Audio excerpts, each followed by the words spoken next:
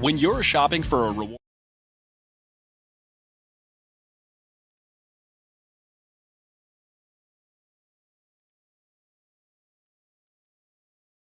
Hello. Hello, everybody. Hi. Hi, how is everybody doing? Hi, Elko. Thank you for the first. Hi, Highlighter. Hi, Noni. Hi, Rena. Hello, everybody. Thank you for the hip pets.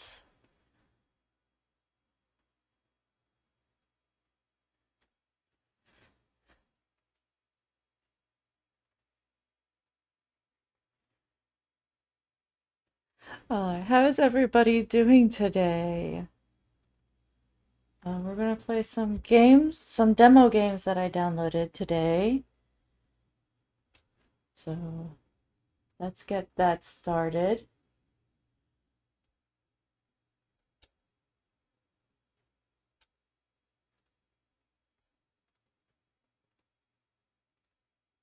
So the first demo game I am doing is called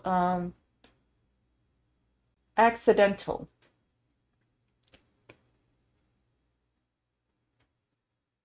So we'll see how that goes.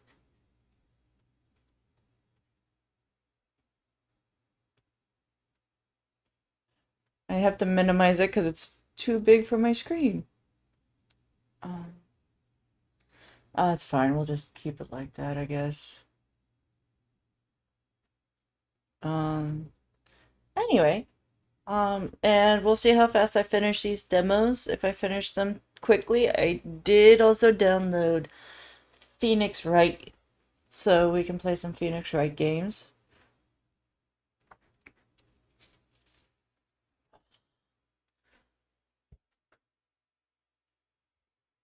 Alright, so it says ad break ends in 3 minutes, so we'll give that a moment before I start this. While I'm waiting, let me give people some shouties. Let me shout out the wonderful, amazing Rena Sarah. We're going to shout out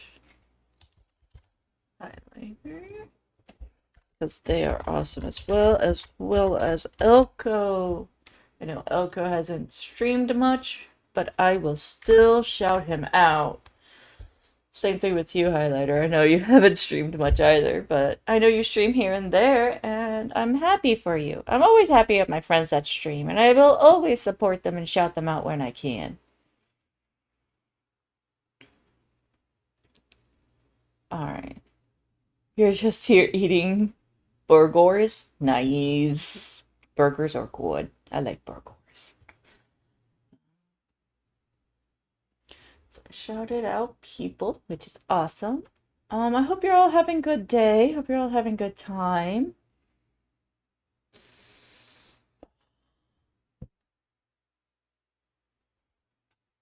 You sent it in the server? Let me take it.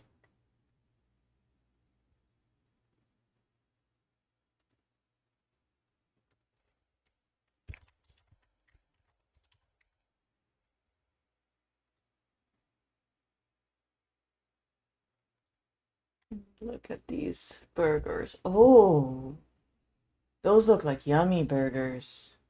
I want bite. I want bite.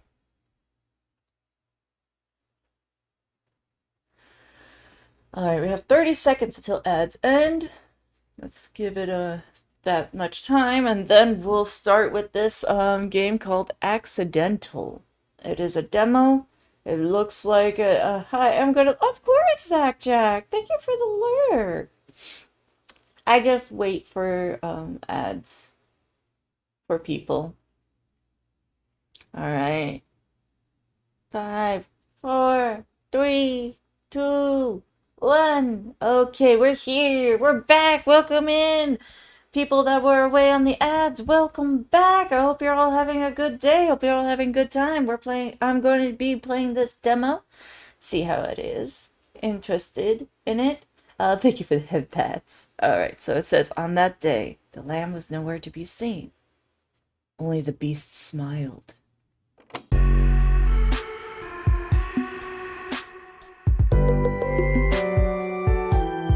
we're gonna go into the settings.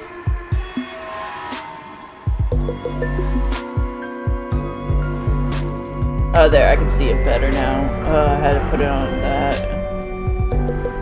Is the game too loud for anybody? It's a little loud for me. I'm gonna lower it a tad, because I have sensitive ears. I'm gonna see. Or just a tad bit more. Alright, there we go. Alright, the music in here is pretty good too, I like it.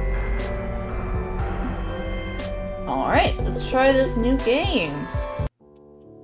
Some things leave a mark, no matter how hard you try to ease them.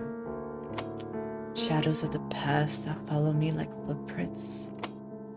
Each time those erasable memories resurface, I press on, determined to write a new story over them. It's gotten late. I should head back now. You. A sudden downpour crashes down, thick mist blooming over the road, distorting everything in sight. Darn. So much for the weather forecast. Had I known, I would have driven. Wait a second. Where am I? Don't tell me I've gotten lost. I can't believe I made such a rookie mistake. Even I find it hard to believe. This is ridiculous. But I can't let a little bad weather throw me off. Stay calm. Keep moving. Squelching through the muddy ground, I finally reached the roadside. I raised my hand, hoping to hitch a ride. It's a long shot. There hasn't been a single passing car. But then headlights cut through the fog. A horn blares. Honk, honk. Hello, sir. Would you mind giving me a lift? At last you finally appeared. Of course. Of course. Please get in. I'll take you where you need to go. Oh, thank you for the whispers and biz. His face is hidden in shadow, but his eyes are fixed squarely on me. He gestures over politely. His gaze cold. Is it really safe to get in the car? Something feels wrong. But in this situation, what choice do I have? Once I give him my destination, the man starts driving as if it's the most natural thing in the world. Sorry, I got the seat wet. It's no trouble. Clothes were destined to get soaked in this kind of weather. You had a rough evening. Hold on. The man in a doctor's coat. It's no trouble. Clothes were destined to get soaked in this kind of weather anyway. You had a rough evening. Hi, Geneva. Thank you for the honk. And the 85 stream streak. Thank you. Mwah, mwah, mwah, mwah, mwah. I wasn't expecting rain. I didn't bring an umbrella. I really appreciate this. You've done me a great kindness. It must be the will of the Lord.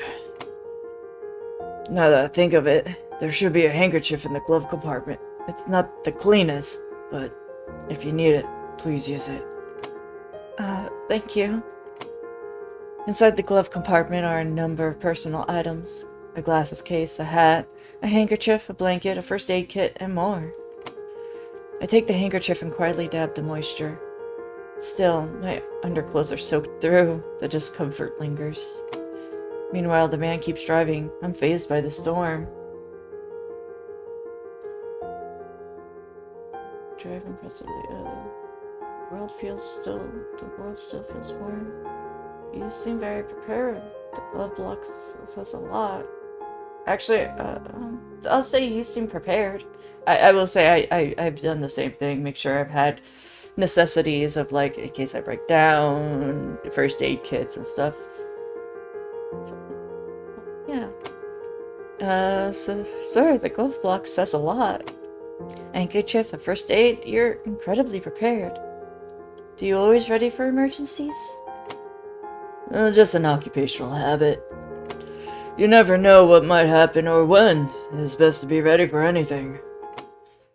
Through the rhythm of the rain beating against the windows, a different sound creeps in. Low, ominous, like whisper, buried in the storm. I know it instinctively. It isn't just noise. Something terrible is happening. I meet the man's eyes. The air inside the car suddenly feels heavy. Too heavy. I think I heard something. Can't say I like the sound of it. Wait here, I'll go check.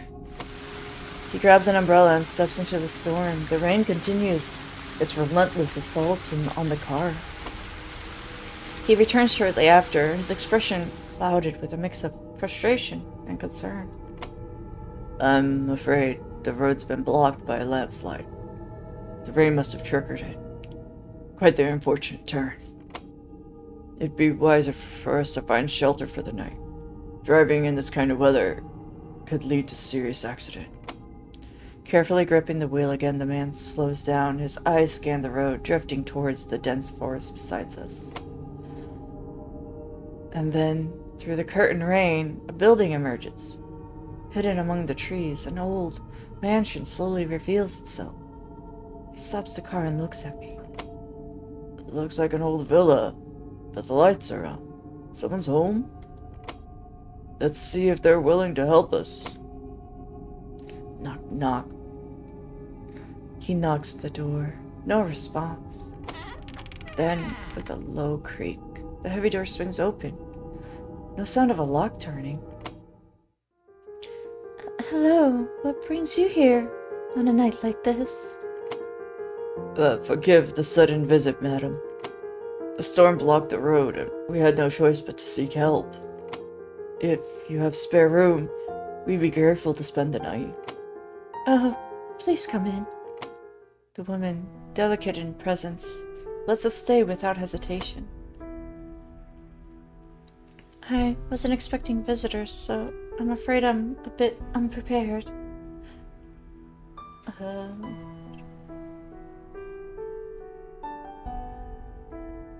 You didn't lock the front door?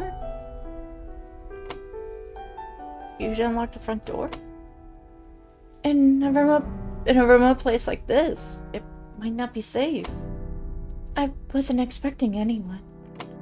But sometimes, knowing no one will come can be the most reassuring thing of all. It's rarely any danger.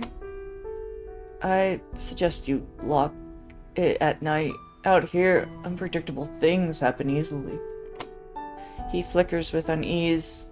Is she hiding something? Honk! If you don't mind me asking, are you here alone? It's just so quiet. In a place like this, sometimes something else finds you before loneliness does. It used to be our vacation home, my husband and mine. But now, it's just me. I won't lie, of course I get lonely. But there's still so much of him in this house, I keep myself busy. No time to feel alone. I didn't mean to pry. Sorry about that. But, hardly look around the house. The mansion still bears traces of former elegance, but shadows settle in corners that the light doesn't reach. A thin layer of dust clings to old furniture. At the end of the hallway, there's no one where no one seems to tread. Faint whispers of footsteps echo every now and then. The portraits on the wall feel too lifelike, as if their eyes had just blinked before I looked. They won't stop watching. Please, this way. There's room where you can rest. I'll bring some hot tea. Before she finishes her sentence, thud, the front door flies open with a crash. Cold air and rain bursts inside. Heavy, wet footsteps stamp across the floor. Darn it. This weather's hell. Plans ruined, clothes soaked. What the? Thought this place was empty. Guess the rats beat me to it. She glares at me and then the man beside me, sharp as blades. Her eyes soften as she notices the trembling woman. Are you the owner? Well, I've got nowhere to... Hold up. Are you the owner? Well, I've got nowhere to go and I'm so through. Let me crash here for the night. And just so we're clear, if you say no, that's on you, got it? A second pair of footsteps follow. A man steps in, calmly adjusting his wet coat. Oh, what a rare gathering. Seems the old mansion is quite the host tonight. If this is a warm reunion, might I join in? Shaking off a tail is always tense work. One gets bored. You're being followed? Oh yes, I'm the owner. There are extra rooms, yes. I'll get them ready so you can rest comfortably. The frail woman gives a nervous smile, glancing anxiously at me and sullen. You two don't mind, do you? I hope you can stay warm tonight. We're grateful regardless of the circumstance. Oh, right. I'll get some towels. Dry towels. Just a moment. The woman quietly leaves. Her footsteps vanish almost instantly. No sound at all. Short silence follows. The suspicious-looking man eyes a portrait in the corner. Subject in this painting has living eyes, don't you think? Quite strange, isn't it? Why, hello! Was that directed at me? Let me give you a shouty.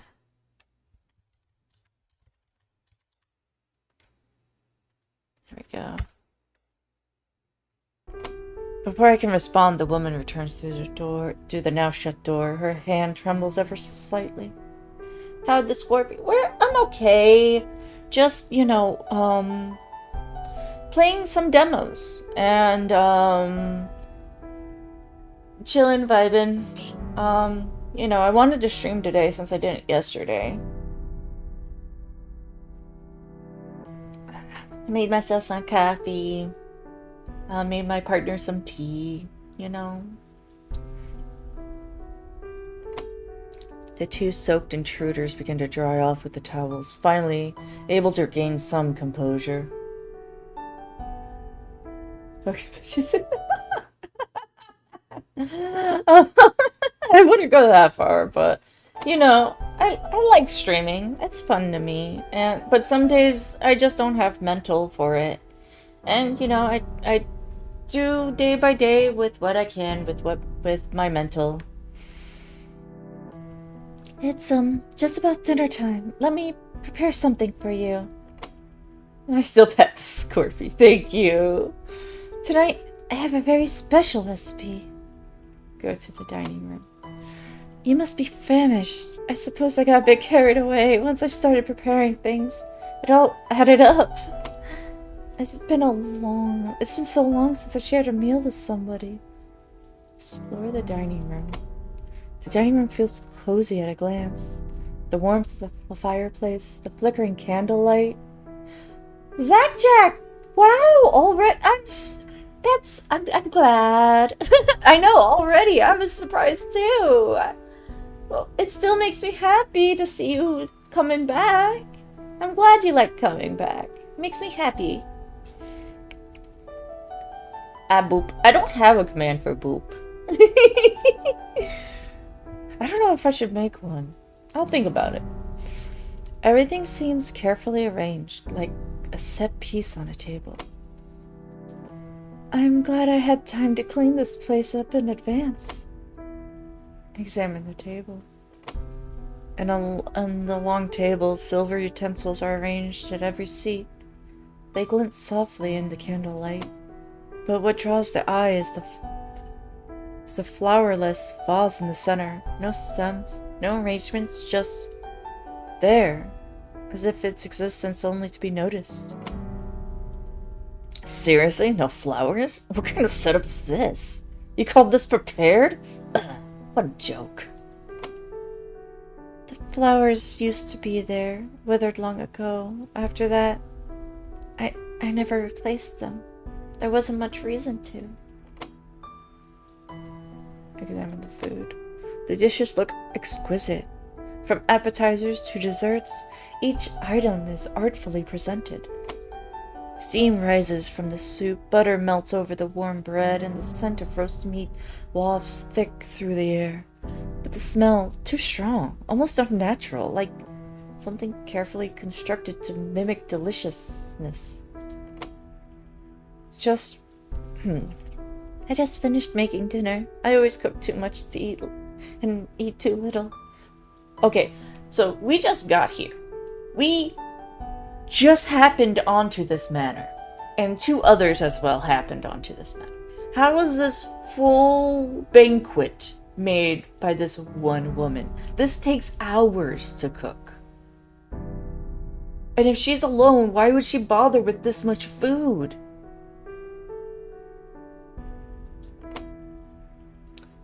But now, thanks to you all, nothing goes to waste. Examine the drink. Red wine poured into decanter glasses. Into delicate glasses, glowing softly under candlelight. The aroma is full-bodied, almost heavy. It clings in the air. An excellent wine. It feels worthy of reverence. I'm examining everything at this table because this is weird to have a full banquet for just one person to cook when she thought she was going to be alone. The appetizers include a warm onion soup and a fresh salad. Ooh, I love onion soup. French onion soup, so good. And I love salads too. But right now, can't eat salads because lethal lettuce. The soup steams gently, topped with crisp golden croutons. The salad gleams with fresh greens, tomatoes, cucumbers, enough to stir the appetite. Huh. I'm actually starting to feel hungry. The main course. Golden roast chicken sits in the center of the table, its skin glistening. Hints of herbs and lemon rise from it, rich and aromatic. That's an exquisite bird. I can only imagine how heavenly it tastes. Feels like a meal one wouldn't soon forget. I hope so. I do. I truly hope it leaves a lasting impression. That wording and that pause is very suspicious. A berry cake topped generously with fresh fruit. The whipped cream is perfectly smooth, then spread to make the cake even more inviting. But some of the berries are oddly dark, a deep red, so dark it borders on black. Berries that don't occur naturally. Not like that. He used to love this cake. Even now. Sometimes I swear I feel him besides me again. The way he looked. The way he spoke. As I sit at the table, something strange happens. Everyone, except me, lowers their head in unison.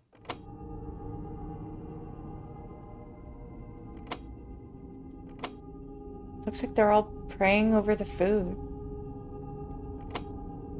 But they did it in unison, like they knew to. I realized too late that this is a prayer. I lift my hands to join, but then it's over. They all raise their heads perfectly, simultaneously. The air doesn't warm with gratitude. It conceals, as if something dark is being appeased, not thanked. Since we're all gathered here, why don't we go around and introduce ourselves? Please, call me Kali. Ka. Please call me Callie.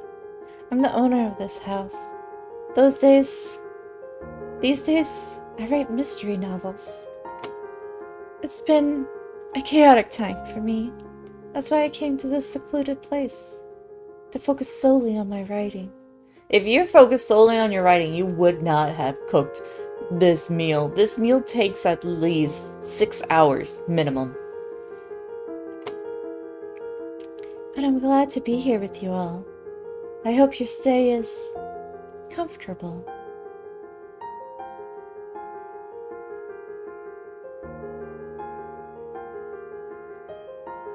You say your thing's been chaotic. May I ask what's been troubling you? That's... My husband passed away around this time of year. It was sudden. An accident. I'm sorry to hear that. It's alright. Even after he was gone, everything here stayed in place. The table, the clock, even the air itself. Sometimes I wonder if he's still here. Lizard, hello, Heron! Hi! How are you doing, you cutie pie? Mwah, mwah, mwah. Hope you're having a good day.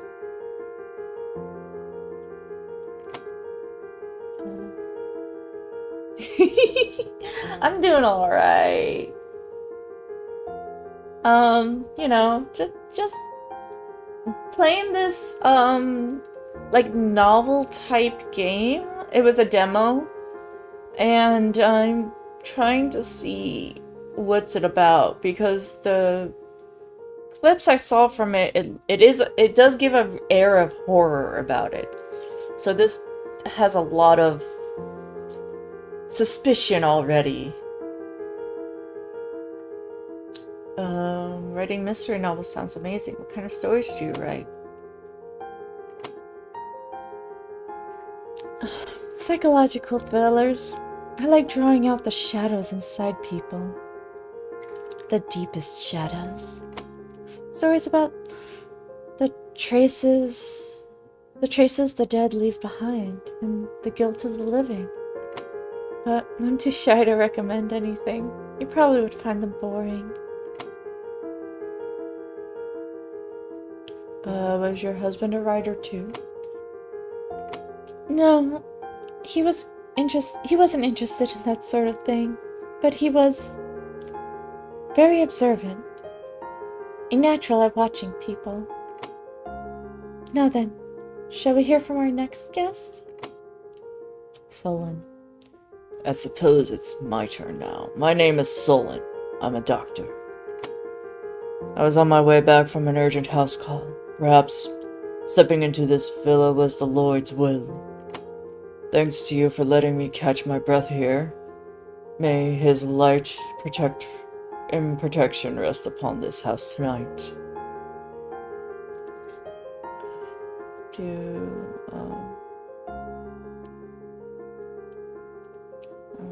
Do urgent calls like that happen often? Yes, quite often, especially when the moon begins to wane. When you work with life, every second is a tightrope.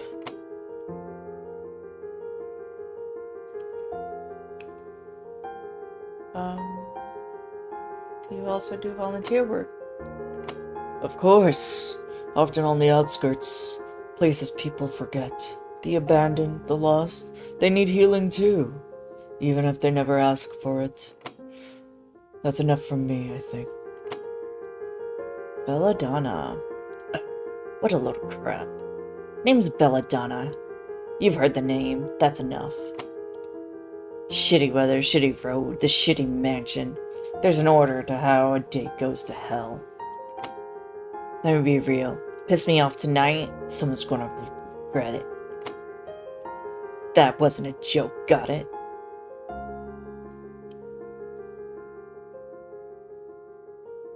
You mentioned a ruined schedule. Was it important?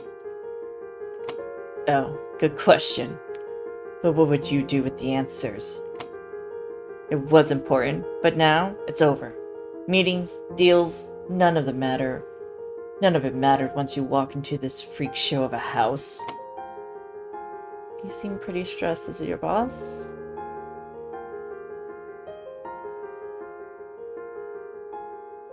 You sound really angry. You seem pretty stressed. You're stressed. Is it your boss? What do you do? I'm a personal secretary. The idiot I work for couldn't tie his shoes without me. Can't schedule meetings, can't answer mail, and still expects me to follow him into the conference rooms. He must have noticed I've gone dark by now. Is he looking for me or whatever? Doesn't matter anymore. Boss sounds kind of awful. What kind of person is he? He's the kind of bastard I wouldn't hesitate to strangle with my bare hands. Plays the perfect gentleman in public. Total scum behind the closed doors. But let's not go there. I don't want the memories. Don't ask again. You have no idea how badly I want him dead. You sound really angry. Oh, playing detective now? Yeah, I'm angry, pissed off, but this is my baseline. This is me calm. Honestly, I don't even know what I'm saying anymore. Lately, my head's been foggy, hearing strange things in my sleep, so shut your mouth before I lose it and actually kill someone. That's it, I'm done. Push me any further and I'll just snap. Reavers. Ah, finally my turn. I've been dying to join the conversation. Anticipation, after all, makes the reveal that much sweeter. Pleased to meet you. All names Reavers. That is what it means. I'll leave to your imagination. I'm a numbers man. Some say I'm too good at it. But what I really do, I read the currents of human desire. Behind the mask of accountant lies much more than people suspect. Problem is, when you're that good, people come looking. One such idiot's been tailing me, so I took a detour, ended up here. And I must say, this evening's shaping up to be delightful. Let's hope it stays peaceful.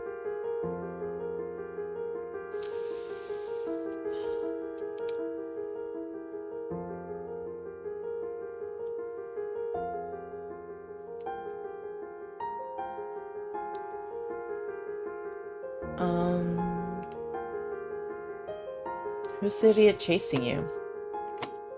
Oh, intriguing question. But if I named names, well, someone here might not survive the night. Don't look at me. I'm joking, mostly. Knowing too much, you see, can be dangerous. What kind of accounting do you specialize in? Anywhere money flows, I follow. Corporations, private funds, offshore holdings. Money always speaks first to me.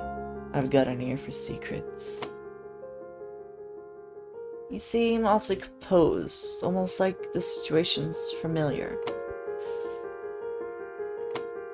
Oh, it is, very. Strange places, stranger faces. A certain unspoken tension hanging in the air. Feels just like home. But here's the thing.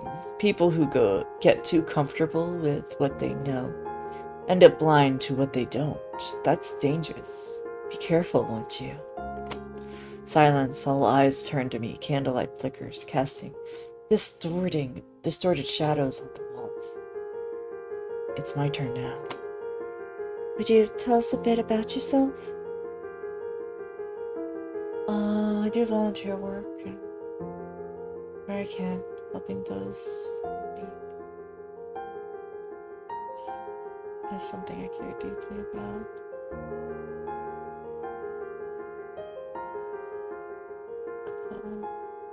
Help people.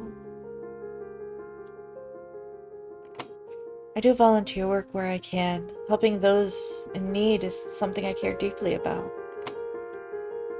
That kind of heart is rare these days. You people don't even know exist. You help people you don't even know exist? That's not virtue, that's self-pity. That's true. Sometimes we don't even know who the needy are anymore. Just be careful. Your compassion doesn't come to way to justify yourself. Just be careful. Compassion doesn't become a way to justify yourself.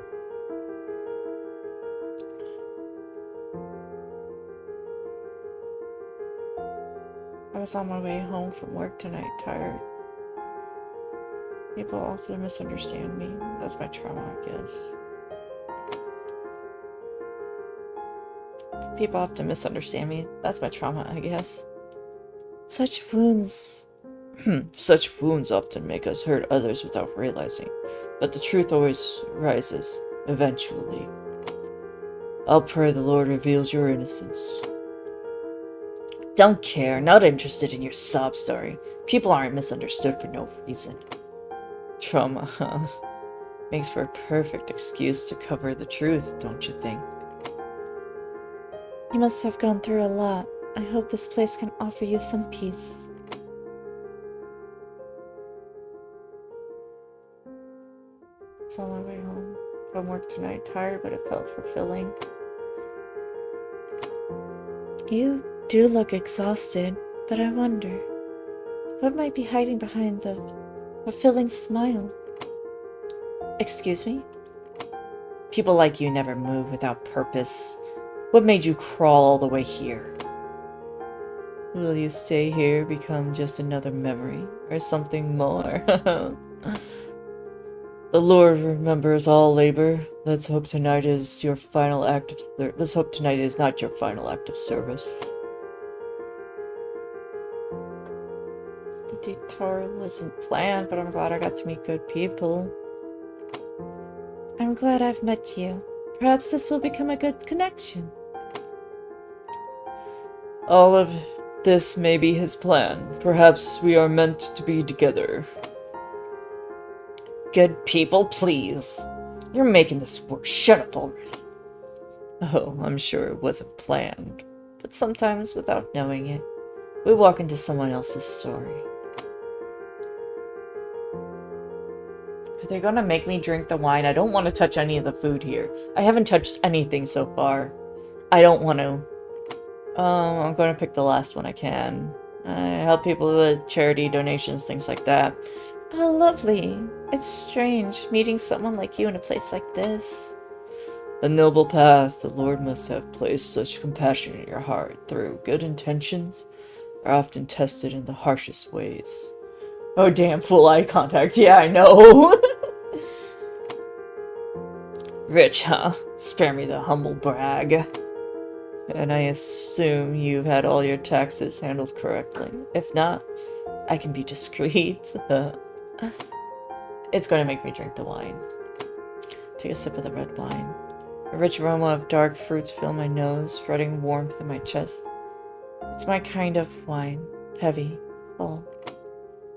But by the third sip, a metallic tang creeps in. Faint, but unmistakable. Like rust. Is there blood in the wine? That's why I didn't want to drink the wine! The candlelight flickers through the glass, glowing a deep crimson. It looks like fire. Blood. My throat feels parched. Probably just nervous. But the seconds drag like hours. The conversation winds down. What a wonderful dinner it's been. Now then, let me show you to your rooms. Dr. Solon, I remember your knee trouble. There's a guest room on the first floor. It should be easier for you. Thank you, madam. Thank you, madam. Good night, everyone. Solon surveys the room once before disappearing with his bags. There are a few more rooms upstairs. Please follow me. We trail behind her up the stairs. The second floor feels colder, older. The air itself has weight. Callie led the way, showing the guest room on the second floor one by one. Belladonna scoffed, making no effort to hide her displeasure, while Reavers took his time, leisuring, surveying each room. This one looks cozy. While everyone else is still thinking, I'll claim this one. That room was recently furnished. It's quiet, more comfortable. Though she looked hesitant, Reaver stepped inside and grinned.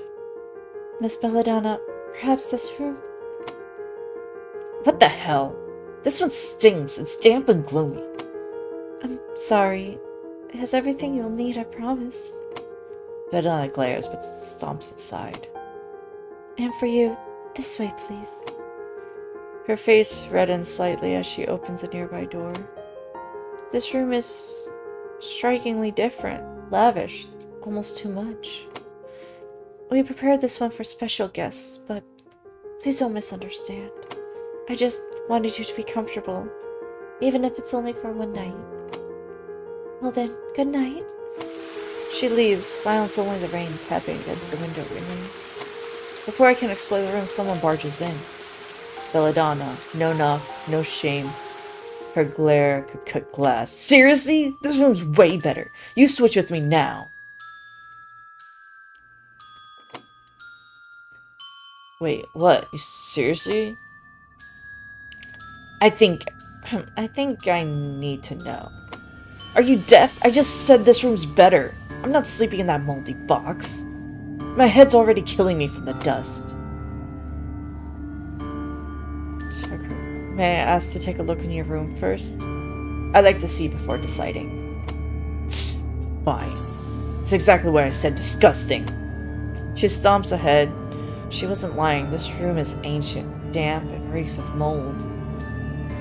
She's got a huge crack. Park! No! Damp and reeks of mold. I can only agree to switch. I guess my character only agrees. Honestly, I didn't want to switch, but I also didn't want to provoke her. It's just a room after all. Alright, let's switch. Huh. Should have said that from the start, now move. Slams the door behind me. You come to this room. Huh, well, it's not that bad. The mold smell is pungent, sure. Amazing. A booby trap that actually Hi, catches Master Man. boobies.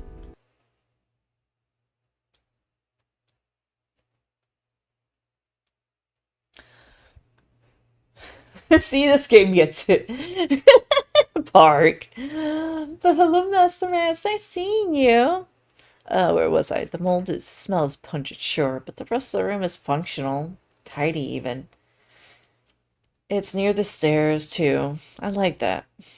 Maybe it's just the kind of person I am. Always needed to know the quickest way out. You should know. I like boobies by now. I know.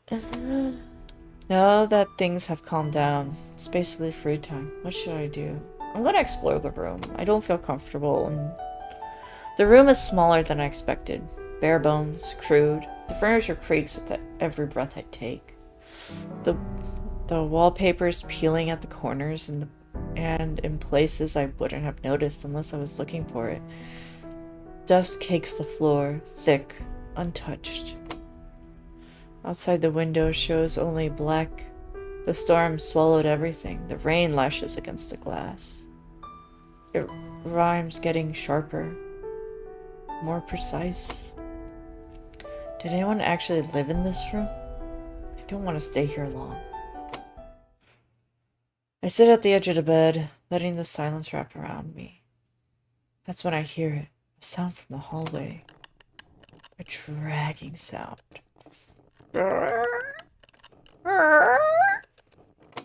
Slow, strained, like something pulling a wounded animal, dragging my fabric across a metal floor. What was that? I hold my breath. The sound stops. Something's still there. I can feel it. My eyes turn on instinct. My eyes turn on instinct towards the door. The handle is moving very slowly. A delicate twitch, as if someone or something is testing it. It's just my imagination, the wind, maybe, or... I swallow, but my throat's dry, bone dry. I force myself into the bed. I lay still, try to sleep. How long had I been asleep? I open my eyes to a room soaked in shadow and damp. The rain hasn't stopped. It lashes against the windows, but mixed onto it now something else. A sound that doesn't belong. It sounds like something scraping against the floorboards. Like nails against the floorboard. I try to stand, my limbs groan under me. Something feels wrong, as if something unfamiliar is clinging beneath my skin. My insides feel stickly, foreign, wrong. The sound of a scream. I bolt to the first floor. The moment I reach the living room, the world holds its breath. Rivers is, or what's left of him?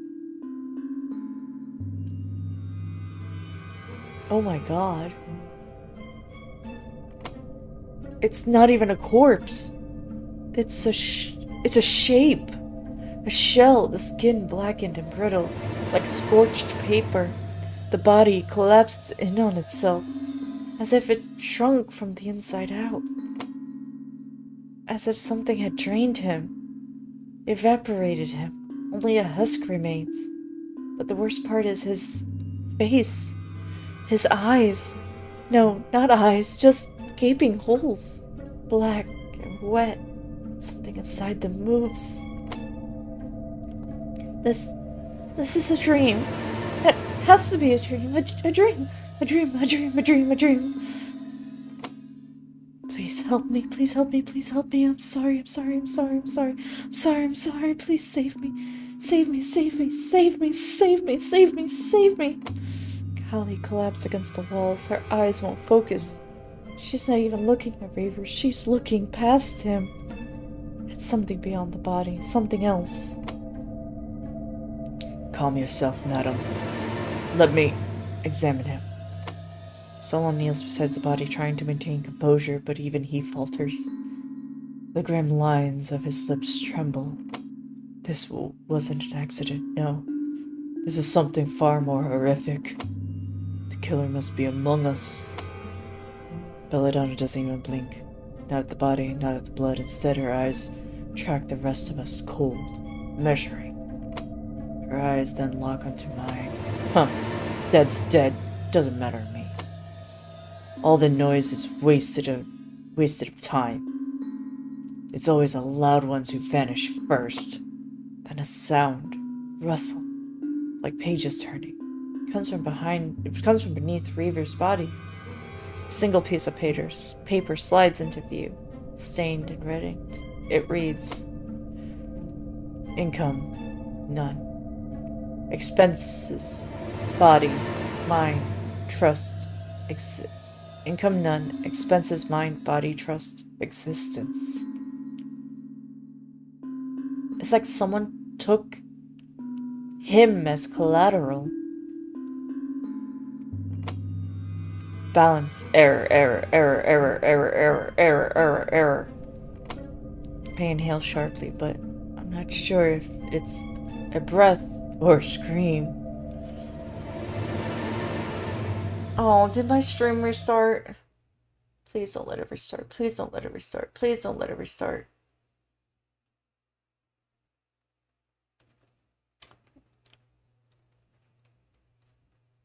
Did my stream restart, everybody, or is it good?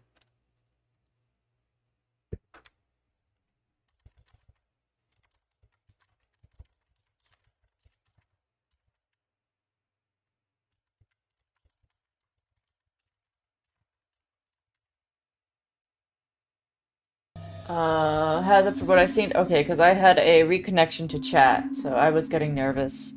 I inhale sharply, but not sure if it's a breath or a scream. What just happened? My head's spinning, and then I hear the sound of rain. I'm sinking, slowly, endlessly dragged with no end in sight. Familiar voices murmur all around me, whispering, echoing.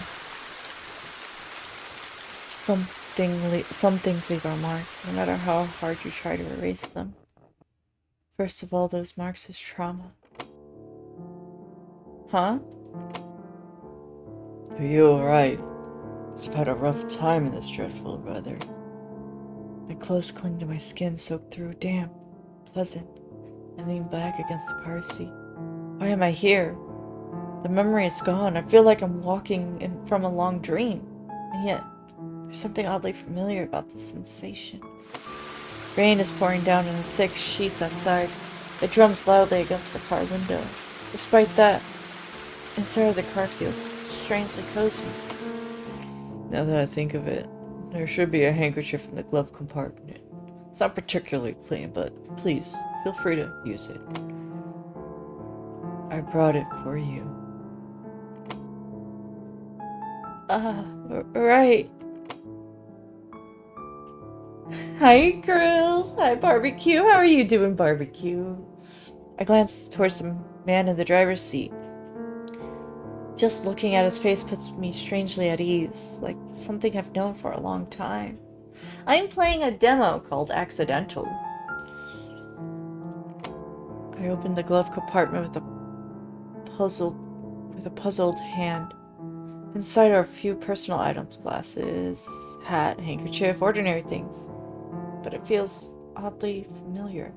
It's the demo though, because I'm trying it out. I like when games give demos to try out before you want to buy them or get the idea to buy them. It gives you a sense of the game. I take the handkerchief and quietly blot away the moisture. Still, the dampness that seeps into my underclothes leaves a lingering discomfort. All the while, the man drives on completely unaffected by the foul weather.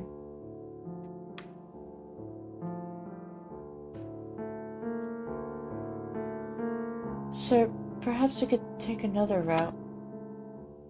Oh, Kudo, hello! How are you?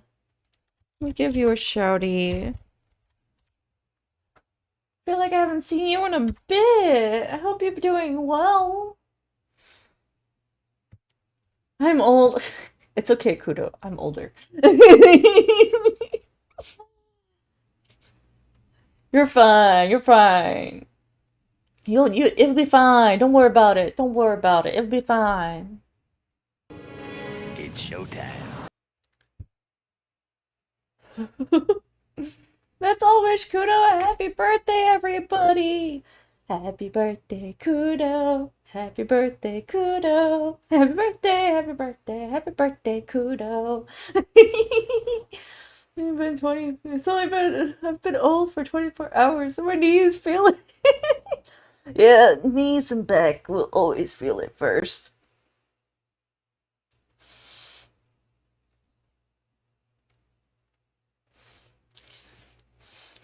Sir, I think we should take another route.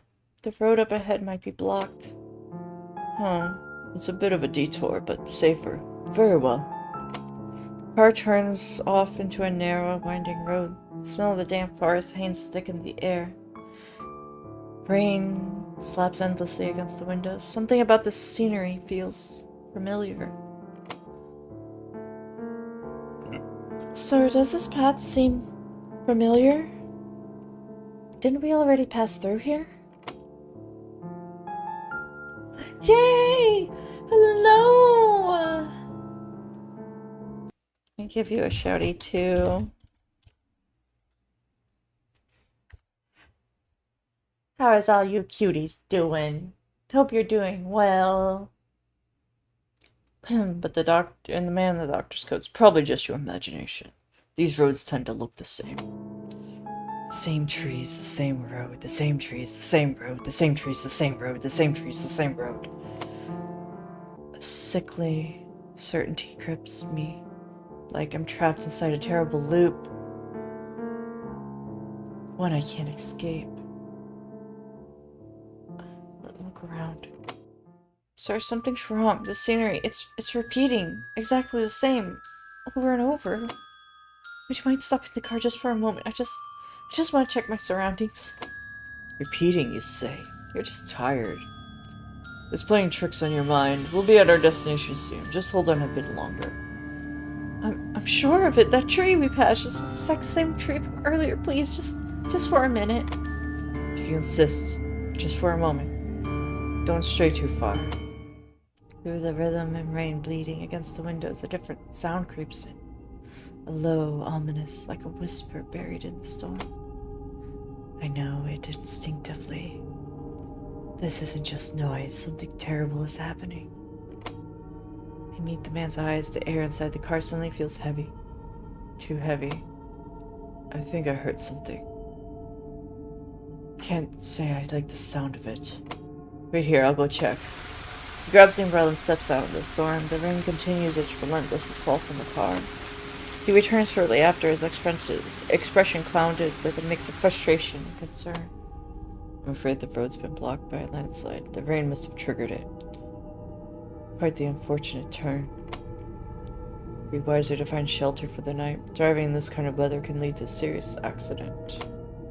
Carefully gripping the wheel, the man slows down and scans the roadside, drifting towards the dense forest behind us. An old mansion slowly revealing itself. He stops the car and looks at me. Looks like an old villa, but the lights are on. Someone must be home. Let's see if they're willing to help us. Knock, knock. He knocks on the door. No response. Then with a low creak, the heavy door swings open. No sound. The lock turning. So here's also the other thing.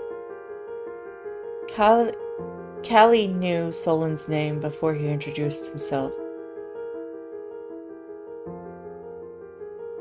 So she might be stuck in this loop too. That's why she cooked so much food for everybody, because she knew we were coming. What is this game? So it's a demo on Steam right now. It's called Accidentally. It's kind of giving Slay the Princess vibes. So far, you are trapped in a loop. And horrible things keep happening in this loop.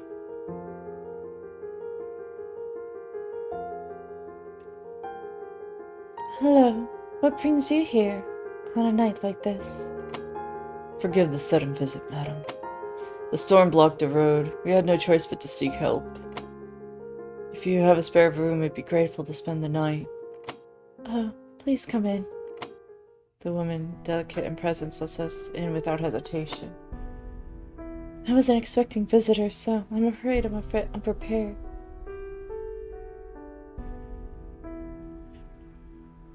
No need to worry. If anything, we should apologize for you for showing up so suddenly. No, it's fine. Really, it's just tonight feels a little more unsettled than usual. We'll be quiet. We don't want to trouble you more than necessary.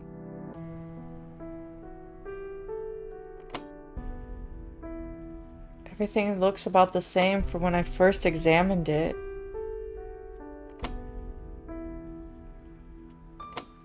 Please, this way. There's a room where you can rest. I'll bring some hot tea.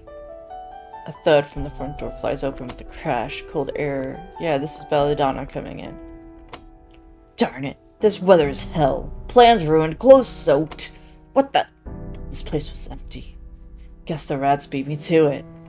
She glares at me and then besides me a sharp as a blade. Her eyes soften when she notices a trembling woman. Are you the owner? I've got nowhere to go and I'm soaked through. Let me crash here for the night. And just so we're clear, if you say no, that's on you. Got it? Second pair of footsteps follow. Man steps in, calmly adjusting his wet clothes. So he's still alive, even though he died in the first loop? Oh. What a rare gathering. Seems this old mansion is quite the host tonight. If this is a warm reunion, may I join? I'm shaking off a tail. There's always tense work. One gets so bored. You were being followed? Yes, I'm the owner. There are extra rooms, yes. I'll get ready so you can rest comfortably. Frail woman gives a noticed smile, glancing at me and Solon. You two don't mind, do you? I hope we can stay warm. We can all stay warm tonight. We're grateful regardless of the circumstances. Alright, I'll get some towels, dry towels. Just a moment. Leaves, her footsteps vanishing. The suspicious looking man eyes a portrait in the corner. Oh, that's the thing about these types of games. They make me yawn. Story seems interesting so far. It's not that the story isn't interesting. It's just when things are repetitive to a T, that's when brain gets like, ugh. Subject in this painting. What do you think? It's quite strange, isn't it? Yeah. Was that directed at me before I can respond? Yeah, we did this again. Not that one I've been playing. This one keeps you on your toes, I bet. Let me prepare something for you. Tonight I have a very special recipe. If you don't mind, could I rest first? I'm sorry, but would it be alright if I went to my room first? I'm not feeling well. I make sure my voice sounds faint, letting fatigue color my expression. Oh dear, what's wrong? Are you feeling very ill? It's probably just exhaustion, really. You'll be fine. It's a shame, though. The dinner you prepared looked so thoughtful. I wish I could try it. Oh, oh no, not at all. If you're not well, of course you should rest. Yes, you should take proper rest. How dramatic. What a shame. Don't worry. I'll make sure your share doesn't go to waste. Enjoy your rest. I'll show you to a guest room on the first floor. It's spacious and quiet. You'll be able to rest comfortably. Callie gently guides me to a room on the first floor. It's wide and warm, with a soft bed and cozy chair. She makes sure I lie down before she leaves, her face still etched with concern. The one I'm talking about is the letter. I mentioned it yesterday. It's fucked, but things keep happening randomly. That's cool. Alright, so now that I'm in the room, something's not right. None of this feels right. Knock. Who is it? Come in?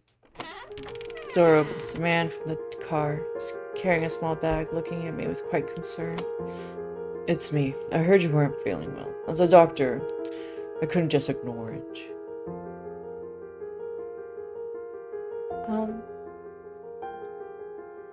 Should I feel like if I tell him not to be concerned, then I'll be fine. He might still insist. Gotcha! Hello! How are you doing? Hi! Haven't seen you in a bit. Fortunately not randomly generated due to story, but it's definitely at random times. Okay. I'm glad you're good.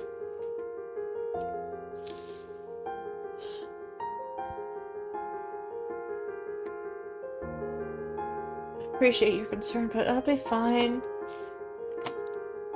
Really, it's just fatigue. A bit of rest will do the trick. Even so, your complexion doesn't look good, and emotionally, you seem unsettled. Is something troubling you? If it's serious, I may require appropriate action. I do appreciate your kindness, sir, but please, leave me be. As you wish. I won't press any further. But if your condition worsens, or anything else concerns you, call me, anytime. He seems genuinely to care about my condition. Hear me out. I'll change my mind. Please, hear me out. I'm glad to hear that. Now, take your time. Tell me everything. Well, it's nothing too serious. It's just a bit heavy in my chest. My body feels sluggish, probably from lack of sleep last night, I think. I see. Let me take a quick look. Who is this creep? So, at the start of the story, you're walking along a road and it starts to rain heavily.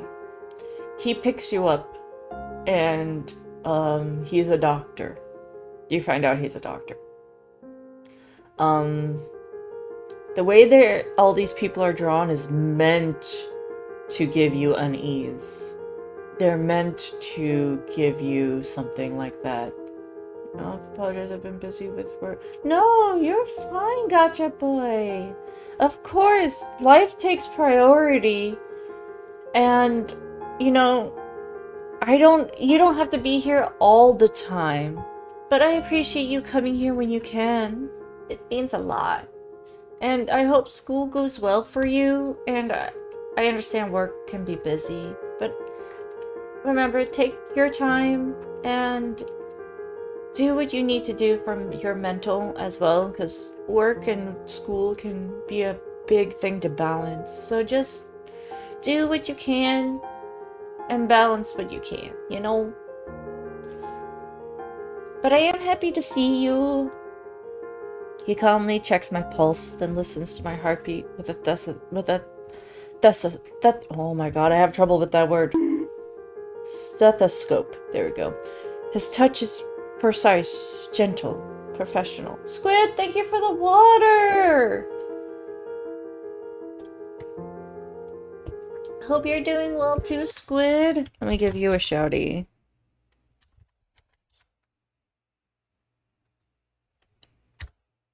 Shouting out the squid! Oh, thank you for the stretch. Oh, Oh, stretchy stretch. Oh, that was a good stretch. Thank you for the stretch.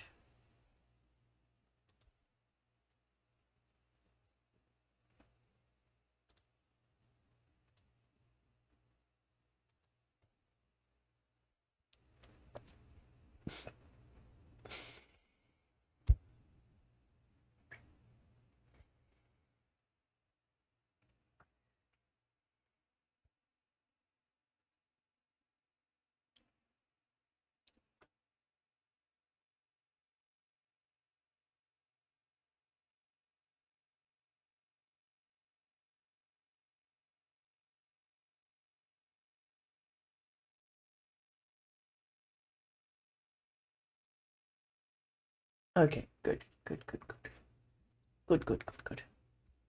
You have a new feature that I've missed out on. You have a new feature that I've missed out on. Missed it. Where did I miss? What was this feature? What is this? What are you talking about?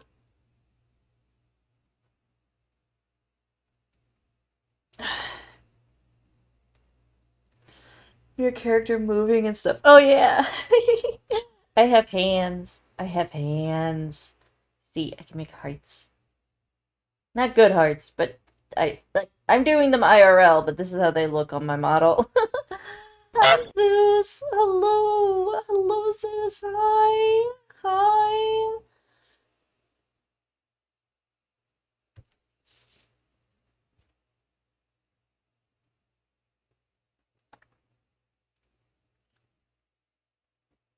I'm doing okay. I'm doing all right. Just playing this game right here. Um, it's it's interesting. It's like a dark unease. I wouldn't say scary per se, but it gives a dark unease to it. And it's a story game. You pick choices, and I don't know, things just become unsettling the more you play. It's really cool. I like it.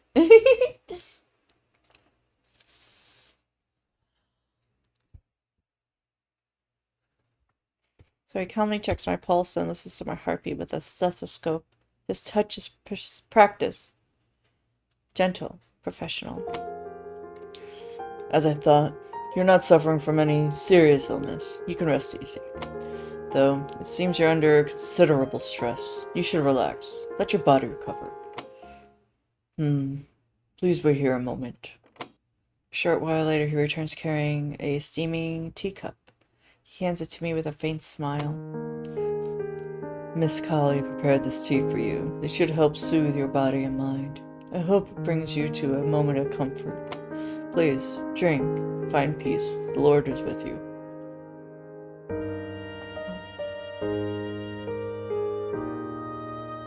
Politely take the cup, but don't drink yet. I don't want to drink anything in this house. It made me drink the wine, and the wine had blood in it. I accept the cup with both hands, but don't drink. Instead, I place it gently on the table beside me. Thank you for the gesture. Please send my regards to Miss Colley as well. Of course. Though I'd suggest you drink it before it cools. Tea doesn't taste quite the same once it's gone lukewarm. Now that I think of it, we haven't properly introduced ourselves yet. My name's Solon. As I mentioned before, I'm a physician by trade. Tell me, you're at all curious, but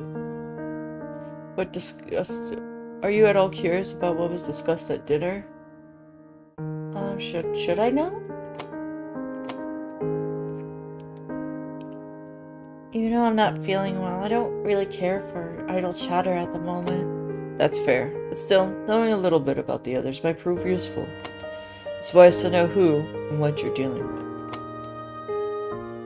Are you warning me? Not at all, just a bit of advice from one guest to another. Now then, whose story would you like to hear first? Mansion owner.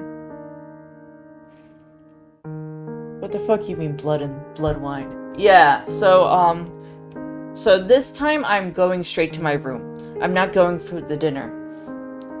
First time I was here, I went straight for the dinner. I didn't eat anything, but I was I was trying to avoid drinking the wine because I didn't trust it, and I picked all the choices I possibly could, but it made me drink the wine. Like, that was the last option I could pick, so I was like, fuck it, I guess we drink it. And what happened was, as I was drinking it, my character was like, oh, this tastes good. And then after a while, as my character was drinking it, I realized this tastes like rust. This has a hint of blood in it. So, yeah, there was blood in the wine. Well, I started playing Pal World last night. Nice! A little bit today. I'm at level 10 and a fully functioning base. Let's go! I play Pal World on and off with some friends. I burned myself off out of it when the first update came out, when like the first major update came out. When was it? In July? So I'm like trying to take it in bites now because I don't want to burn myself out on it. And it's a fun game with a lot to do.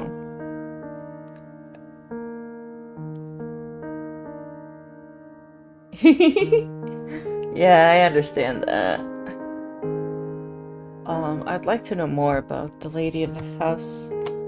The one who welcomed us so kindly. Her name's, Callie. She writes mystery novels, apparently. She's soft-spoken, but her eyes... they've dissected more than words, I'd rather. She lost her husband last year in an accident. Maybe inviting us is her way of keeping loneliness at bay. Do you have an open community or just private? Right now it's just private, so it only runs when I go into it. Because my computer can't handle Pal World, that's why I also don't stream it. And why I have a fund for my computer that I need. I have a computer fund going on if you look above. I play it off stream here and there. And it's a world that, you know, once you log off, the world pauses and then you can go back to it and start from where you left off. Because, yeah, my computer can't handle a full server.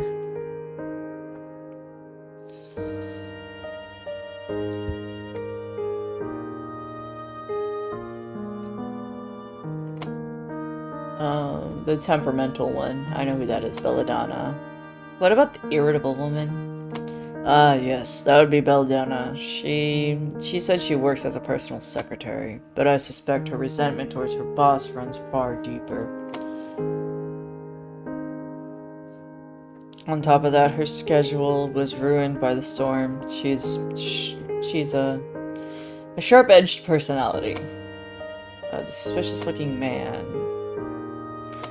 Mr. Reavers, he introduced himself as an accountant, but the way he studies people... Thank you for the lurk, Zeph! Let me give you a shouty. You think you have yours open to the public? That's cool. I mean, I hope you get good people. Let me give Zeph a shouty. Zeph is awesome. They are a League streamer. And I think they're pretty cool. They're pretty cool peeps. Nice peeps, you know? If you're looking for streamers to follow, anybody I shout out is pretty cool, I'd like to say.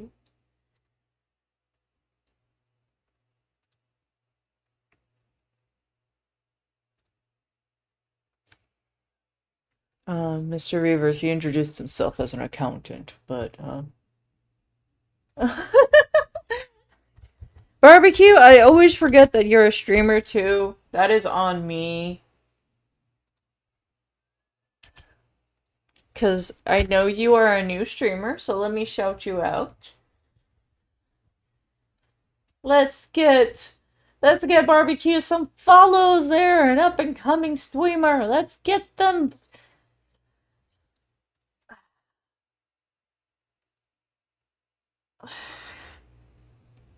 I changed my Discord PFT 8 charged.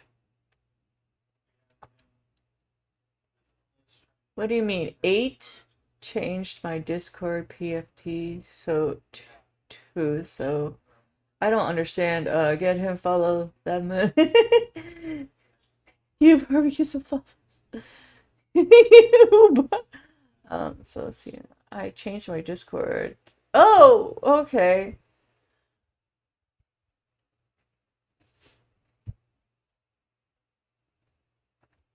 Mr. Rivers, he introduced himself as an accountant, but the way he studies people, it's unsettling. Every time our eyes meet, I felt like he's looking. I feel like every time our eyes meet, it felt like looking into a mirror. He might already know more about us than we realize. Strange. I don't want to tell him I already know this. It is. Games like this are... I don't mind streaming games like this, because I know, like, some people lurk, or other people in different time zones will, like to watch things like this to go to sleep to. And it's nice and relaxing. Especially, like, me reading things and hearing a voice calmly over some music. It could be nice. I'm getting tired. I'm sorry, Dr. Solon, but I'm getting tired. Of course, you should rest. Miss Colley mentioned she prepared a breakfast in the morning. You'll likely meet Belladonna and Reeves again then. Perhaps it'll be a better time to speak. Each of us arrived here carrying a different burden. Whether this ends as a simple coincidence, I honestly don't know. Do you remember that the amount of figures in collection? Oh, I don't remember exactly. I know it was a lot. Did you get new ones? But once morning comes, if the rain lets up, we should leave together. I'm staying upstairs in the room nearest the stairs. If you need anything tonight, don't hesitate to come find me. Wow, gotcha. That's amazing! Now, rest well. May your night be peaceful. Thank you, Doctor. Good night. Solon quietly closes the door behind him. As I watch him leave, a strange feeling creeps in. This is too familiar. Not comforting. Unsettlingly familiar. What is this feeling? Something about this house feels wrong. I shouldn't be here. I need to get out soon. Aw, Jaguar! Hugs! The rain grows louder outside, and so does the dread, wrapping around my throat like a noose. We look around the room. The room is spacious and clean, but old. Dust clings faintly to the heavy, antiquated furniture. Wood creaks beneath the floor. The painting on the walls are faded, eerie. Stains mark the peeling wallpaper, as if something is hidden beneath it. That smell again. Something's not right. Can I really relax in here? Waffle! Kana! Hi, you cutie! Close to 100? Damn, gotcha! Thank you, Jaguar. I appreciate all the hugs. I always appreciate the hugs. Kana, how are you? You adorable, fluffy butt. I just want to smoosh your face. Of course, we always give Kana the hugs. Hug. Hug. In the front door, it's probably still unlocked. What if someone comes in? Cold sweat creeps down my spine. There's no way I'm falling asleep like this. Cookie, hello! Thank you for the honk. Oh, thank you for the water and the stretch. Thank you for the head pats.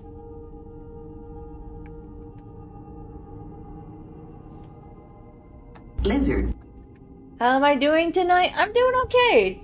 Just, I have a hug command. What do you mean? My stream elements went on.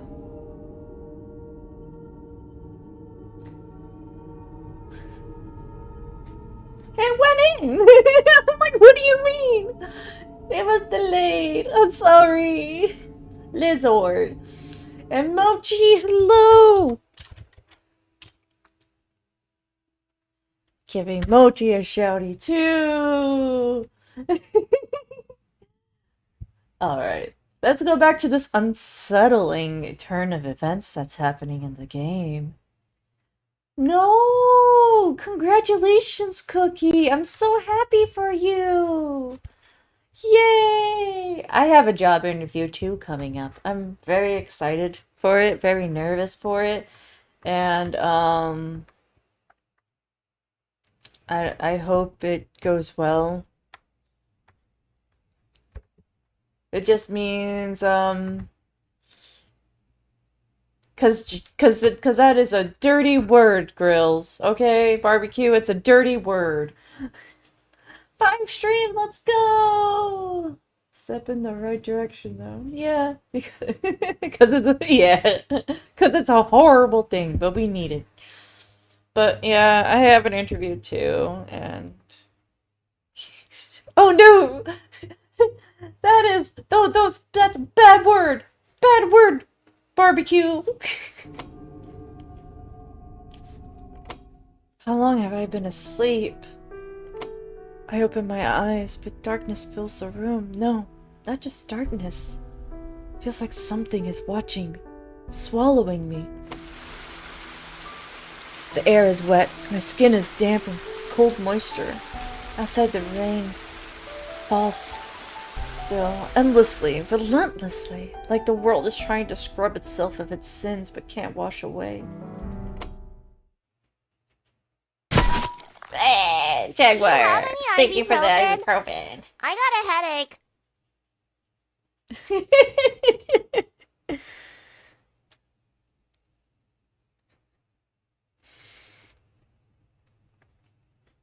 Good thing the only my BF will help me with buying / building the PC, but also gave me some things he's not using. Nice. I sit up, but it's like I do indeed have a headache. Oh no, Jaguar. Take something to help. And if you need to, like, rest for it, do that.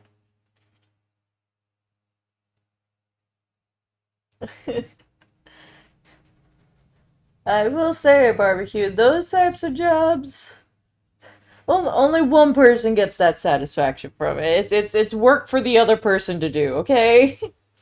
He has 2 or 3 cubes or whatever it's called. Just like, oh wow. I want to strangle him when he's at home. I sit up. Oh my god. Thank you for that stream streak, Cookie. I sit up, but it's like I'm piloting somebody else's body. A familiar strangeness coats my skin like film. My joints creak, brittle. My heart beats out of tune.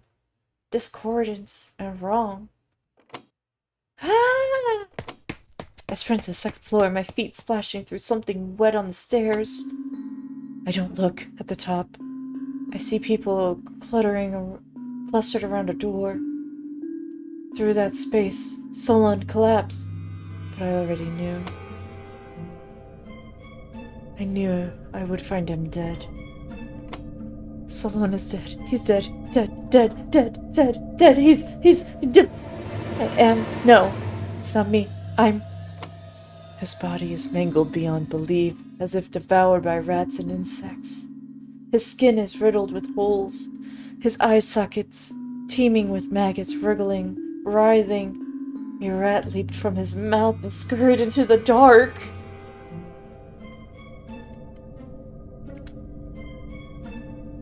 You forgot, Cookie, but I'm happy for you. Congratulations. This is not a good. I'm happy for you, but what's going on here is very traumatic. It's very scary right now. So I'm like, happy for you. Back to the horror. Chunks of flesh hang loose, exposing bone. A black beetle gnaws at the meat. The sound, wet, snapping, makes me want to vomit. This game is called Accidentally. So this game is like you're in a perpetual horror loop. Everything seems okay but unsettling, and something goes wrong at the end of every turn, and then it loops around again, over and over. It's a demo free on Steam if you want to give it a go for yourself. I haven't bought it because I wanted to try it out, but yeah, demo. Highly recommend demos. This can't be real. It's a dream. It's just a dream. Please, please someone save us. I don't want to see this. I don't want to see this. But she can't look away. In her wide eyes, Solon's face reflected perfectly. Oh, I'm not giving Bailey any more carrots. Oh no, I'm sorry. Okay, sweetie, I have work early. So no, go eat, Bee Cookie. Have a good night. Yeah, we should. I might be free tomorrow. But yeah, Jaguar. Sending you kisses. Mwah, mwah, mwah, mwah, mwah. Meanwhile, Belladonna stands apart, not in horror, but as if observing. She barely looked at the corpse. Her eyes are on the rest of us. Dead, just our luck. This was bound to happen. It always happens. There's no going back now because we don't exist anymore. And Reavers, his shoulders shake. He laughs. Wow, to see a murder scene up this close, I can't lie. It's fascinating. Now then, who did this? Why? Things are really starting to get interesting. What just happened? My head spinning, and then I hear the sound of rain. A faint figure approaches through the darkness. Familiar. It looks just like me. There's a smell of rot. Something's leaving a mark. No matter how hard you try to erase them. The second kind is raw emotion.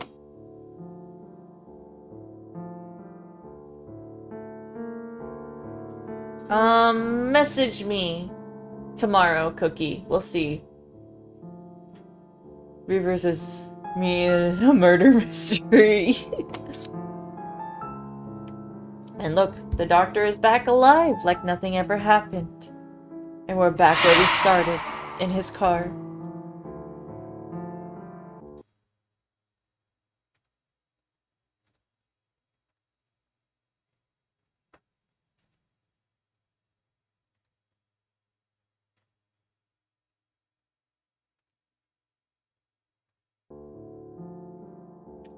I'm gonna go drink. Oh yeah, go drink some water.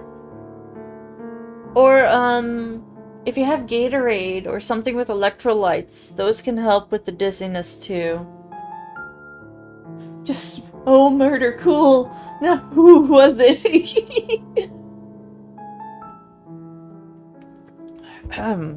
You're awake. Are you all right? This weather's been merciless. We've had a rough time. My clothes cling to me damp. Alright, so we're back with the cold, wet clothes. I must have nodded off, but everything feels too real. Rain's still pounding. Everything's oddly cozy, like I felt like I drifted off. I believe there's a handkerchief. Okay, we're going for the handkerchief again. Looks at me. Every detail lines up perfectly. It's uncanny. Inside the glove box. The blah blah blah blah blah. Alright,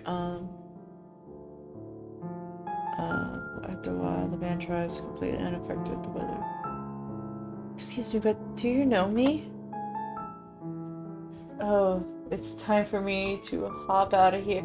Oh, have a good one, barbecue. Take care. Bye-bye. Excuse me, but do you know me? Huh. What an interesting question. Of course I know you. You're a very special guest of mine. He says it so casually, like it's obvious. The call makes my nerves scream. How many rebels? I don't know, because this is the demo, so I don't know how many I've gone through.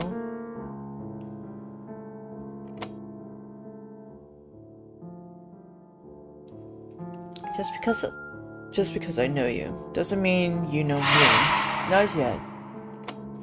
He turns back to the road and keeps driving. His tone is smooth, but beneath it, something cold. Something mocking. I go quiet. The weight in my chest only grows heavier. So is this happening again? Everything's going through right now. Is it all starting over? Oh, that was me. Everything's going through right now. Is it all starting over? Not sure I understand what exactly is repeating. His voice doesn't waver, not even flicker, like my question is meaningless. Don't play dumb. You've been expecting me to ask that, haven't you? You knew! Maybe you had a bad dream. This weather can wear a person down. But don't worry, everything is proceeding just as it should. I'll get you to your destination, safe and sound. Try to relax. How many times have I played it so far? This would be the third time. So first time, Reavers died. Second time, Solon died. This is the third time I'm in the car, though. And I'm asking different things now. I fall silent, eyes fixed on the rain, streaking past the window. Sure, just a dream. That's all this is. All the wilderness. Just stress, bleeding into sleep. To be honest, you scare me. Who are you? I'm just the one taking you to where you need to go. His voice is calm, answer ordinary. It doesn't help. In fact, it makes everything feel worse. You're hiding something. I can see it in your eyes. This isn't just in my head. I know you're not telling me everything. If I offer one hint, it doesn't matter who I am. What matters is where you need to go. I couldn't speak another word. Through the rhythm of the rain beating against the windows, a different sound creeps in. Low, so I know instinctively what that. I know it instinctively. Then it isn't just noise. Something terrible is happening. I meet the man's eyes. The air suddenly. The car feels heavy. Too heavy. I think I heard something. Can't say I like the sound of it. Wait here. I'll go check. Grabs the umbrella. Goes back outside. He returns shortly after with a mix of frustration and concern. I'm afraid the road's been blocked by a landslide. Rain must have triggered it. Quite unfortunate turn. It'd be wiser to find shelter. Okay, so then it goes down the road, and then we head to the mansion.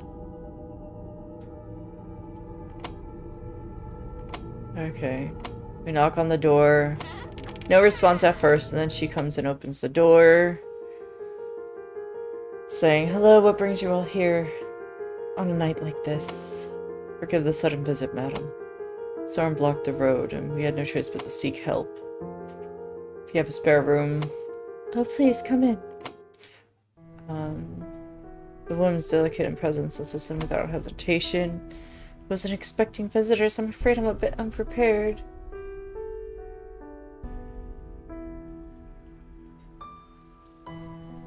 I can't ask her anything new. These are all the same things.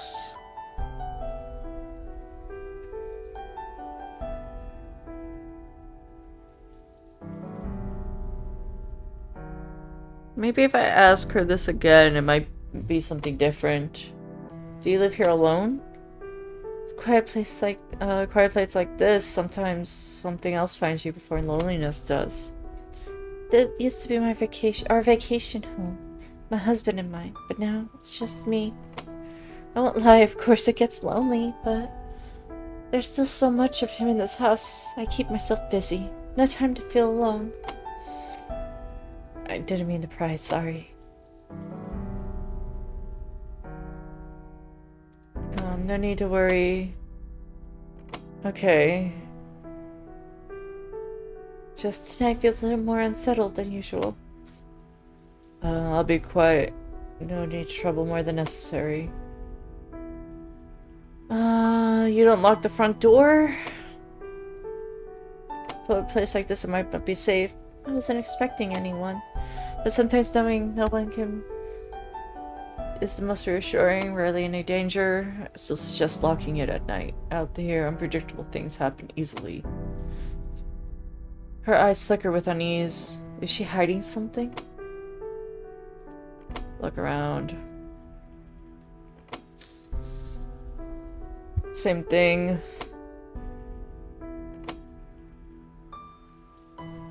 She's taking us to a room to get the tea, and then Belladonna storms bursts in.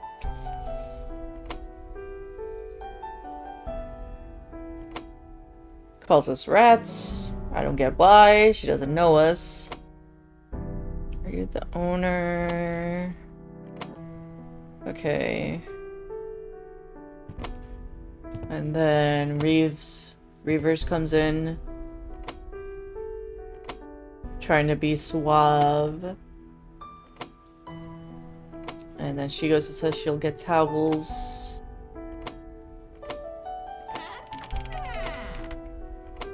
He asks me something, doesn't even wait for me to respond.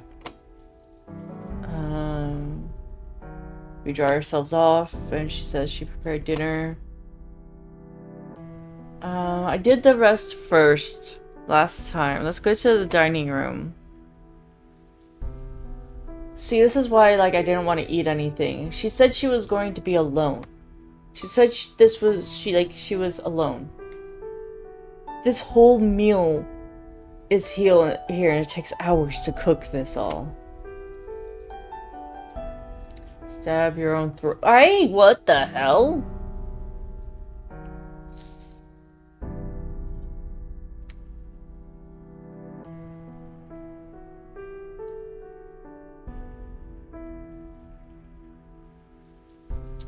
Let's see what happens if I do this.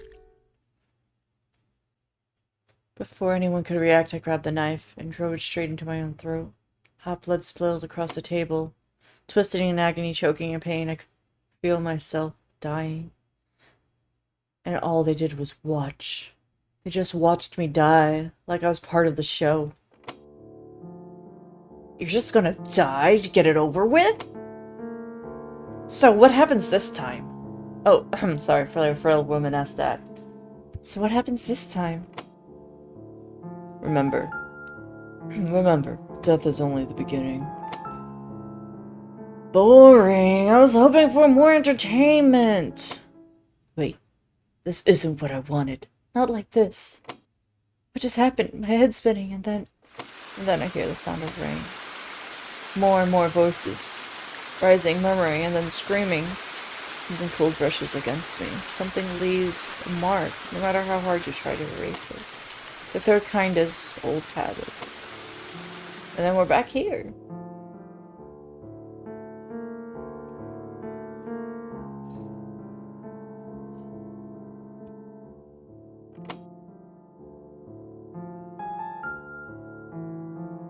You're awake. Are you alright?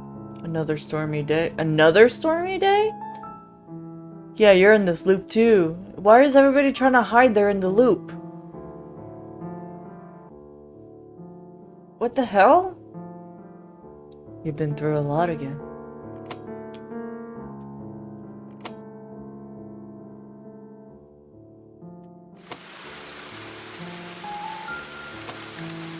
Now look at the handkerchief. It's not particularly clean. Please use it. I brought it for you. Feel piercing. I'm blinking. Why did he bring it for me? Did I wipe my sweat with the items are still inside the handkerchief. The items inside the handkerchief too familiar. It's gone beyond eerie. Did I wipe my sweat with that same handkerchief? Did I already see the first aid kit? All of it. Just the same. Again and again. And through it all, the man drives calmly, unbothered by the storm. Tell me the truth. Do you know what's going on? Do you know what's going on? Do you know why I'm here? Why does this keep happening? A nightmare, you said. I'm not sure what you're talking about. I know what I know, and you'll come to know what you need to know. Undred, hello! How are you?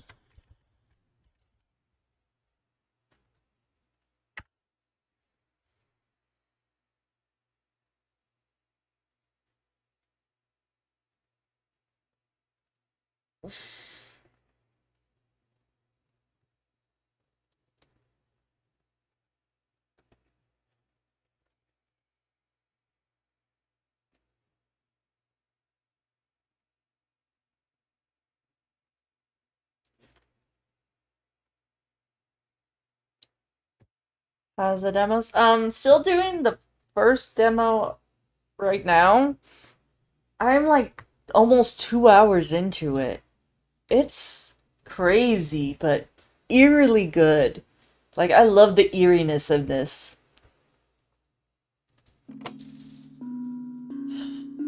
Everything depends on your choices. Whatever path you take, I'm ready to follow. A chill runs down my spine. It feels like he's pushing the whole situation back onto me, like I've fallen in some trap with no way out.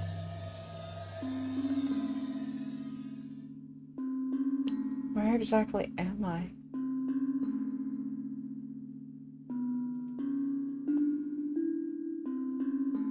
I wonder what happens if I keep waiting. I wonder what... Well, let's take a different road. Very well. Let's see if there's truly another path left for you to take. Sir, Sir, does this path seem familiar? Probably just your imagination. Same trees. Okay. Insist on another route again. Please, take a different road. Anywhere else. Any road we haven't taken yet. He says nothing. Mouth sealed tight. Face blank. His eyes stare straight ahead, but they look empty. Like the gaze of someone who isn't seeing anything at all. The silence inside the car is thick. Oppressive. But it doesn't matter. I hold my breath and turn towards the window. Rain slams against the glass. Branches twist in the darkness. Grotesque. Grasping. Then through the pale mist, black figure, unclear for a moment, flickers past, like a shadow breathing. I freeze. Did you see that, sir? What? Suddenly, crashing blow slams into the side of the car. The frame jolts. Cracks bloom across the window. Through the fractured glass, something massive begins to loom closer. Something. Crashing noises. Pain erupts across my body. Every nerve lit on fire. The world tilts, blurs, bleeds red. What just happened? My head is spinning, and then I hear the sound of rain. Everything begins to blur together, past the pleasant of reality and illusion. Body grows heavier and heavier. Something we've marked. Then we go again. God! You're awake. Are you alright? Another storm. Another rough turn. You always come back in the same place. Okay. Dream, nah, or not. I've reached my limit. Mentally, I'm already on edge. What can I even do anymore? Sound of rain outside the shifting warmth inside the car. It all feels like a cruel joke. Everything's about feels unbearable. Now that I think of it, there should be a handkerchief in the glove compartment. Feel free to use it. I brought it for you. Man in driver's seat's composed. Control. Feel him sneering at me. I am in the palm of his hand. Contents of the glove box. I can picture them even with my eyes closed. Every detail etched in my brain. Meaningless repetition. All the while the man drives on, completely unaffected by the foul weather. I haven't done the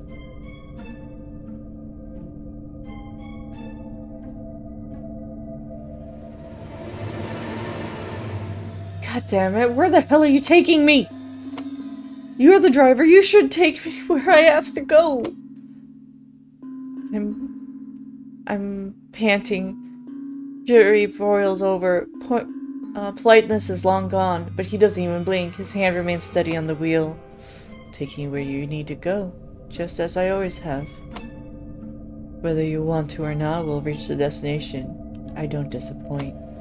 And he smiles, that expression so certain, so satisfied. My mind reels.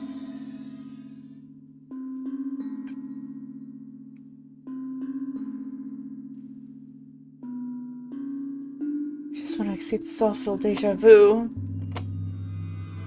Please, just... It all feels familiar. I've lived this already. I can't take it anymore. Am I just dreaming? Is this all this is? My whole body trembles. I cling to the last thread of sanity and plead with him. He doesn't even flinch. Deja vu, you say? Some things etch themselves so deeply they never fade, like visible scars, burned into your mind. He looks away. There's something unreadable in his eyes, something I don't want to understand. Stay silent. I haven't picked... I keep my mouth shut. What's the point of talking when none of it matters anymore? The rain taps mercilessly against the gas. The roads are sickly today. Please rest easy. But silence won't make it all go away. Sometimes silence says more than words ever could. Our eyes meet. Why the hell is he smiling? Ice floods my veins. I take a shallow breath, trying to steady myself. Creep in a low ominous, like a whisper in the storm. I know it. Yeah, I heard something. I think I heard something. Can't say I like the sound of it. Wait here, I'll go check. He checks the thing. Comes back. The rose block. Okay. Down. Then we go to the manor. She opens the door. Lets us in without hesitation. Come on. Let me just... We're gonna quietly look around to get this through. So that way this can go through. And we'll go to the dinner. Because I haven't tried eating things at the dinner yet.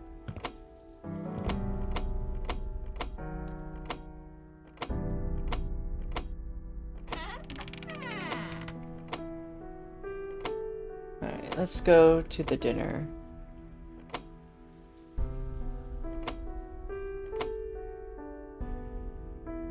Sit at the table. Everybody is praying.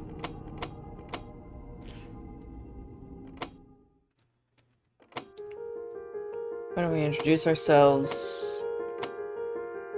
Okay.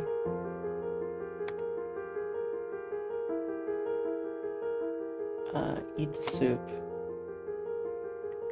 Take a spoonful of the clear onion soup. Warm spreads in my throat. Settles amid the sweetness of the onion and the rich of the blossom, but perfect. But there's a strange earthy scent beneath it all, like mustiness of an old cellar. Oil floating on the surface catches the candlelight, shifting unnaturally like something alive. Do you like it? Her tone gentle, but her eyes cold, as if waiting for a very specific reaction. Probably be my... Now then, shall we hear from our next guest? Alright, the doctor.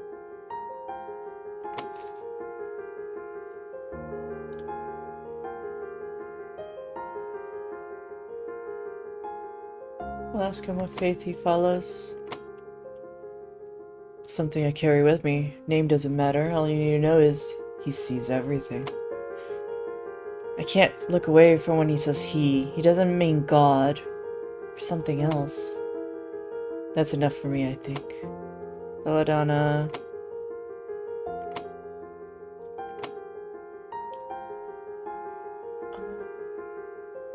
How did you end up at the mansion? I hate that question. You think I chose this place? Rain came out of nowhere, road cut off, and somehow I'm here. Was a fate or setup, honestly. I think something, a movie, whatever it is, I'm done. Okay.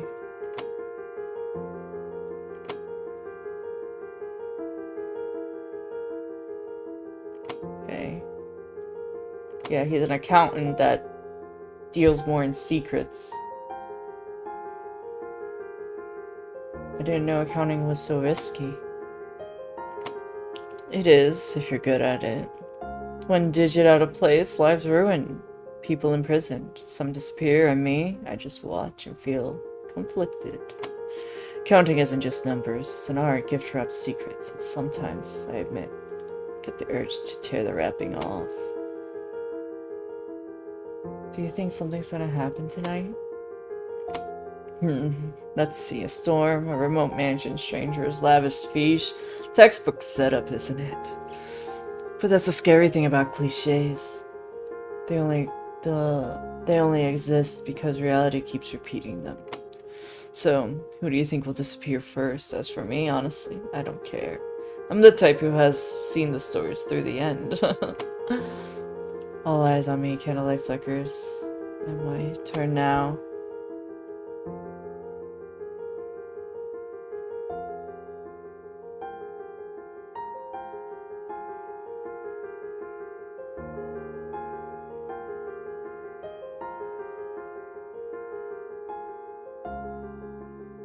There we go. Walking home, feeling tired.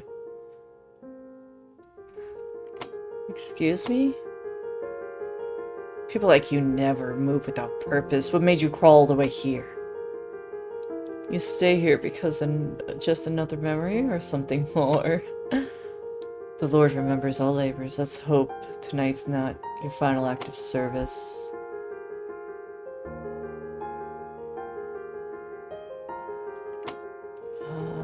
Trauma, I guess. Truth will arise eventually. The Lord reveals your innocence. I don't care. Not interested in your sob story. People don't misunderstand you for no reason. Trauma makes for the perfect excuse to cover the truth, don't you think? Must have been through a lot. Let's just drink the wine. Take a sip of the red wine. The rich aroma, dark fruit fills my nose, spreading warmth in my chest. It's my kind of wine. Heavy, full. But the third sip, a metallic tang creeps in, faint but unmistakable, like rust. The candlelight flares through the glass, glowing deep crimson. Looks like fire or blood. My throat feels parched, probably just nerves. But the second drag on like hours. The conversation winds down. Wonderful dinner. Then let me show you to your room.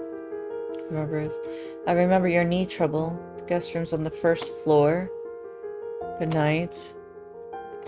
The room upstairs, please follow me. We trail behind. Shifts his weight. Kali led the way. He takes the good-looking room because he does, yeah. And then gives Belladonna the moldy room. And she gets pissed off, and then I get a pretty room. Which I like. And I want to see if I can keep it this time. She barges in, demands we trade. I can keep the room. I'm sorry, but I like this room. I see no reason to switch. What? Did you just say no to me? Do you even know who you're talking to? Suddenly, Belladonna eyes around. She ranges the kitchen knife blade, glints coldly in the candlelight. Slam the door shut. You push her back and slam the door through the wood. You hear the sound of furious breathing. There's nothing left to discuss. Go back to your room. Fine, let's see how this ends. You made me mad. You did this. I'll tear you apart. Remember that. She pounds on the door, breathing heavily, then silence. Silence of far worse than the noise. She wouldn't actually do anything, would she? No, calm down. She's just blowing off steam.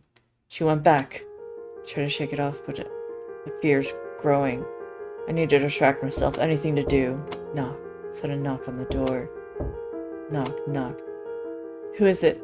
Kali? Dr. Sloan? Belladonna?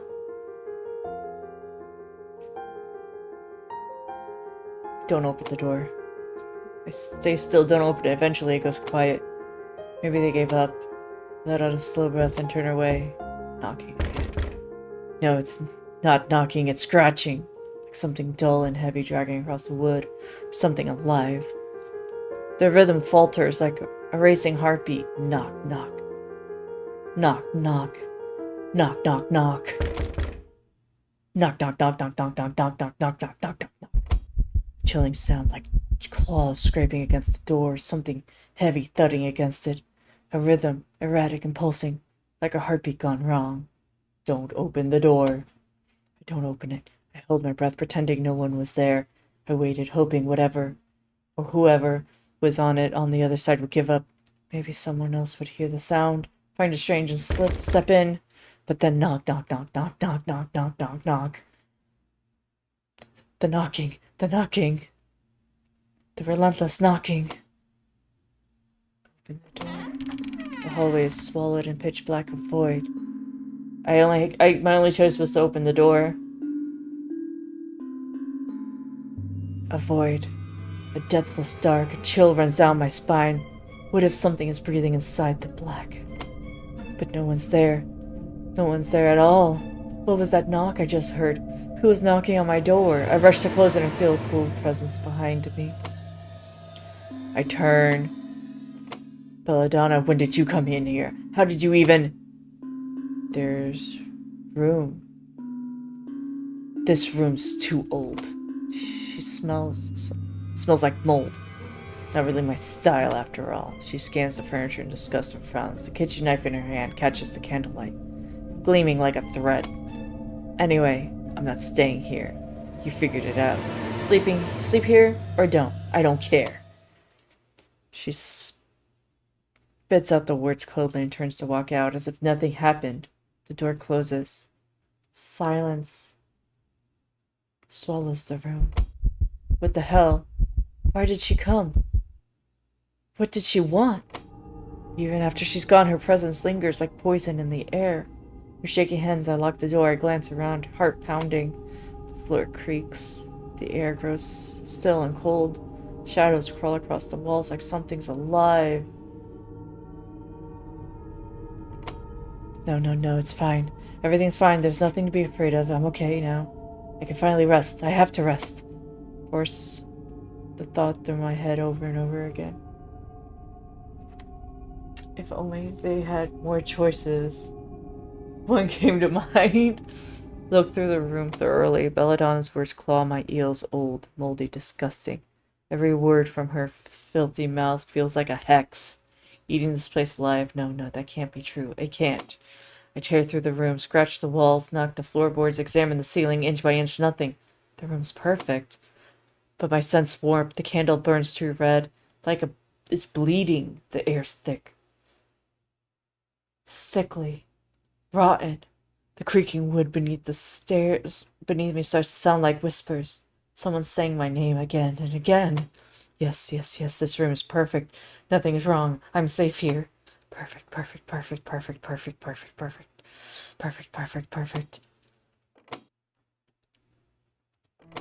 How long have I been asleep?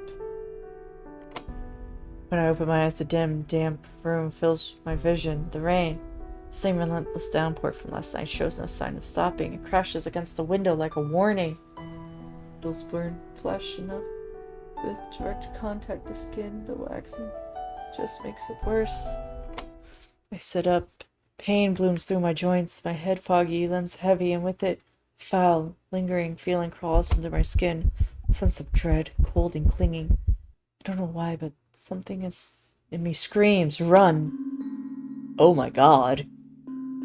She's torn to shreds. I drag my aching body to the hallway, heading to wash my face. That's when I step in something.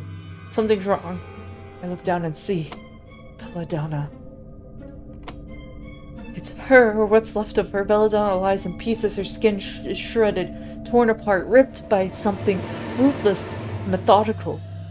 She looks like a broken doll. No, she is a doll. Maybe she always was. Then, this isn't a body. It's a broken toy. All I have to do is fix it. Then that would make it right, wouldn't it? Ah! The The scream snaps everything into focus. I turn and Kali just stepped out of the room. She sees the doll's pieces. Her head flies. Her hands fly to her mouth, her legs shaking violently and stumbles back, her face drained of color, her eyes filled with tears. This isn't real. It's just a dream. It's a dream.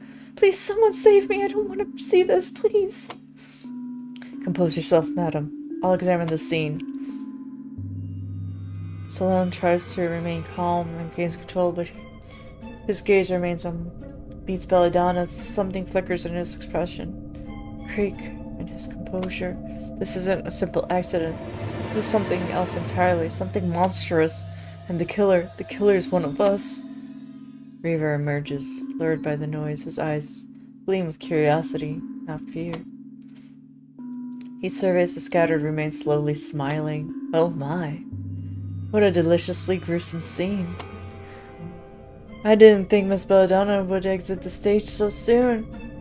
But I must say, the twist is incredible. What happened? My head is spinning, and then I hear the sound of rain. There's a murder among us. I can't believe can't believe for something like this to happen here. We must remain calm. We must remain calm. The Lord is watching over us. So the game finally ramps up in difficulty. How thrilling. In times like these, you best choose your companions wisely. Cold logic will serve you better than fear. Something wet soaks into the floor beneath my feet. I realize my gaze had drifted back towards what used to be Belladonna. I looked away, nausea rising in my throat. My heart won't stop pounding, steadying my breath.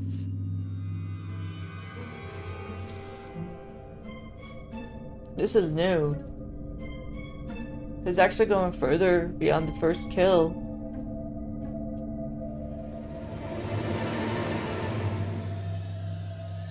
Talk to Saloon. Doctor, what should we do? Do you really think this was a murder? Without a doubt. The wounds clearly show signs of a sharp weapon. What matters now is composure. We cannot afford a single misstep. As a doctor, can you estimate how she died? Nothing definitive yet. But these cuts are deep, precise. Whoever did it showed no hesitation. This was the work of someone familiar with killing. If a killer is really one of us, what do we do? How do we stay safe? We can't rule out the possibility even now. We may be watched. Which is why we must stay together. If it's the Lord's will, we'll uncover the truth.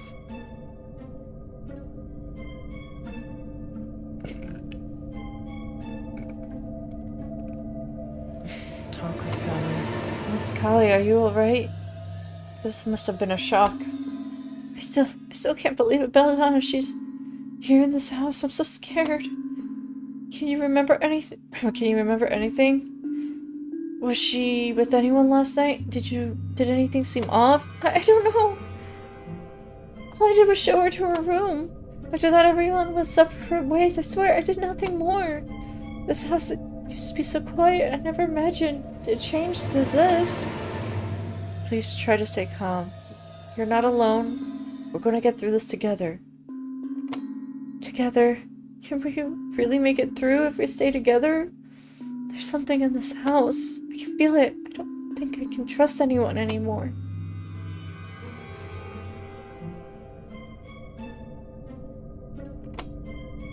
Rivers, are you seriously enjoying this? You misunderstand. I'm fascinated. This is the kind of situation that doesn't come around often, you know. You seem oddly calm. Do you know something? Oh, my head is brimming with possibilities. Who did it? Why? How? Very stimulating question. But you know how it is. Only fools speak without proof. This isn't a game. Someone's dead. Are you even afraid? Afraid? No, death comes to all eventually. What matters is who welcomes it and when. What exhilarating night this has turned out to be. My only choice is to stay with Kali. Miss Kali, it's dangerous to be alone right now. Let me come with you. We might have missed something. Maybe there's some clues, like a broken window or markings around the door frame. So, you think so too? Do you believe none of us could have done this? Something else. Something came in. Or maybe it was already here in the mansion long before us. Then let's check together. We'll look carefully. Every door frame, every window. We'll find proof.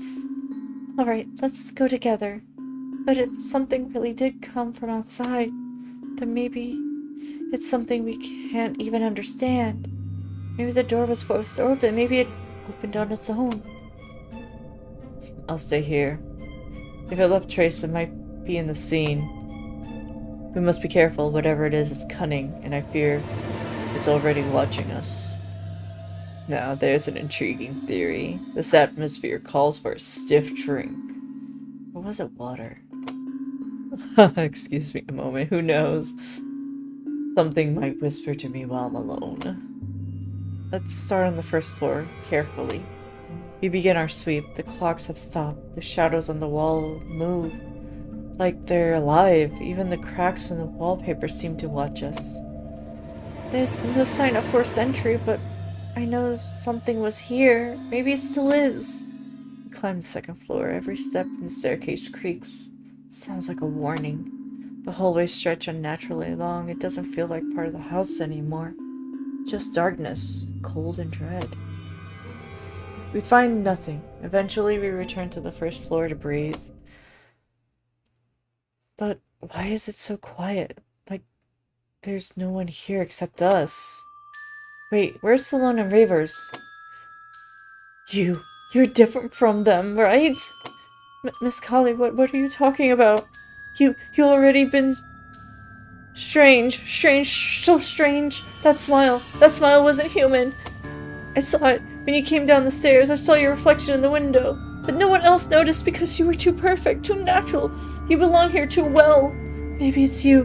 Maybe you're the one behind this. Calm her down. Miss Kali, please. I'm not here to hurt you. I'm just... Put the pitchfork down. Lies. All lies. You're just like them. All of you. Can't trust no one, not anymore. No, please, just listen. The pitchfork rips through the air and buries itself deep in my gut. Metal shears through the muscle, scrapes against bone, splitting my insides open. A surge of hot, sick blood bursts through the wound, soaking my clothes, pattering the floor. My body convulses. No one can be trusted. No one. She drives it deeper. The pain stabs through its chest, crawling into my lungs. My heart slams against my ribs. Wild and useless, the world tilts. Kali's face blurs. The walls are bleeding red. And then nothing. The sound of something laughing beside my ear. It's finally over. What happened? My head is spinning and then I hear the sound of rain. At last I understand that I can never escape the pain. Not ever. Open my eyes. It's going to start again. To be continued. There we go. That was that demo playthrough of Accidentally.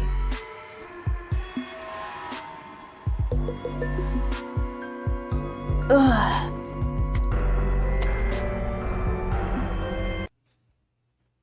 We'll do the other one. The other one I'm going to be playing is called Cabernet. I think it's pronounced Cabernet.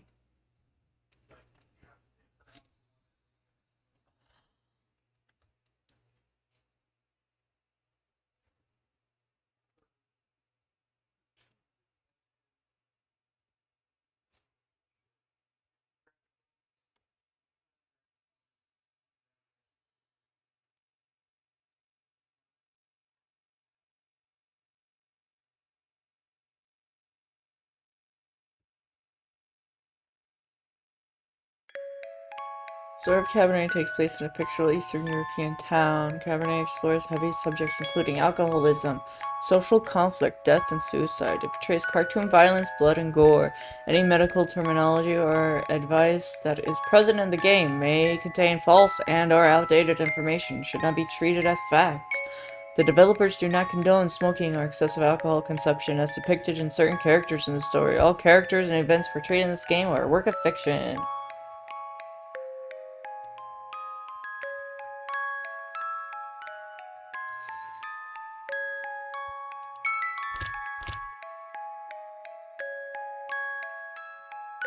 Alright, let's begin story. We play as a vampire.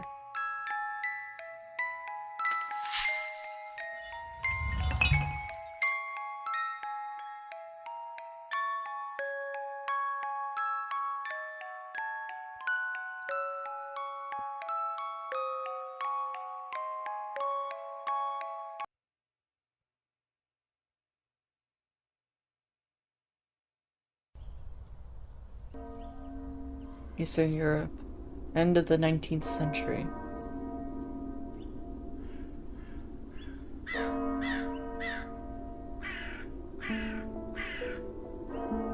Thank you all for coming here today to say goodbye to my Lisa.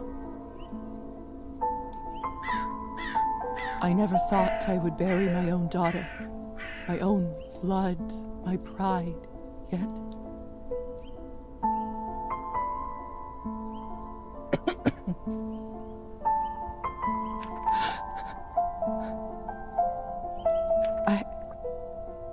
I can't do this.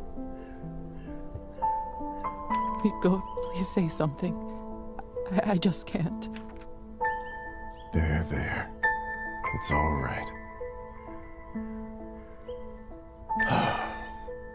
What can I say about someone dying so young? Particularly someone as special as Lisa. If I may, I won't dwell on the circumstances of her tragic death today. Instead, I'd like us to celebrate her life. Despite her obvious calling for medicine, when she was little, I always thought she would become...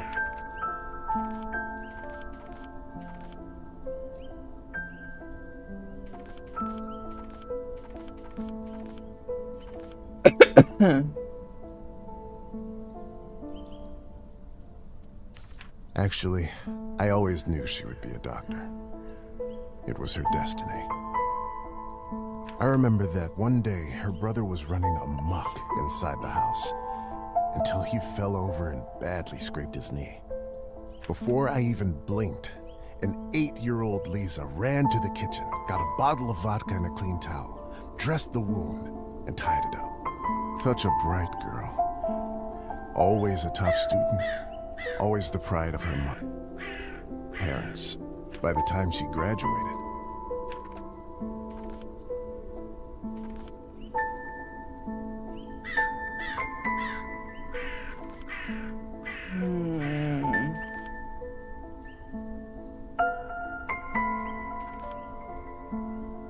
Scientific mind to go more into the doctor's side, or thirst for the written word. I'll do more scientific. Lisa knew everything there was to learn from books about science in our enlightened age. Laws of physics, human anatomy, chemical solutions, you name it. Every time she went on about this scientist or that discovery, she'd light up like a matchstick. Most of the time I couldn't understand a word of it, but I just nodded along and mused at how bright our girl was. I can't tell you how proud we all were when she was accepted at the medical academy. I had no doubt that she was destined for greatness.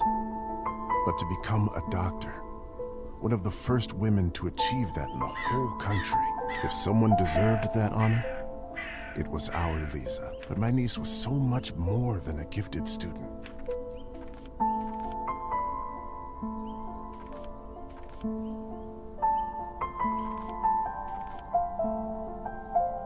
With all of her other talents, above everything else, she was a true and loyal friend. This is an interesting way that they have the point system. I love it. Very heavy story for the system. I love it. Might play this again and put points in different things. She connected with people easily. She cared deeply about them. Some might even say too much. After all, if she wasn't so thoughtful, maybe she would still be with us. But I digress. Please, forgive me. What's done is done.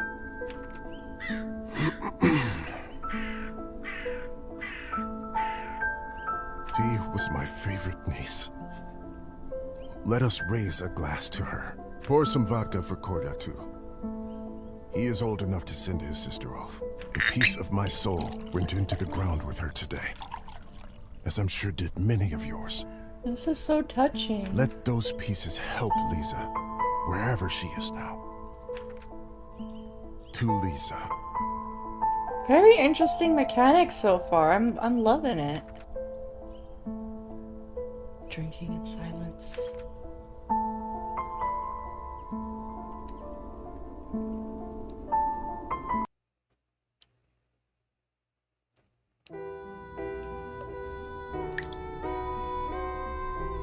When I was a little girl, I often had trouble falling asleep. My mother used to sing me this lullaby to comfort me. Tonight, I slept deeper than I had in my entire life. I had a disturbing dream that a string was coming out of my mouth. When I started pulling it, I realized that it came from all the way down my throat, buried somewhere deep in my body. I kept pulling, but I couldn't go too quickly for fear of burning myself with friction. Finally, the whole string was out. I felt relieved, but also strangely empty. I realized that I was in my bed, with my mother sitting beside me, crying. I didn't know why she was in tears, but I knew it was my fault.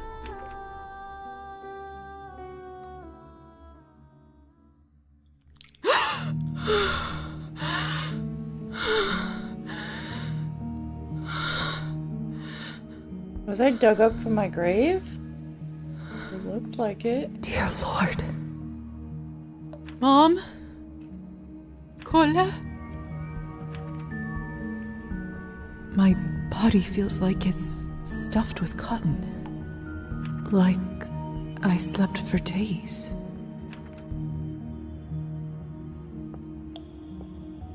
Either this is a nightmare, or I'm in hell. This feels too real to be a dream. Either this is a nightmare, or I'm in hell. This feels too real to be a dream.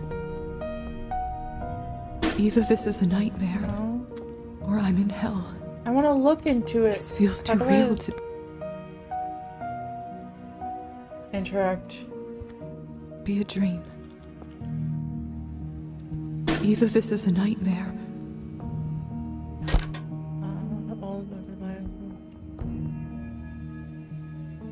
either this is a nightmare, well, let me see what's in or the the bucket. cupboard is locked. Why would anyone keep something of value in a place like this?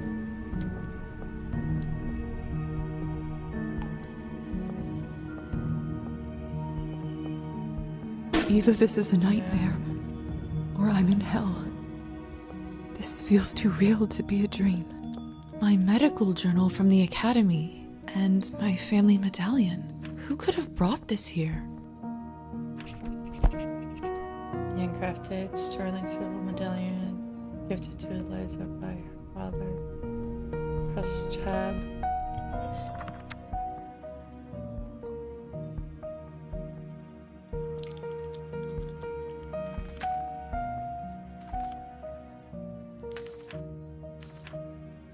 Very in depth with things.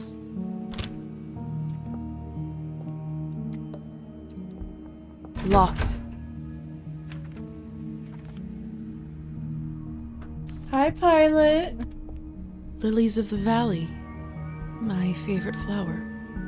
Who put them in this room? It's disturbing to see them here.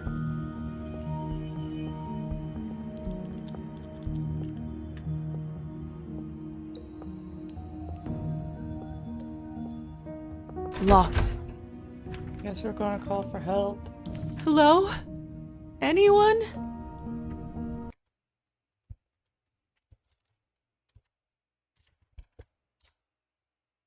Give Pilot a shouty.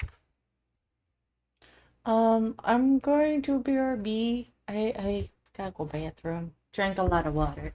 So I'll be back.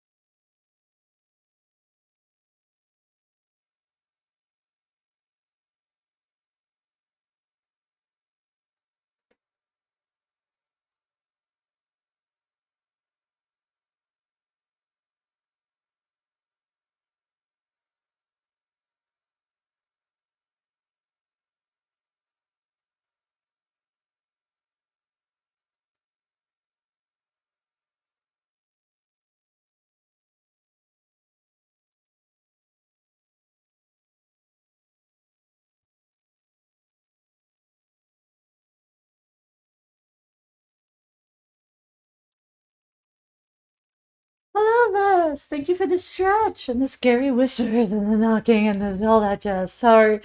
Um, I was, while I was up, I put some rice on.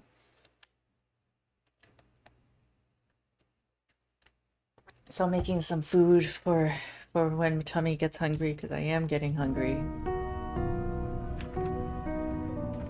Please help. I'm stuck here. Alright, no one's coming. Maybe if I keep Anyone! calling- It's no use. Okay, no one's there.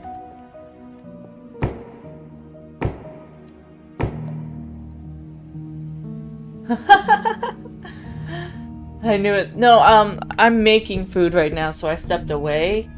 But I was asking my partner, like, hey, do you want some rice? Maybe that might help make you feel better. And I was doing that.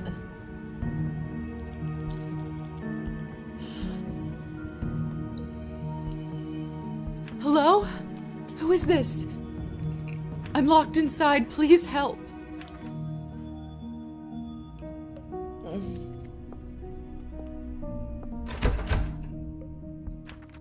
Are you still there? Are you still there? The microphone picked up his mouth moving, but it didn't pick up the sound. Yeah, so that can happen because I didn't mute my microphone when I walked away. So that's one of those things that happens sometimes, but it's okay.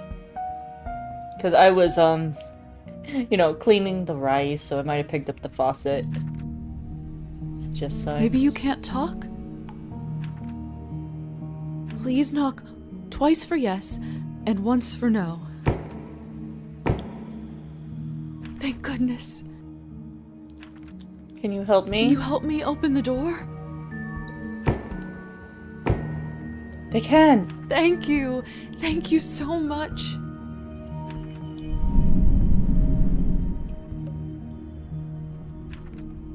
Will you help me? Will you help me? They won't. What do you want? What is it that you want from me? You asked them to do yes or no questions. They can't answer with yes or no.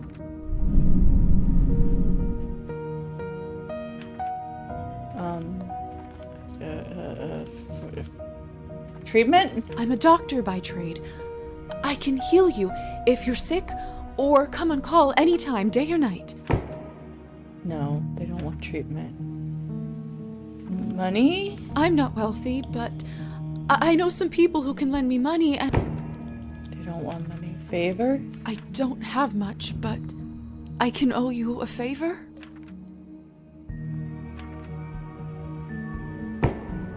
They want the favor.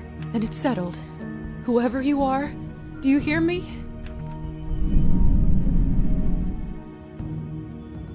If you open this door, I, Yelizaveta Morozova, will be in your debt.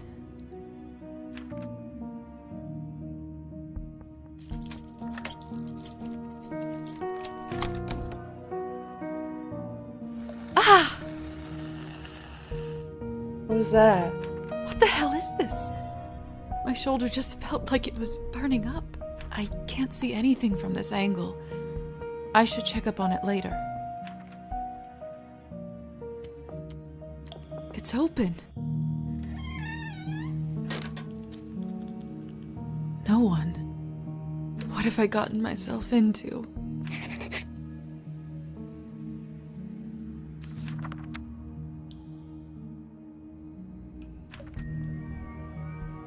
Earning experience points increase your rank, allowing you to upgrade your skills. Press the plus or minus skill you'd like to modify. Once you finish distributing all the points, press accept changes.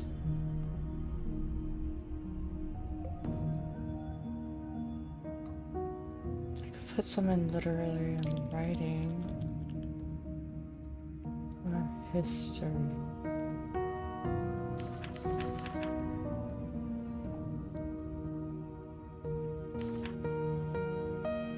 We'll do that for now.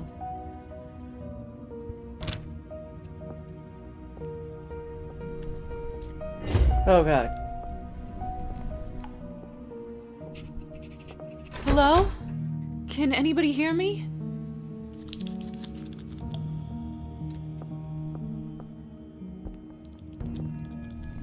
What a peculiar painting.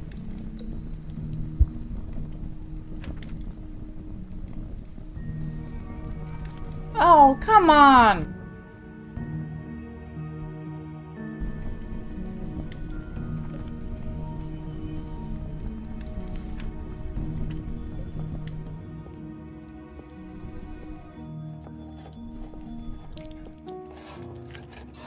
It smells like death here. There's someone's money in here. I could live on this for a week. After all that has happened. Oh, wait. Okay. Oh, damn. They're scraping up ahead.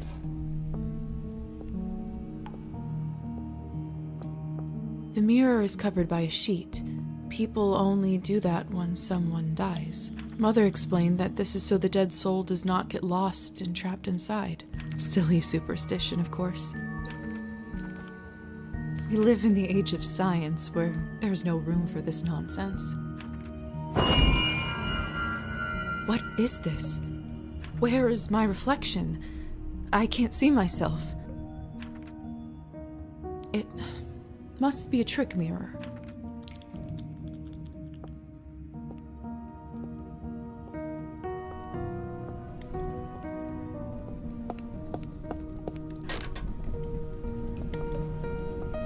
Eerie. Everything science. It's hard to say without seeing the face, but this dress. Could it be the same girl from the first painting? It's hard to... Could it be the same girl from the first painting?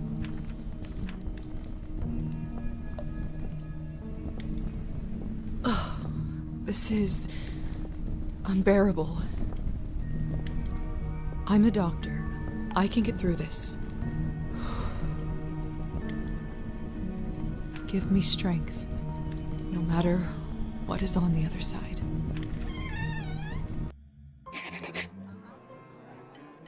What in heavens is all this? I will make sense of all this later. Something is wrong. My head is spinning. I feel the floor slipping from under my feet. Oh, even the... It looks like... My view looks like it's... Like it... My character feels like it's on a ship right now, that it's rocking. Like the scenery is moving. Would you look at her? How does one have the gall to show at the Countess's manor in such a filthy outfit? She must be a nihilist. It's spreading all over the country like a plague. You two don't know what you're talking about. It's the latest rage in Paris now. The dirtier, the better. Have you heard? The Countess is sending me on a special assignment to the capital. You lucky devil. I've been stuck here for years. I swear, I'd dull my fangs just to spend a night in the city. Miss, are you all right? Mind your own business, Petya. It's rude to stare at a lady. Sorry. I'm starving, and the food looks so fresh and delicious, but the strangest thing is, I have absolutely no appetite for it.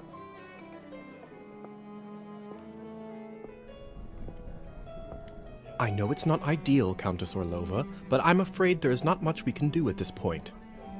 Of course now there bloody isn't. The right time to act was last week. I don't understand where this influx of product is coming from. It's undercutting our prices. Where were you when I... Who is this creature? Darling, you look like a little domovoi. Come over here. I don't bite. Hello? Hello? I'm terribly sorry for it. You must be the doctor's new apprentice. Look at you, poor thing. You must be fresh out of the ground. Excuse me? Ugh, nobody must have actually inducted you. How typical. No surprise with the men around here. Hussar? Why is she in such a state? She was not supposed to wake. I'd... Hussar, be a darling and show this young lady around once she's decent. As you wish, madam. If you'll excuse me, I'll go for a smoke on the balcony. You can find me there. You're excused. If I recall my first day correctly, your head must be killing you. Here, drink this. Thank you. May I ask what this is? If you know too much, you'll grow old sooner. Trust me, it will lift your spirits.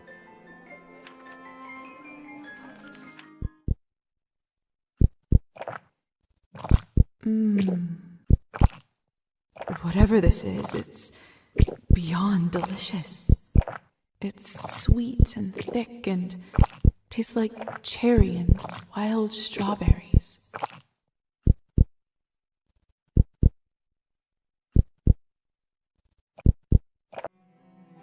Thank you. I do feel a lot better all of a sudden. Now go change. We can't have you gallivanting around in those scrubs. There is a nice dress about your size in the cloakroom. Consider this my welcome gift. Thank you kindly, madam. Madam Orlova. You're welcome, child. Now off you go, change and mingle. Time is money.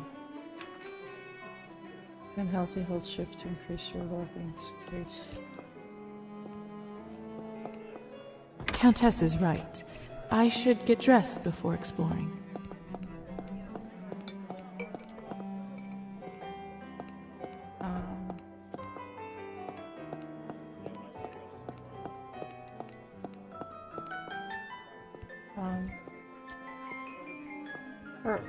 I don't know where do you go. Is it down here?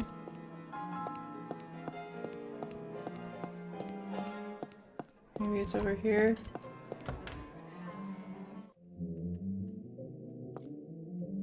Goodness, this must be the dress the Countess was talking about. Such an ornate Western style. It must cost a small fortune. I want nothing more than to change out of this horrible nightgown, but this is just too much. I can't ruin such beauty with dirt.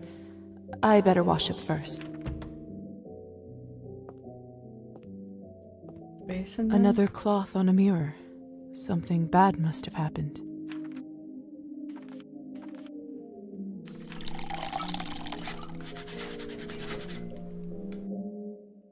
That should do it, hopefully. The Countess sure has excellent taste in literature. In other circumstances, I'd spend all day here reading. Goodness, this such an ornate... I want nothing more than to... Alright, let's put on the dress. It's perfect. Fits like a glove. Oh, it upped my history and politics. Okay.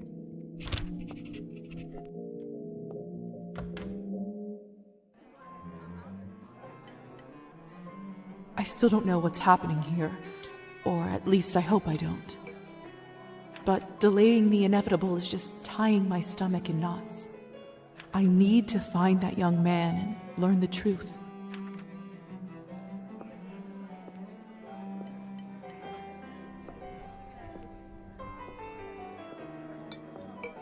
Can't talk with anybody.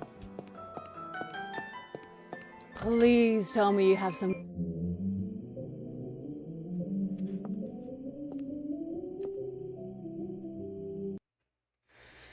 Some action laser performers take time. These interactions will be marked with special time stopwatch symbols. Each night, Liza can spend up to 3 actions. Once the action is complete, an action point will be taken and the knight will move in the next phase.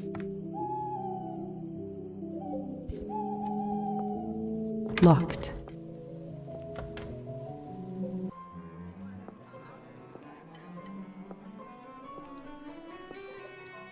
Can't talk with anybody, so I have to do this. Okay.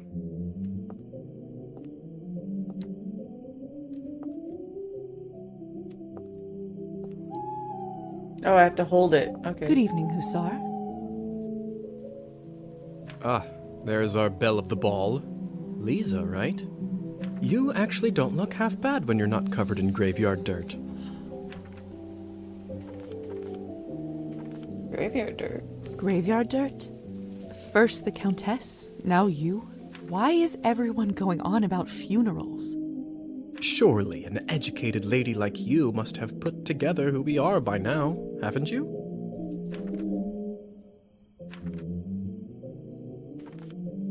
I'd rather not guess. Please, just tell me straight. Who are you? Simply, we are vampires. Is this why I had no reflection in the mirror? If that's what you're concerned about, you look just fine. Yes, yes. It's not the fact I have no reflection. It is the fact, oh no, I can't look at myself. No, it's the fact of not having a reflection. Does this mean I'm dead? Dead, alive, who the hell cares? Trust me, Lisa, you just won the lottery.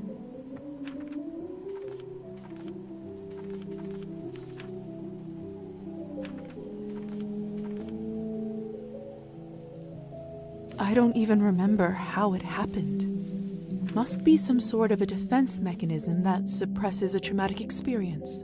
That actually does happen quite a bit. That memory usually comes back soon enough.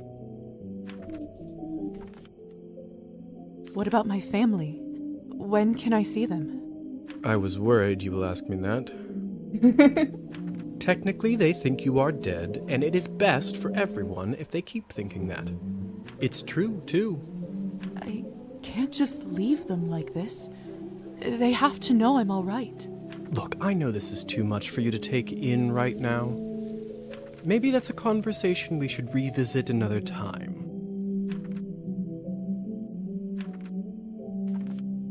Countess calls you Hussar. What's your real name? At this point, I've been called that far longer than my real name. Just call me that. All right, Hussar it is. I have so many questions. See, that's what I was afraid of. Hey, if I'm a person of knowledge, I demand to seek that knowledge, okay? Don't hate me because I like knowing, learning. Theory is not my forte. I'm a proponent of learning by doing.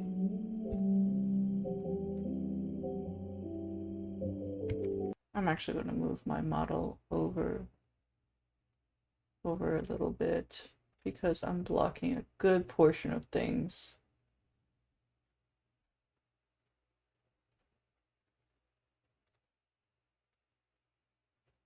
So move over here, maybe.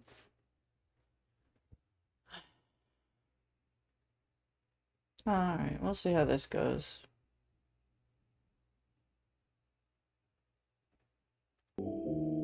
Why don't you go talk the ears off some other guests while I finish smoking in peace?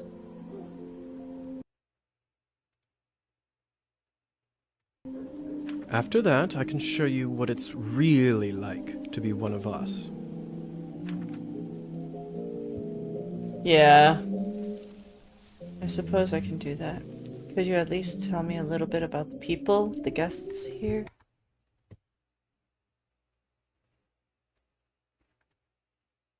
I'm gonna move over just a little bit that way. Yeah, that's better. I think so, at least. Oh, come on. Where is your spirit of adventure? I'm sure you'll figure it out on your own.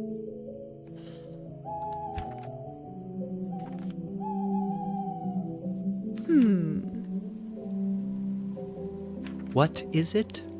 I wonder if the Countess would approve of you pushing your responsibilities off to a bunch of strangers. Rude. Yeah, he's kind of rude. He's like, get out of my sight. Just go. I'm not going to give you any info. Just leave. Well played. Fine. Let me think for a moment about our fun little group here. You've already met the Countess, so that's a big plus. Not everyone gets to do that in their first month, let alone first day. Who else would you like to know about?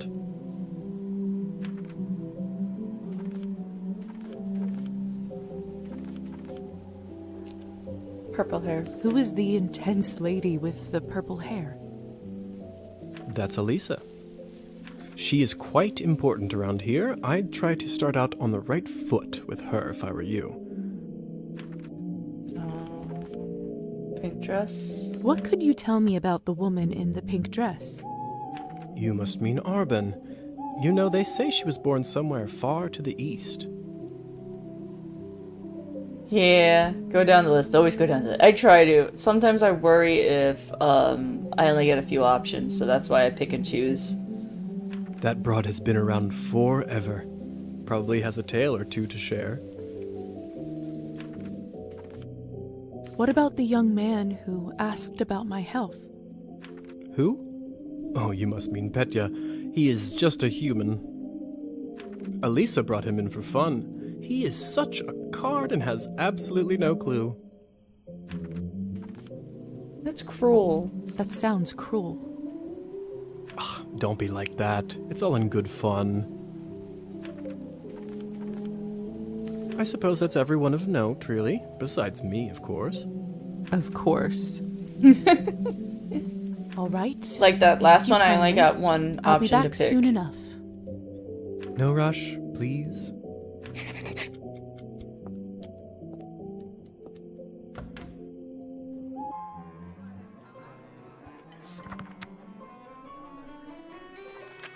Socialize with the guests.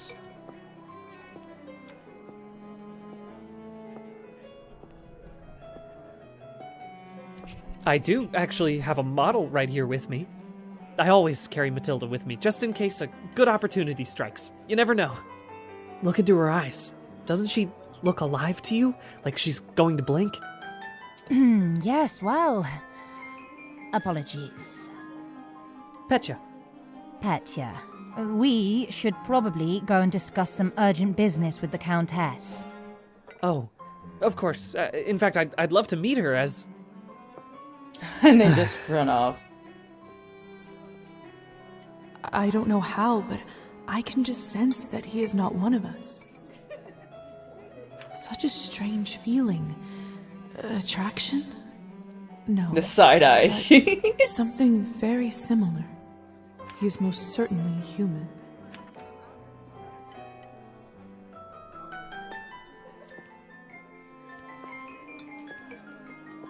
Have you tried the Countess's Cabernet? Honestly, I think this may have been the best one I ever tasted. I prefer to stick to clear drinks around here. If you really want to try some decent Cabernet, stop by my salon on the main street. Oh, that sounds like a challenge. I'll take you up on that offer.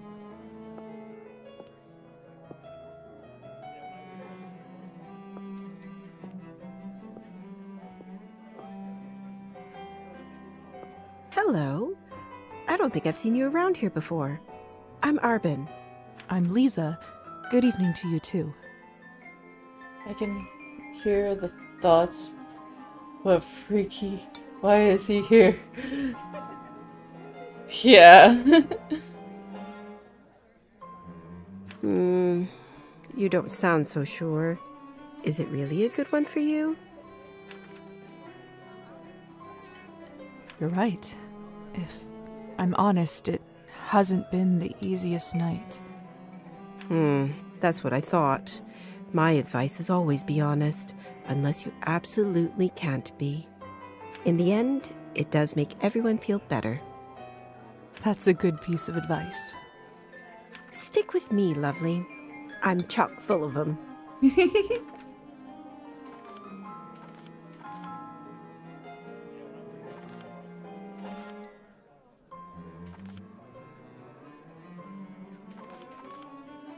Arbin, I've only just been turned, and all of this is very new to me.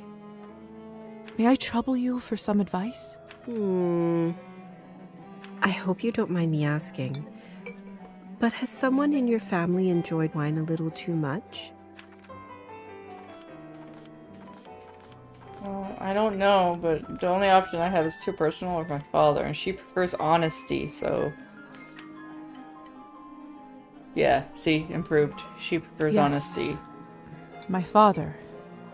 Wine, vodka, anything he can drink, really. You aren't clairvoyant, are you? Everyone becomes a little clairvoyant if they live long enough and pay attention. I saw you drinking that glass earlier, and I think you should be careful around it, my dear. Alcohol's my father's problem. It isn't mine. It's not just alcohol you should be concerned about. You can keep away from it if you want. Blood, however, you will now have to drink, whether you like it or not. Whether I like it or not. Demons are hereditary, my dear. Always remember that. I couldn't help but overhear that you are a wine expert? I dabble. I run a literary salon in town and serve drinks there. How exciting. All kinds of interesting people must come by. That does sound interesting. You'd be surprised, my dear, and mildly disappointed. I'd love for you to stop by one day. I'll treat you to a round of something nice. I'll make sure to visit. Side quest, Songbird's Lament. Besides experiencing the main story, Liza is encouraged to explore the town and meet other characters. Depending on the character, Liza may sometimes need to meet certain criteria and such specific skills, morality levels, in order to start continuing. Okay. Since you're an expert, may I ask you about the wine that the Countess gave me? I'll admit I found it delicious, but it wasn't really wine, was it? It was not. Cabernet was sort of our code word for blood, so we don't shock any innocents. And then we just got used to it. Funny how language works, isn't it? Yeah. Yes. Funny. Well, I should get going. Good luck. I have a feeling we'll see each other soon.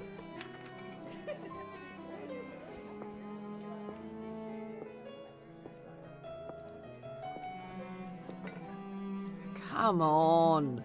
Don't any of you cowards want to have any fun? My lady, with all due respect, Russian roulette just seems like, too much fun for the night. Fine. Get lost then. Be on your merry way. Who knew that the second time I die would be of boredom?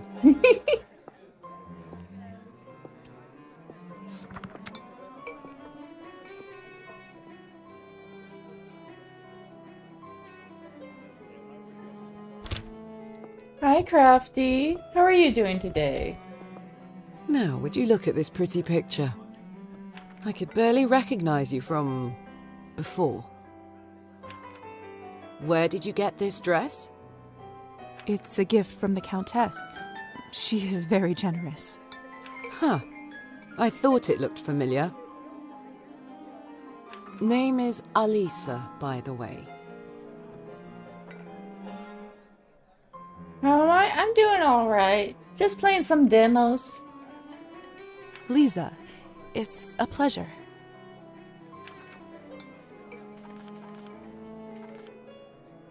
May I ask who was the young man you talked with earlier? Who, Petya? Why, are you interested? Goodness, no. I was just making conversation. Don't be shy. We're not attached. Petya is human. I picked him up at the town market. Hold on a minute. I gotta check something.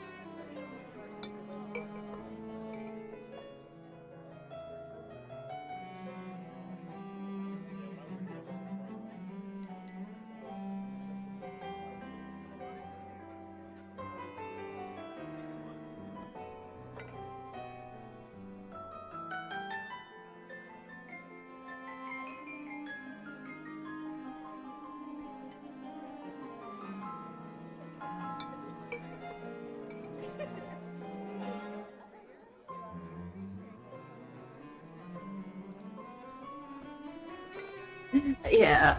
So I accidentally put too much rice in the rice cooker, so I have to like I had to take some out. But it's okay. He is a salesman. A ridiculously bad one at that. Oh, ads are going to be starting soon in around 40 seconds. If you two are not an item, may I ask why did you invite him over? Because it was my turn. A turn for what? To spice up the eternity. So, I've just been turned today. Congratulations. That must be quite shocking. Thrilling. I'm envious, really. Yes, thank you. I'm not quite sure how to process all this yet. What does one even do with this? Being dead, drinking blood, who knows what else? She looks like she's totally bored by this conversation. Same thing anyone around here does. Masticating plain eternity day after day. Spicing it up any way you can. Hence the Russian roulette. We're already dead, aren't we? What else is there to lose? Do you fancy a round? Maybe some other time. Suit yourself. So, it's true what they say? Vampires live forever? We exist forever. We don't live. But then again, few do. Does this mean that we can't, stop existing? Hey, Strat. Hello. Oh, sweetheart. There is nothing easier. Just stop drinking blood for a few days, fall from a high roof, or just step into the sunlight. I should probably be writing this all down. So, now that you have eternity on your side, do you consider your existence more valuable? I'm having a decent day, I think. What would you ever try this idea? Consider your existence more valuable? Oh, that's a good question.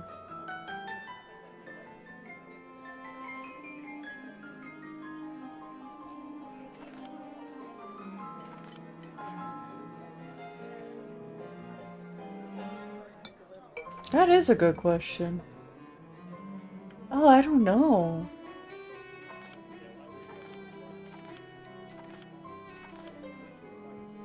I suppose so. I suppose infinite time does add some gravity to it. I see. In that case, how would you compare the value of your new existence to, say, Petya's? Equal. What a strange question. They are equally important, of course.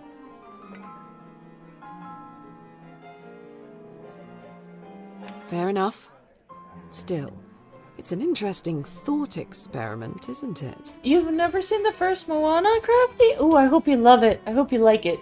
You don't have to love it, but I do hope you like it. Or at least don't hate it. Indeed. Some of the songs in there are really good. Excuse me. I think someone is calling for me.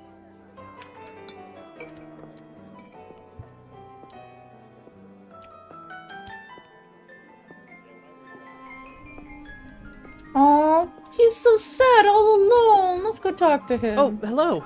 It's you, Lady in the Nightgown. How are you feeling? I was really worried. Much better. Thank you. I'm Lisa, by the way. Of course. Where are my manners? I'm Petya. It's a pleasure. You were the only one who seemed to care about my illness. Oh, nonsense. They are a lovely bunch around here, just all very busy. Aww. The third group I'm pitching my dolls to, and everyone keeps running off for urgent business. Oh no, poor guy. Did you say you're selling dolls? And making them, yes. I see you have one with you. May I take a look? Of course. Matilda here is my favorite. I'd love to get some honest feedback. Well, what do you think?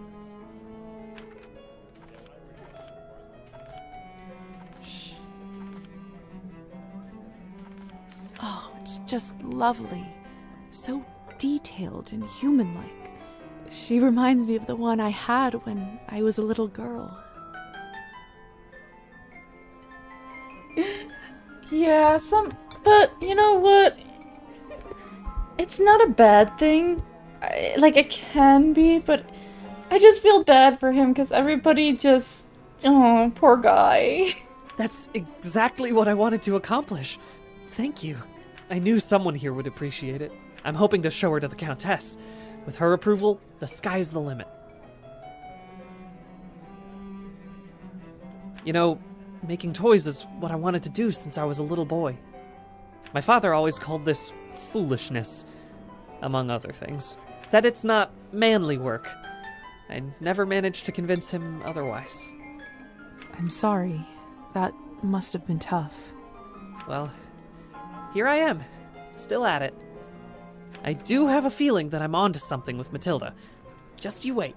My gut tells me that tonight is going to bring something special, and it's never wrong. How did you end up being invited here, if you don't mind me asking?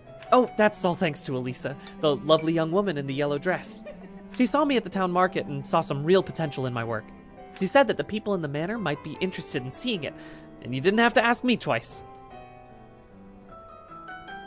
But at least for him, satisfaction of doing something is the satisfaction of doing something you enjoy.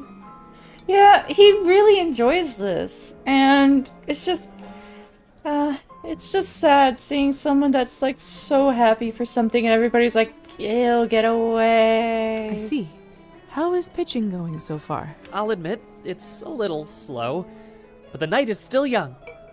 You are an optimistic guy, aren't you, Petya? I just want to give him a hug. My mother used to say that my hope will be the death of me. But what's the point of living if you don't believe in people and yourself? You may be right about that. At least I truly hope you are. Best of luck with everything, Petya. Hope everything works out with the Countess. Thank you, Lisa. You're very kind.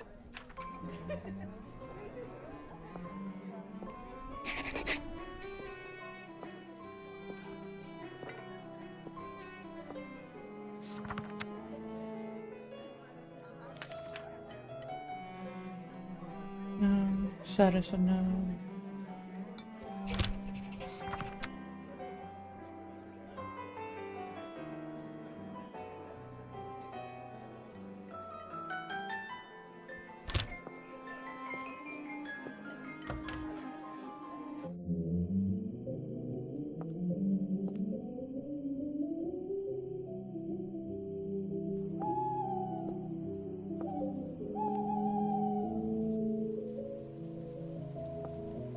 Good timing. I just finished up. Yes, how lucky. Don't be snappy, Lisa. Smoking is an important routine for a soldier. Can't be interrupted. A soldier, huh? And which division were you in, exactly? We can talk about the divisions some other time, perhaps. So, are there any other questions you have left for me?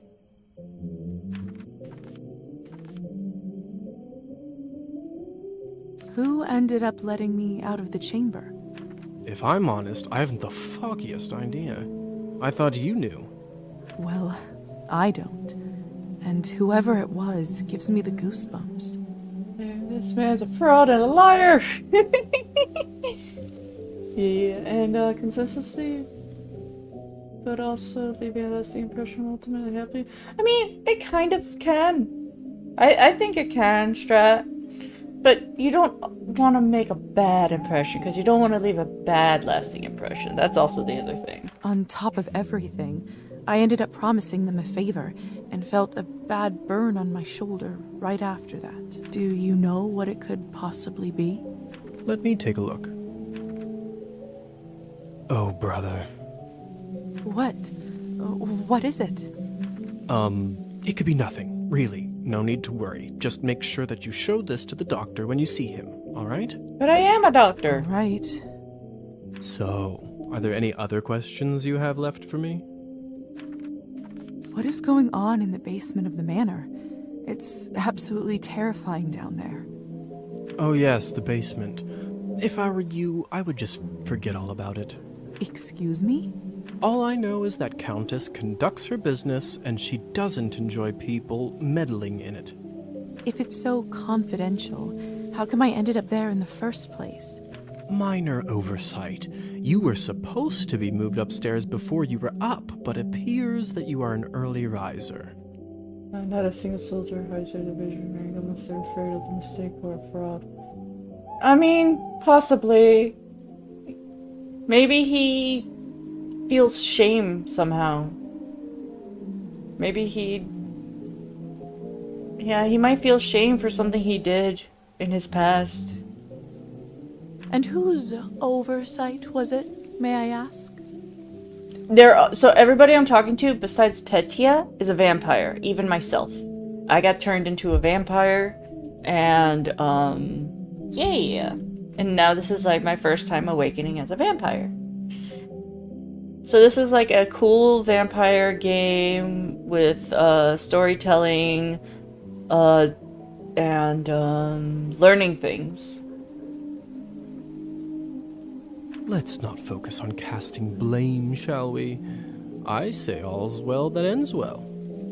So, are there any other questions you have left for me? Yeah, that could be it, Strat. Or I think, like, I also think it's for shame, maybe. I don't know. We'll find out. I think we'll find out. If vampires are real, does this mean other fairy tales are? You'll have to be more specific than that. Rusalkas? Domovoys? Ghosts? Yes? No. Yes. We'll spend all night here if we keep talking about flora and fauna. If you want my advice, focus on yourself first. That always ends up working for me. So, are there any other questions you have left for me? Yeah, we'll see. We'll see how far I can get in the demo and see what stories I can unlock. Because this is also a demo, so a lot of the things might be locked behind the main game. Especially, I think, big story stuff. So, we'll see. I suppose that's it for the time being. Perfect. If you don't mind me asking, what do you make of all this? I take it you've done a couple laps around the ballroom, learned a little more about what it's like to be one of us. Well, I'm obviously still in shock, but... Yes? From a scientific perspective, I have to admit I'm curious. This is certainly a unique condition we are in. I'd love to learn more about it for my studies. I'm impressed. I can certainly see now why the doctor chose you as his apprentice. Yeah. Yeah, I get that too. Alright. Have you read Thunderstorm? No, I have not. I'm not so sure. Why? Well, unlike Katerina in the play, you no longer need to wonder why people can't fly.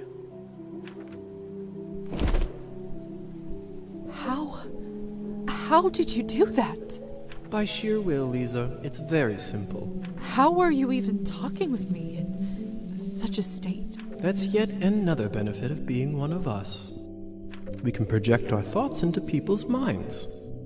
I prefer it, really. I find normal speech kind of primitive. Why don't you do it all the time, then? I'd love to, but you don't want to get too used to it and scare a human by accident. Now, why don't you try it? Let's see what kind of bat you are. Alright, hold this to access vampire abilities. Goodness! Oh, I'm a cute bat. I got cute little fur on my... so cute. Isn't this a hoot? Come on, I'll show you around. Bat indicator in the bottom left of the screen affirms whether bat shifting is currently possible. To land while in bat shape, descend on a surface from above until a landing circle appears underneath you.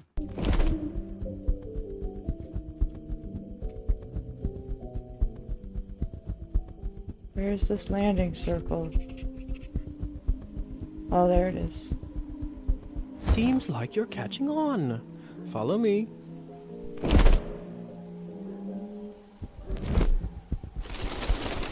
I can't believe I'm actually flying. All this talk about death. Don't you feel more alive than you ever have right now?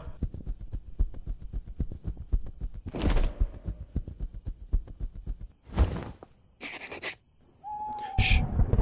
There. Look.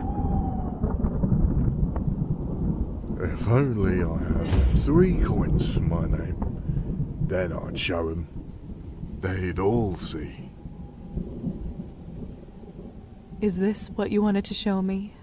A drunk peasant? What I wanted to show you is how to use your new powers. Meet Trophime. He is the Countess's former serf, now custodian and coachman. Among other things, he makes sure no one goes in or out of here without her permission. Important man. Now, come with me.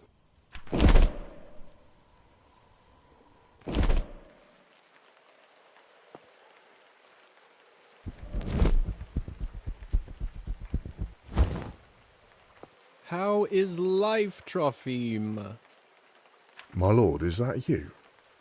Or the bottle you gave me? Highest quality. Much obliged. Why flying so far? I don't know. I guess we're exploring the grounds and he's, Hustler's trying to make sure that I can, get hello, Ever. Hi. I guess he's trying to make sure I'm getting used to stuff. I can see that. It's nearly empty already. All right, enough pleasantries. Watch this. What happened to him? Is he all right? He is fine. We call this enchantment.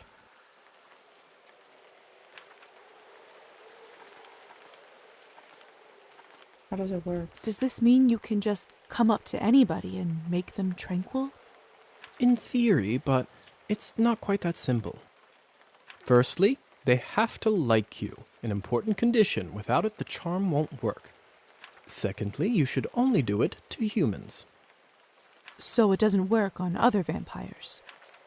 That's not what he said. That's not what he said.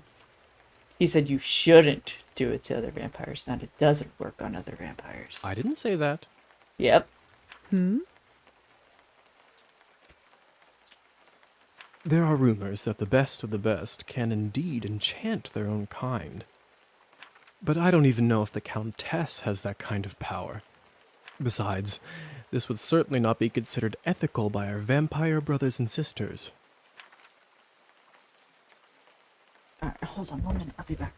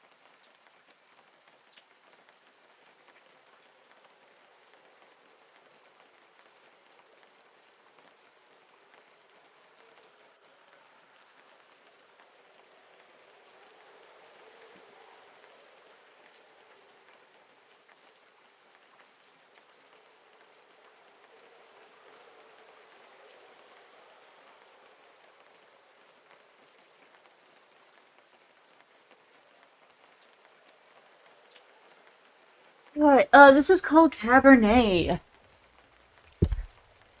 Yeah, I'm back. And this time food is done. So, this game is called Cabernet. This is a demo on Steam right now. And, yeah, in it you play a freshly turned vampire.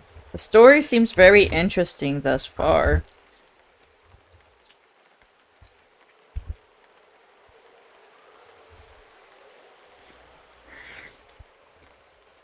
I bet they wouldn't mind to have that power, though. Oh, without a doubt.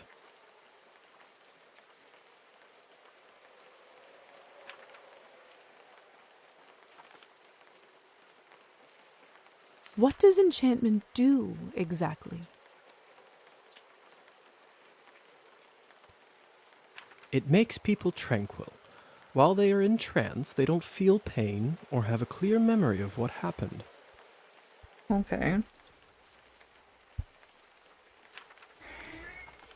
Is it like anesthesia? In a way. I bet you this fellow in the States who invented it is a vampire. You mean William Morton? Mm-hmm. I heard the doctor was toying with that idea before the discovery.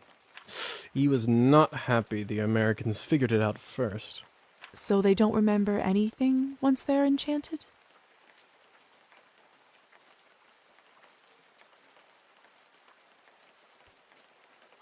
Not quite. They may not remember what happened, but they won't forget how you made them feel. So this kind of reminds me of the charm spell from D&D. Sounds like a subject for some awkward conversations. You don't know the half of it yet. You'll see. So, how do I enchant someone? I don't know if I can whistle like you. Don't worry. Whistling is just for me. It's like a cure for the hiccups. Everybody has their own way. When you need it, it will come to you. So why would you want to enchant someone? I thought you might ask that. There are two main reasons. 1. People in a trance are easily suggestible. You can use that to influence their thoughts and opinions.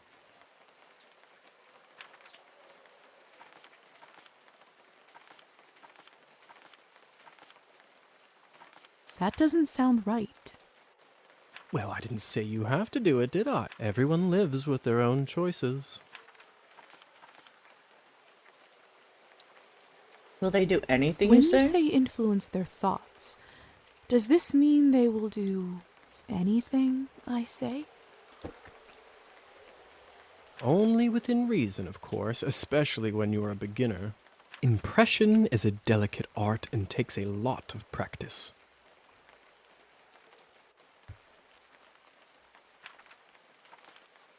What's the second? And what is the second reason? I think you already know.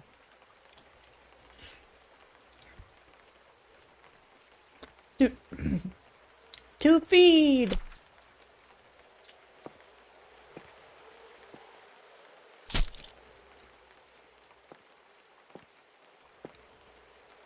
What have you done? I just opened him up for you. Don't worry, he'll be just fine unless we bleed him dry. Come here. It's time for you to learn how to feed. I don't know if I'm ready. You're as ready as you'll ever be. How do I turn? Just relax and let your instincts take over. It will come naturally. Alright, open vampire wheel. Vampire form. My mouth, it's bleeding. I was gonna say, they pre-put the blood in my mouth, huh? Of course, I forgot to warn you. Sorry. Don't worry, it's normal. That happens when your fangs are out for the first time. It will recover in a minute.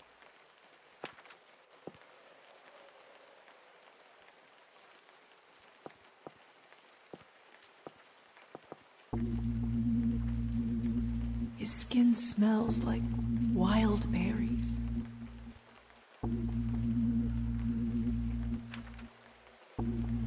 But not just the smell, the promise of warmth that draws you, the promise of being whole. I want to feel it on my teeth, in my body. Whoa. Damn.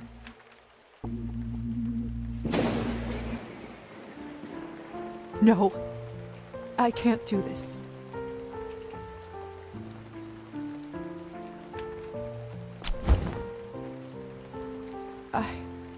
I don't think I can do it.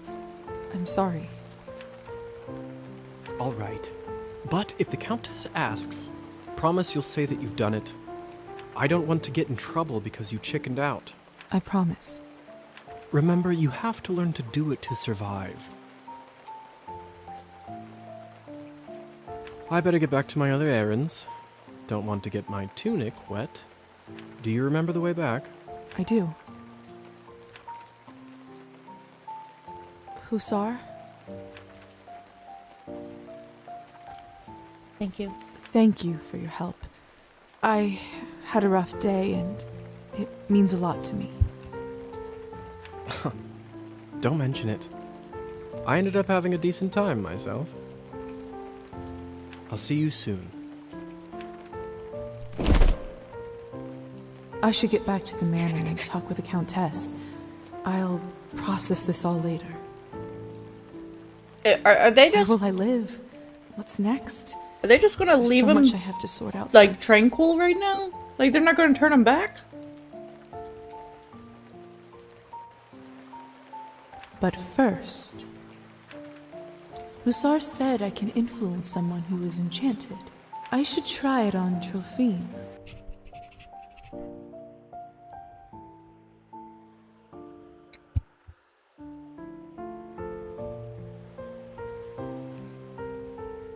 Vampires have the ability to impress certain things on the subconscious of their victims. In order to do that, approach enchanted victims in your human form and press that button. Once you see the hypnotize icon, the victim can't be hypnotized more than once a day. Can you hear me, Trophine? Here is something I'd like you to do. Drink less. You will start pacing your drinking.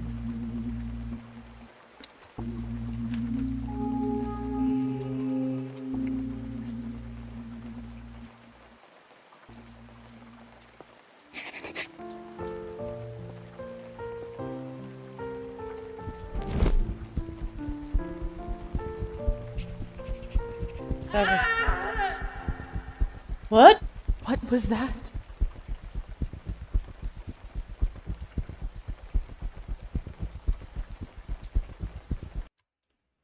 Liza turned into bad any time, provided she can in an appropriate environment and not in a human direct sight. Bad indicator at the bottom left.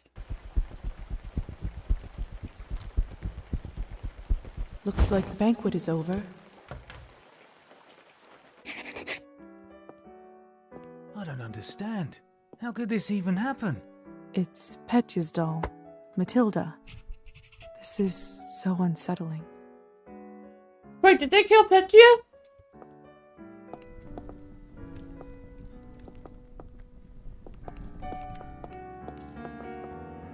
What is this? My God! They killed Petya! He just wanted to be a toy maker!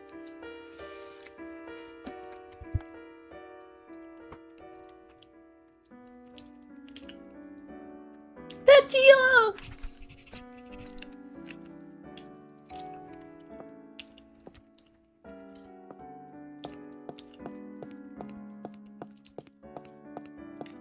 What happened? Talk to me! What the hell happened here? It's all Victoria's fault. I told her he's almost empty, but she wouldn't listen. What do you want from me? I was starving, and you two barely left me anything. Doesn't matter now. We drained a man. Not anywhere, but at the Countess's manor. Someone is gonna fry for this, and it sure as hell won't be me. Are you mad? No one's gonna be executed for this. He's just a human. You monsters. How could you do this? And who are you exactly? That's right. Hasn't been a vampire for 5 minutes and thinks she knows everything. Oh, you shut up.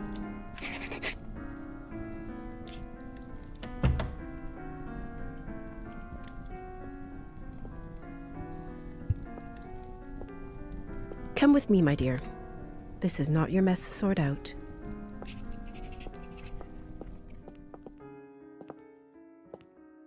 Locked.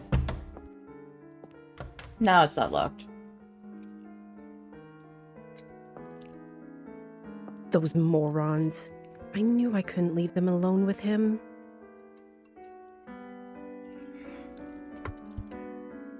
I just can't seem to make sense of it. I talked with Petya not even an hour ago. I'm so sorry. He didn't need to die today. Yeah, this does give Vampire the Masquerade vibes because you don't want to reveal that you're a vampire in the real world. You don't want to show your bat form to people. You don't want to tranquil a lot of people. You don't want to drink people dry a lot of times. So yeah, a lot of Vampire the Masquerade.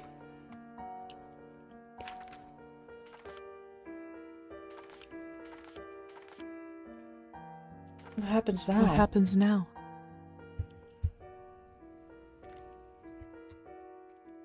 Well, the Countess won't like this one bit. I can tell you that much. Is she sympathetic to humans?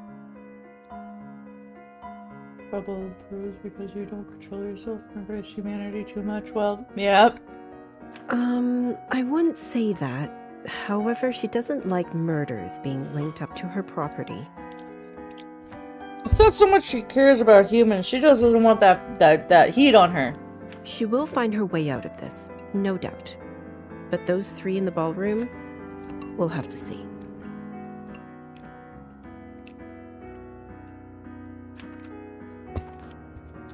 Will they be executed? What do you think will happen to those three outside?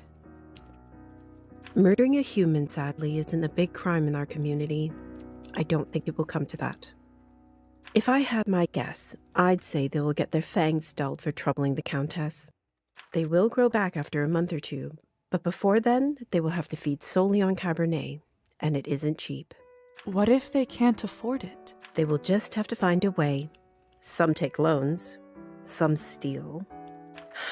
Without blood, we are like humans without water.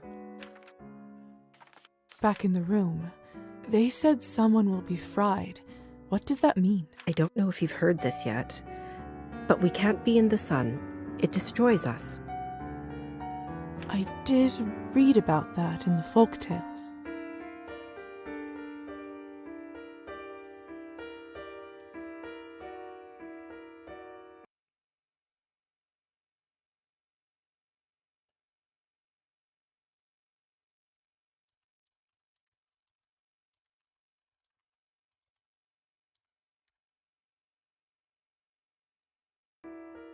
The stories are true.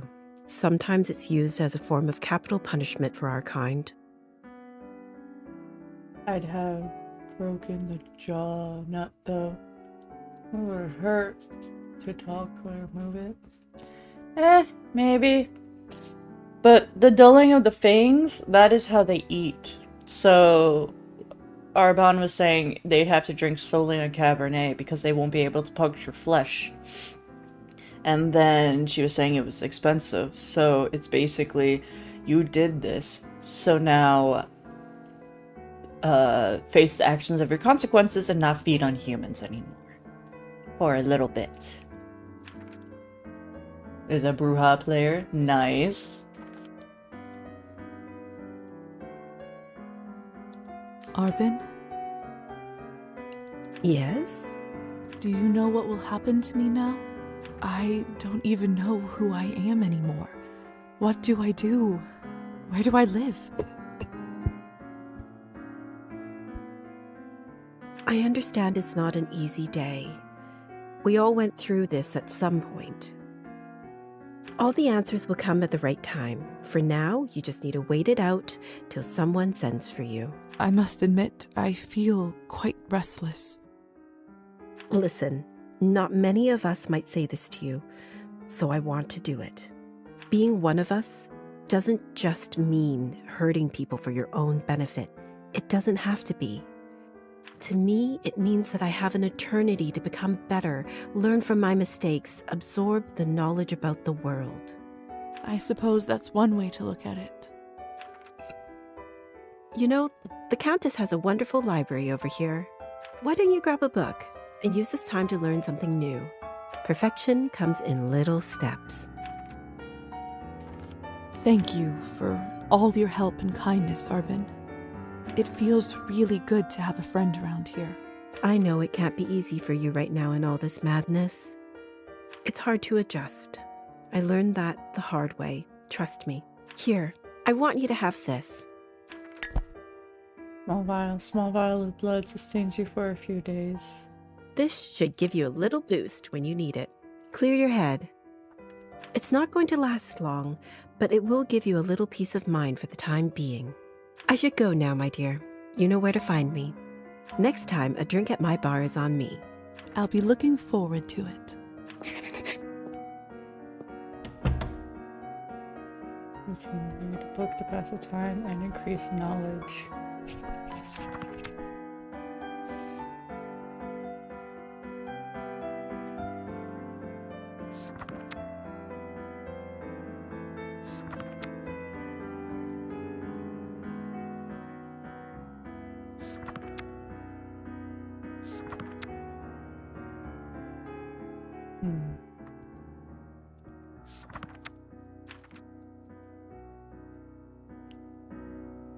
Oh, I got 5 points.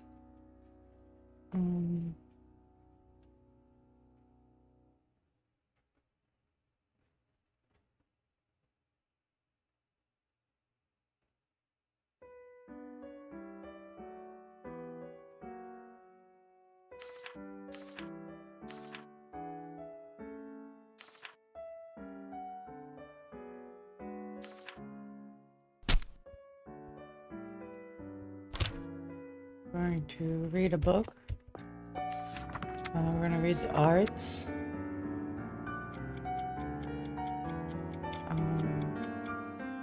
We can only read 2 more books, I think.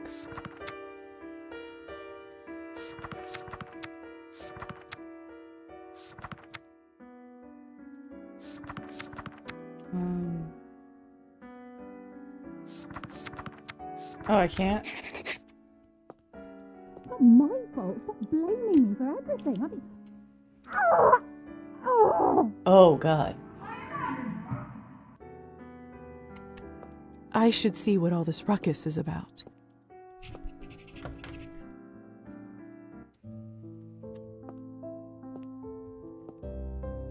You can make choices in Cabernet, some of little and some of big consequences.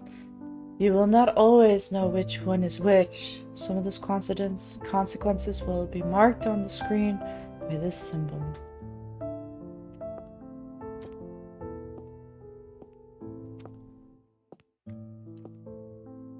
My God, what happened here?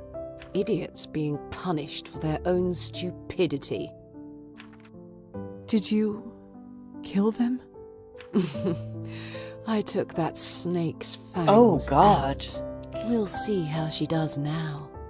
Didn't dull them. She straight up robbed her. I wasn't sure what to do when I saw him, but then I thought about something you said earlier.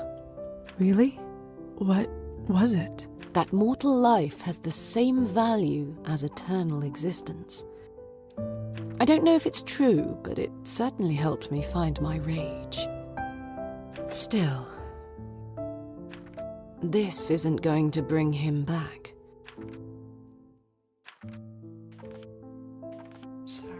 I'm so sorry about Petya. He seemed like such a nice boy. It was always a risk. Life goes on. Whatever it is we have. But thank you. You must be curious about what happens to you now. I'd be lying if I said otherwise. The way it works is that you get assigned to the one who turned you for the apprenticeship. I believe you are the doctor's disciple. I don't really remember much before I woke up. The doctor. He was a traveling doctor that came to the city, wasn't he? He was a vampire? He certainly was. It will all come back eventually. Don't worry about it now. Countess has a coachman, Trophime. He will take you to the doctor's place in town. He is rough around the edges, but you can learn a lot from him. May I speak with the Countess herself? You need to be a little more important for that to happen. Trust me, she'll send for you soon. She has errands for us all. You will be no exception. Understood. I understand. Good girl. You should go.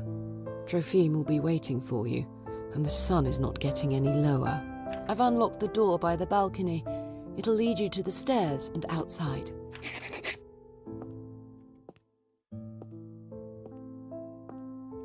Hey, Lisa? Yes?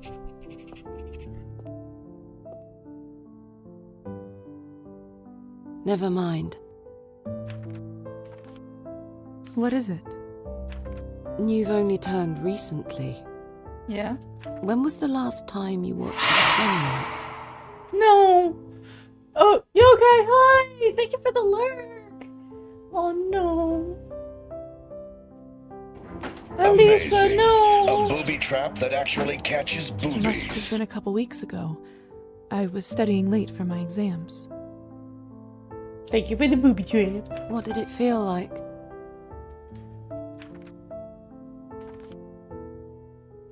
Well, I was worried about the day to come, and when a ray of sun fell on my face, I don't know. Oh, God damn it. See you later, Strat. Thank you for stopping in.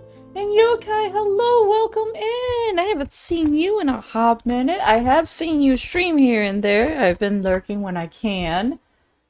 Oh no, my chat's reconnecting again.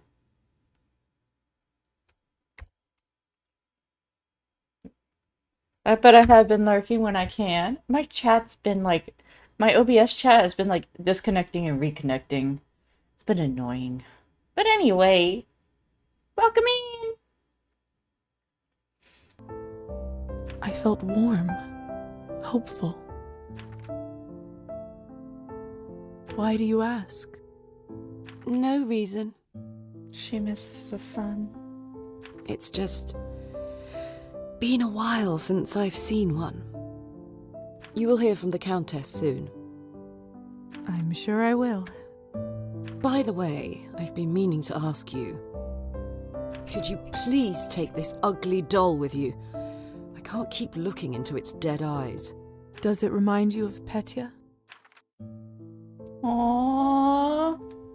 I've seen her. Shut up, I don't know, you're just lurking. Oh, I lurk a lot in people's chats, and also when I stream, I lurk with people when I'm streaming too. Like right now, I'm lurking in a few of my friends' chats. But I appreciate the shouty, and you're so sweet. Just take it with you, please. Oh, this is breaking my heart.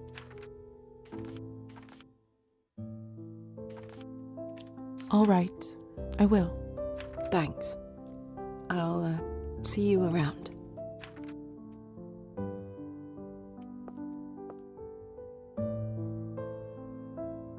I swear it just blinked.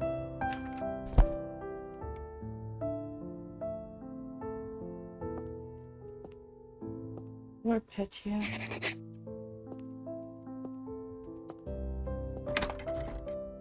And that was Cabernet. It's now available on Steam if you guys want the full game. There is a demo to try it out, to play like I've been playing.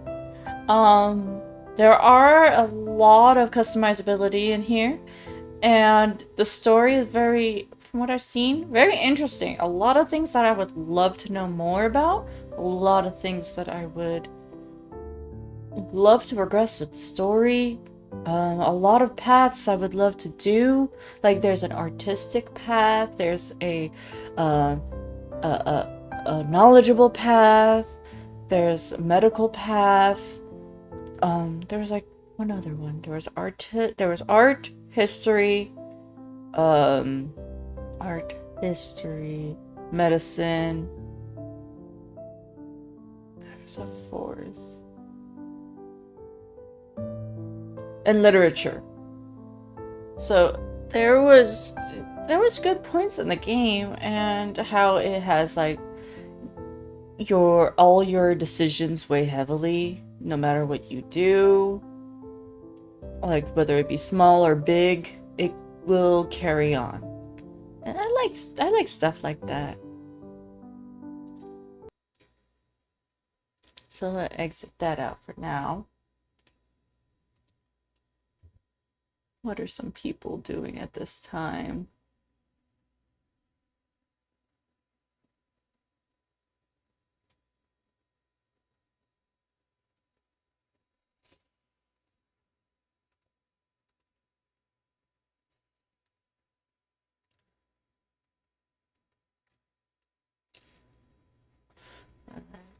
So, I do.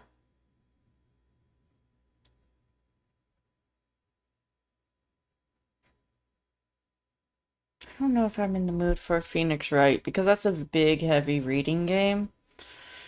And right now I don't feel like reading too much, because my brain is kind of bleh.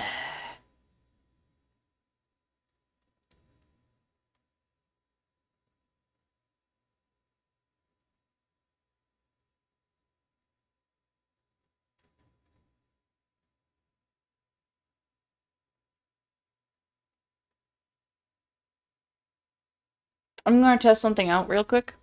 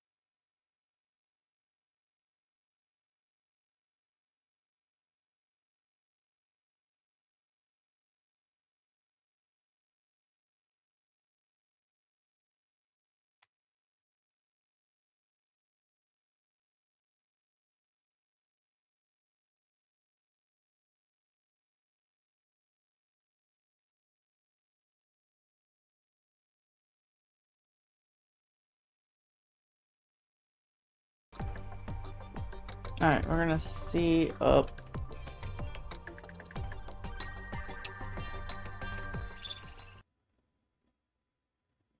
Alright, we're here. Actually,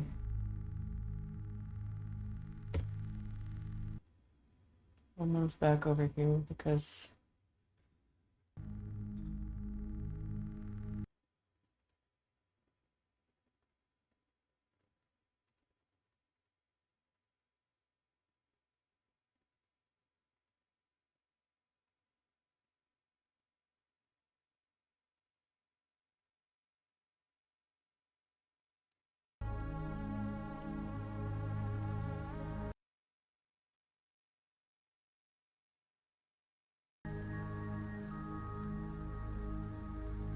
Okay, oh, hold on, I'm lagging quite a bit.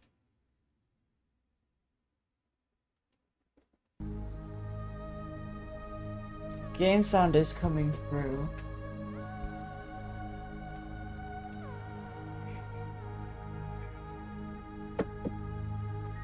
But it's not showing up on my OBS, even though I have the proper game capture up.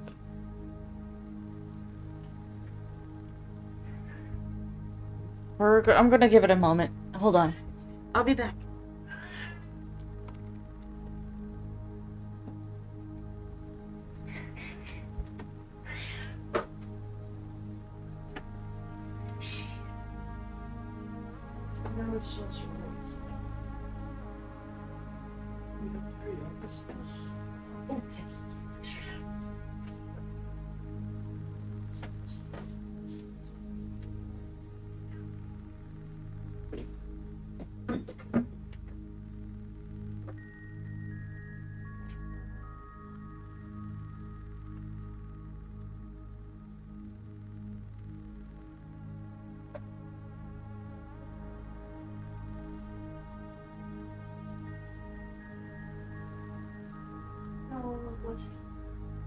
Okay, just make it. Stop. It'll be fine. Sorry. No, it's okay. I thought this was like a small cat.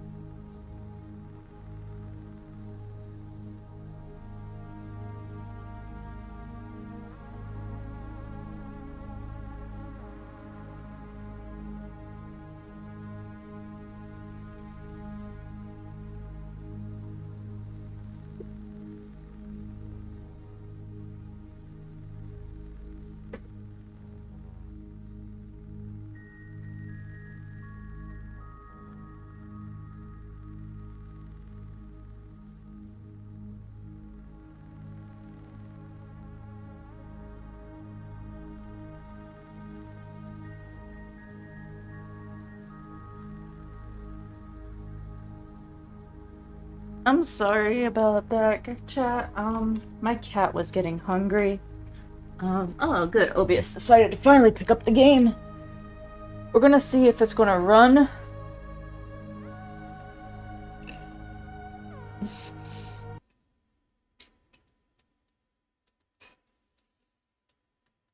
Okay, there's that. We're going to change this.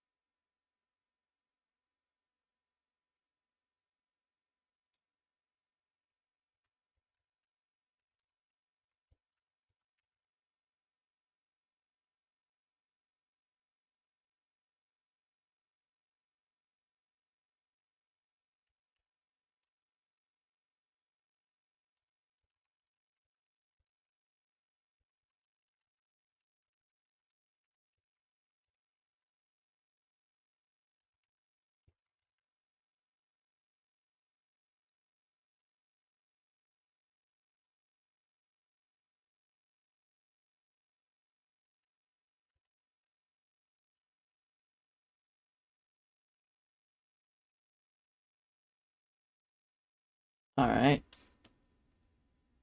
That is done with that.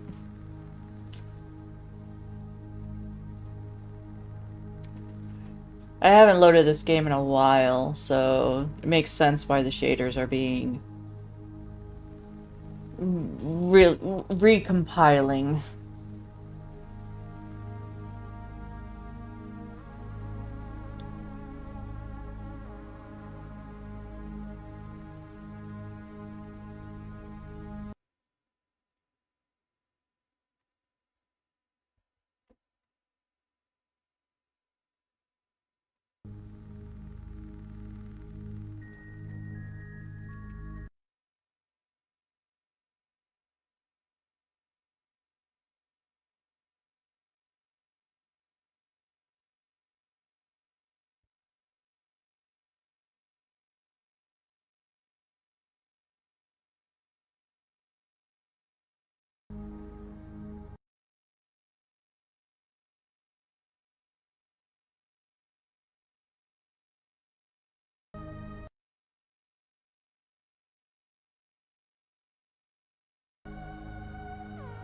And we'll see if that helps.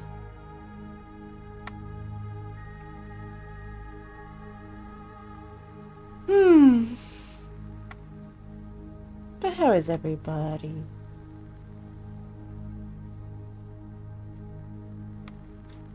My cat is happy and fed. Partner is fed. I ate a little bit.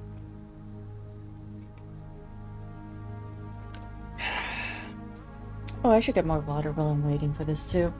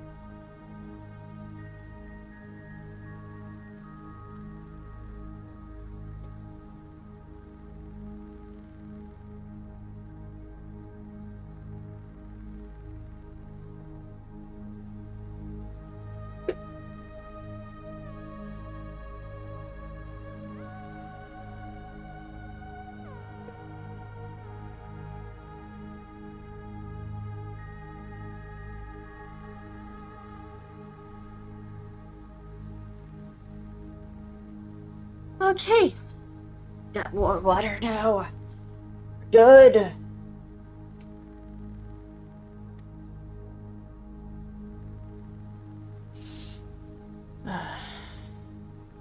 Yeah, if this doesn't go well, I'll try Phoenix, right?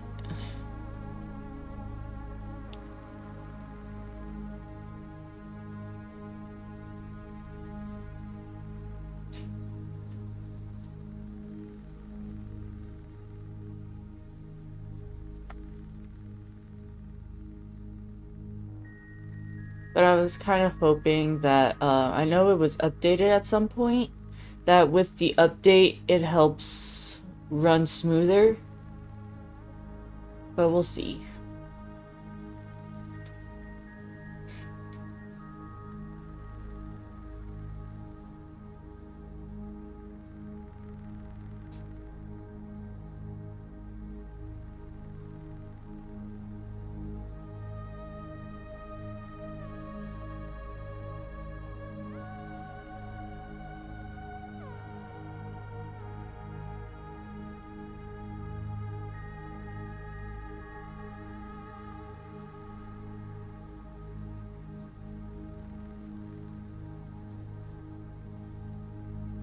Only 1,000 more to go, guys.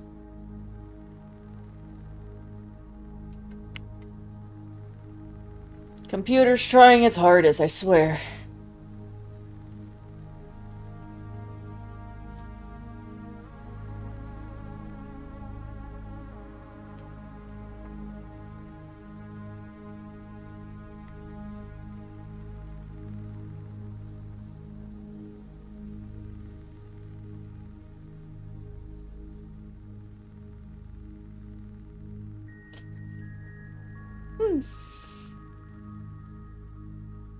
Looking at the loading bar so long, I zoned out and started seeing 2 loading bars.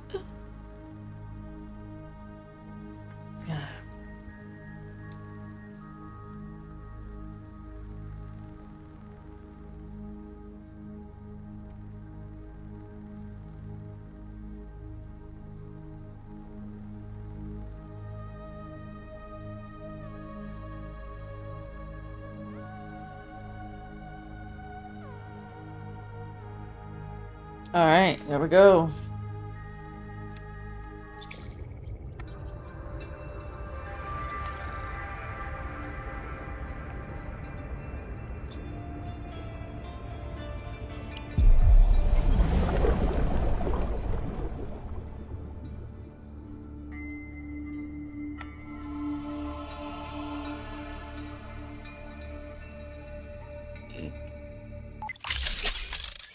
Power connected.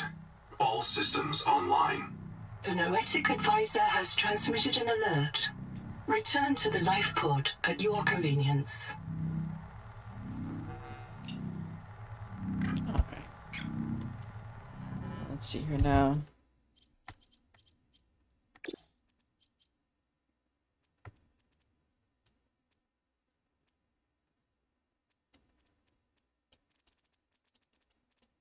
Yeah, everything is slow.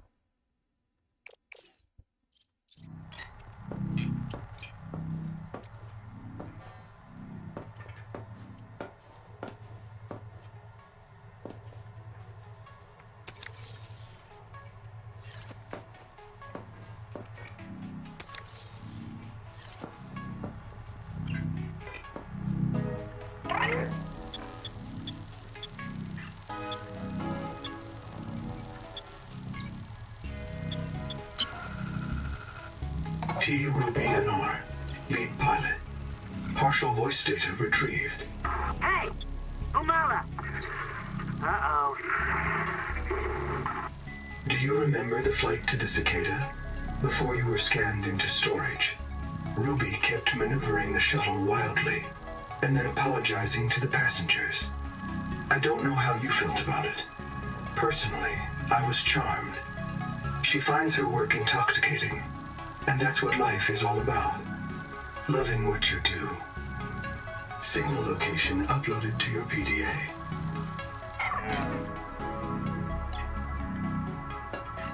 I think I need more silver.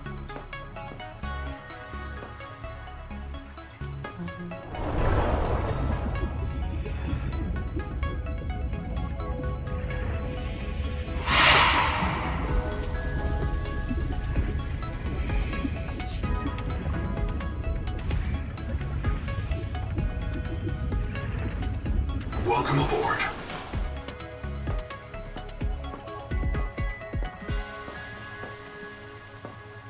Oh. Zach Jack, thank you for the alert. And yeah, pilot, it is. I am just trying to get through things, honestly. What is that, titanium? Yeah, titanium. I think I need... Wait, is it titanium I need? I don't know what it is I need.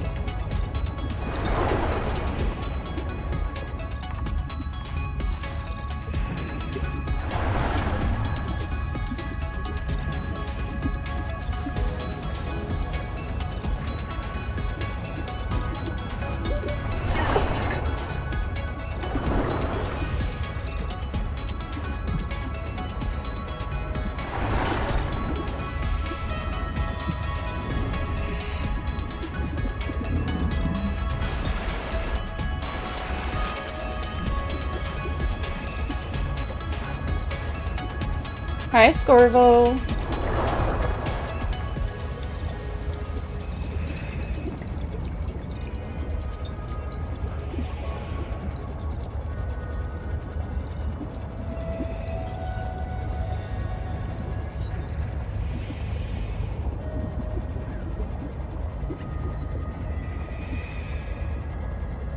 Yeah. Honestly, it has.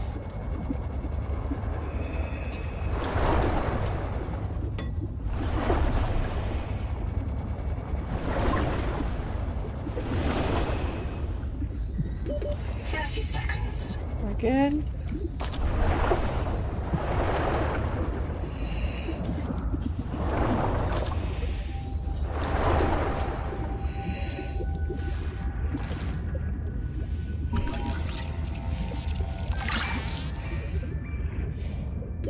Oxygen. I know. Hi, Asher.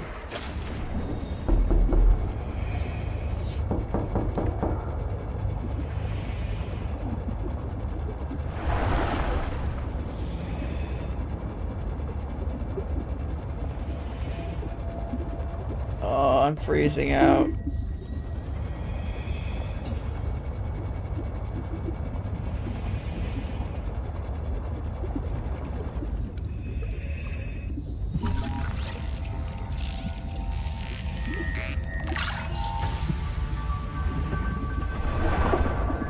particle fragment.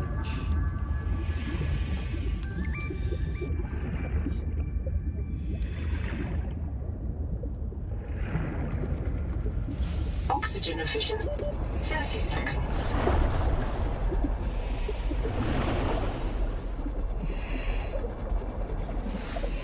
Uh,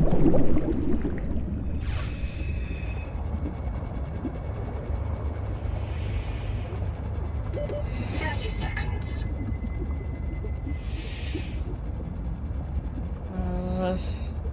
Running smooth. Am I wasn't it running smooth last? No, it was not. I was having lagging issues as well.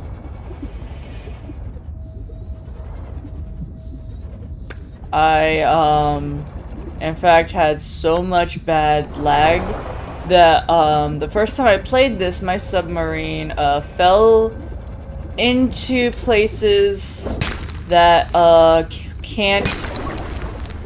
you can't go to normally. Like, my first tadpole fell through the world.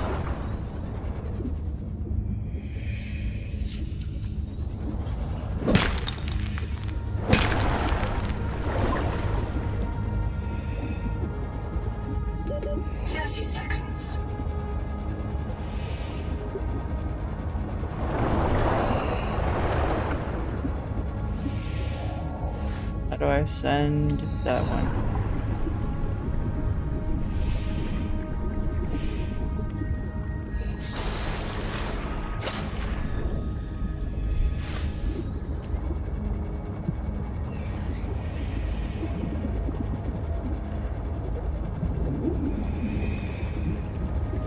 I know the last month randomly when I tried to play Warframe, my CPU was spiking. Yeah.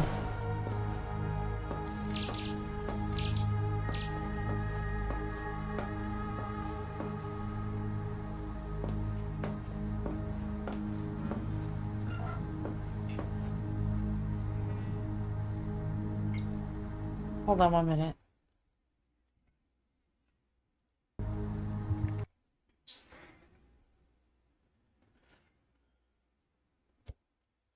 It's too salt. It's too much salt. It's fine. Okay.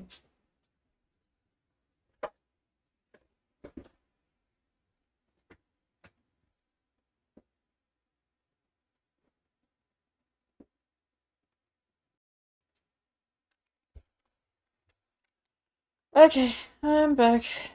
Wow. If you need to hop on so I can make some server so it won't be too... It's okay, pilot. It's just how the game is. I was, hopeful that it would run smoother. But, you know, things happen.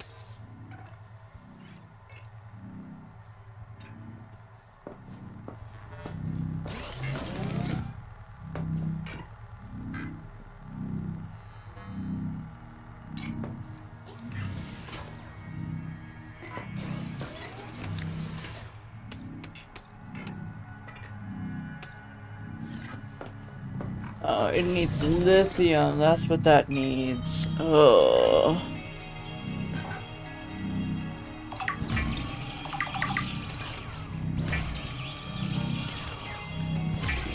So I have 1 of 2 lithium, so I need another lithium. Problem is, lithium's so hard to find.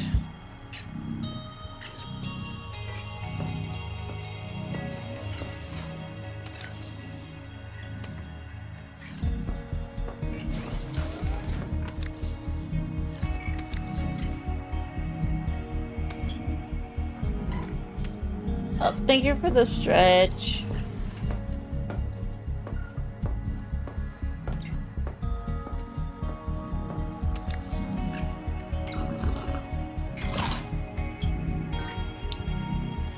It'll be fine. It'll be fine.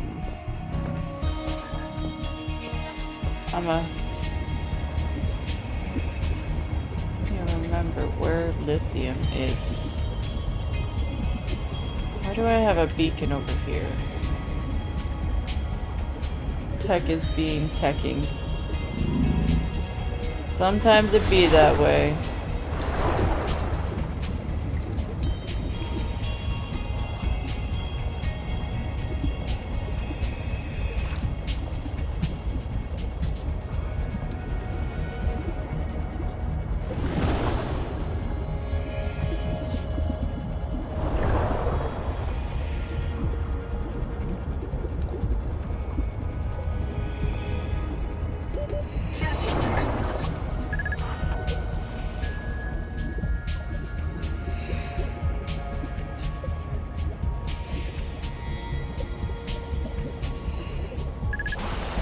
What is that noise I'm hearing?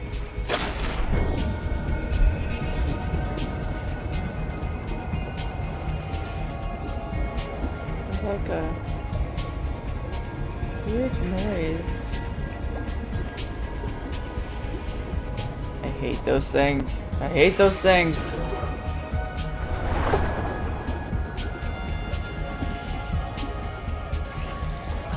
This is silver. Copper. I don't know if I have enough copper.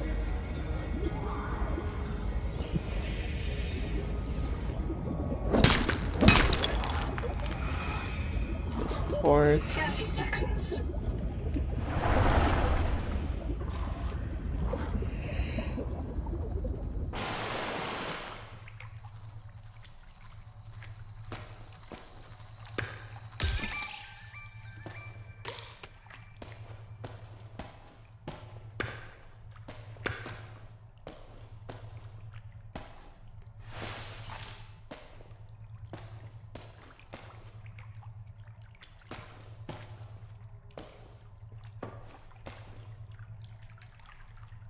Yeah, you go play 14. You have fun on 14.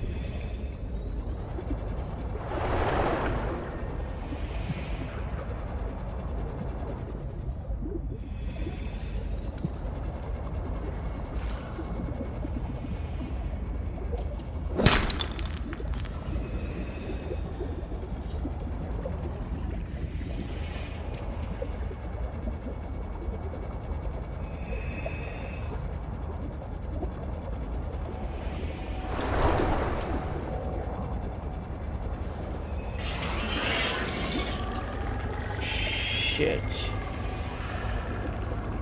Get away from me. 30 seconds.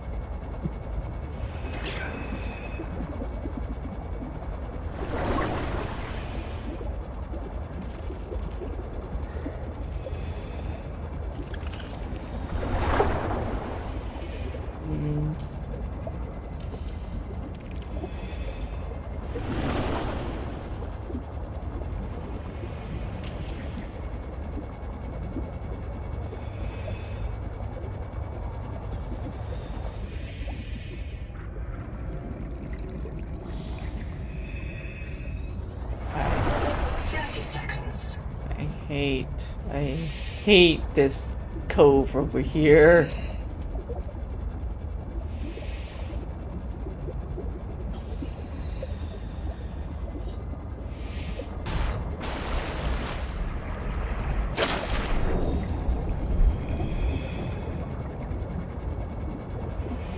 So far behind. I want to get the trial done so I can... Biomass in this region is dominated by a single species of large jelly. Simple ecosystems are often a sign of ecological crisis.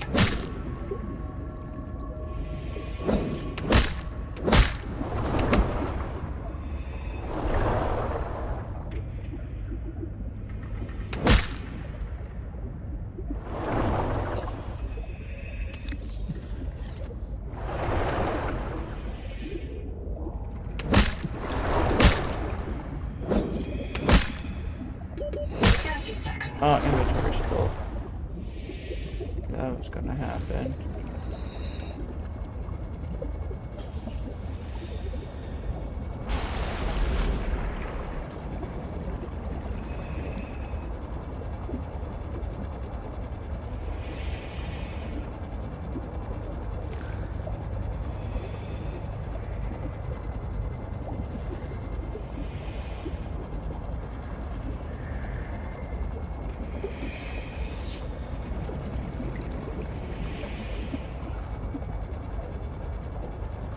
Oh, this is a viral bloom. I have to go around it. Oh, shit.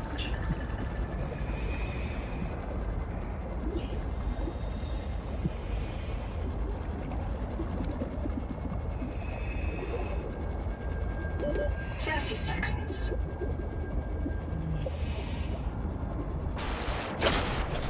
That's kind of why I'm trying to get the resonator online.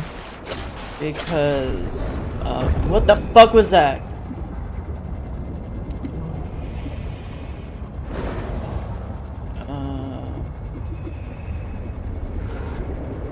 Yeah, so that's why I'm trying to get the resonator online, so that way I can access the viral blooms.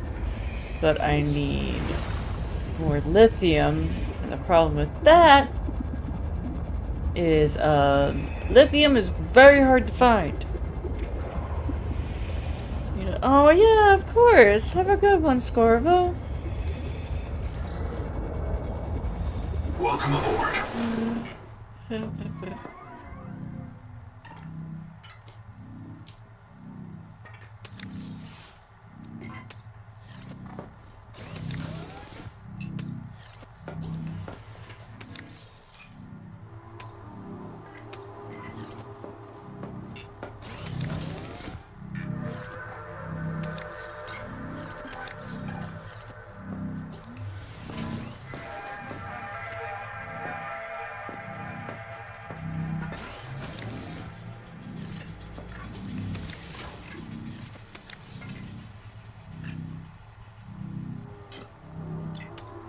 Okay, we'll take that.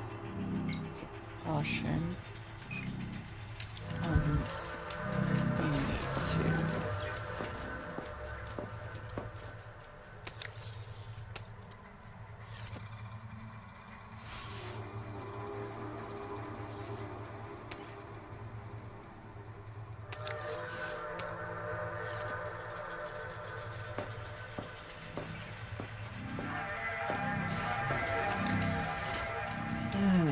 Make the builder over there. Put this right here for now.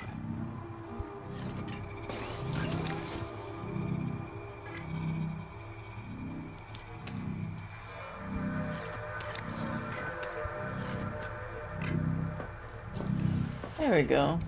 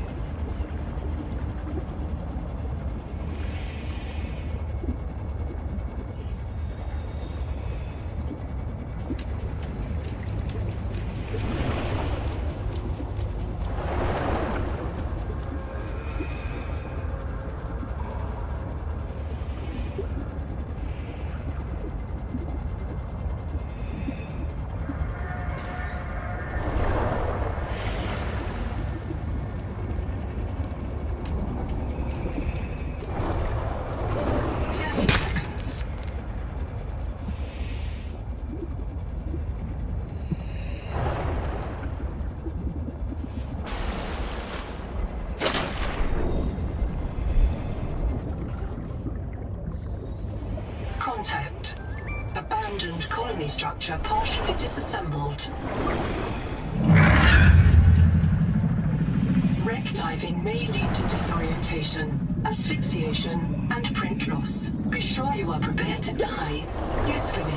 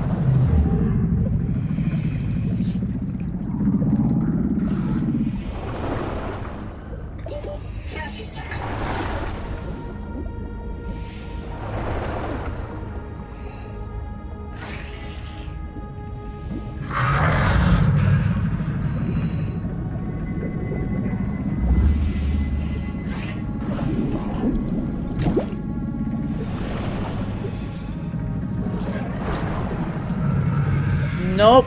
Get out of here. Leave me alone. Compartment.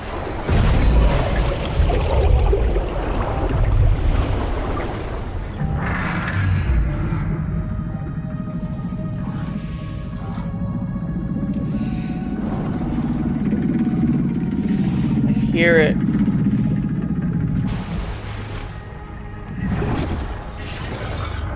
Woo! It wants me. It wants my butt. Oh god damn it! I can't. Human remains interred beneath the settlement. This site is a mass grave. Oh, I fucking hate that thing. Yeah, it's going to. Damn it. Okay. Black box. It's Tuba. I'm trapped by a marrow breach. I don't have any flares.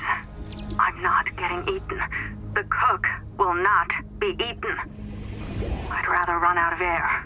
Habitat's gone. Chap lost it. He blew up the beds. Some of us made it out with Ganzo.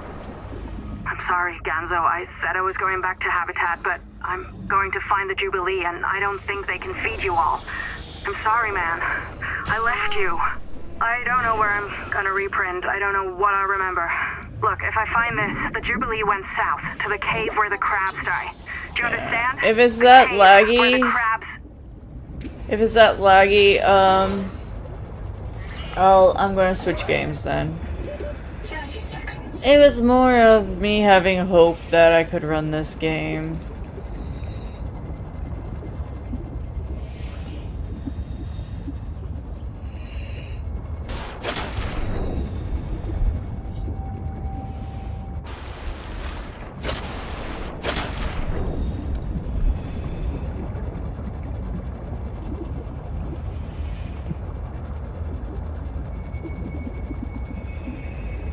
But, yeah.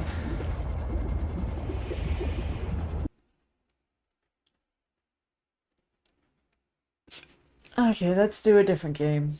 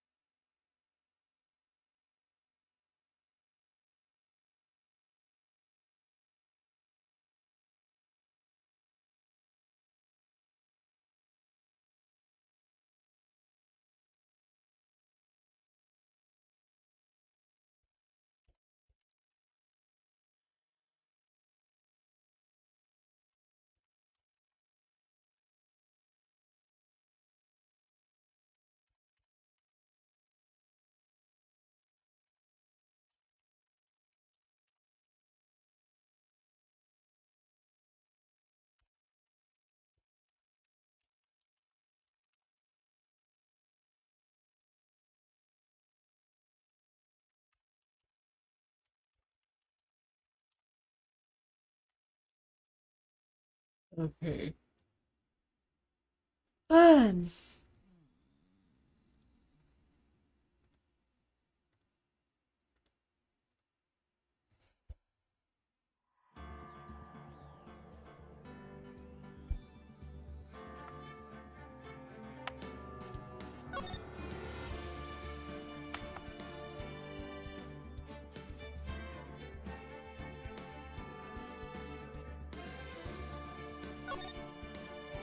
Just a little bit. It's fine though. I can live. I'll live.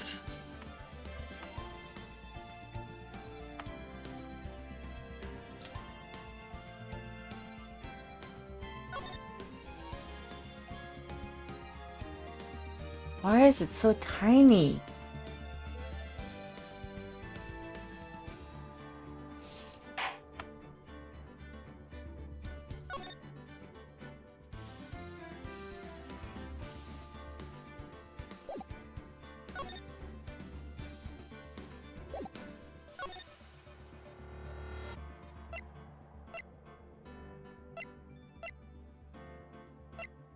There we go. I'm a potato. I'm a potato. Hi, Rizo.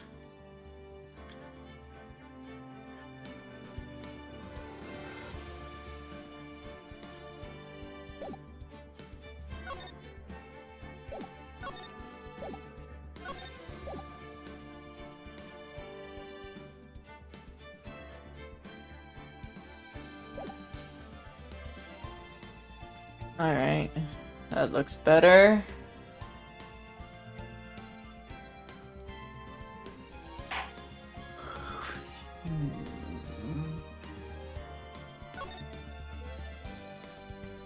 No.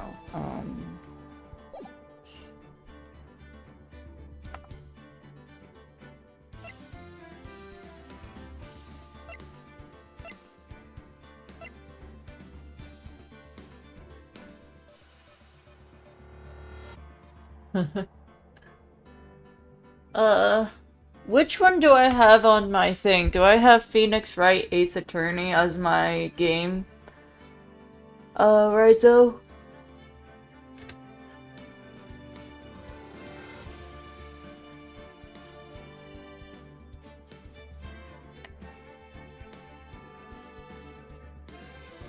Okay. No, it's because I have 3 games I can choose from. So I wanted to be sure.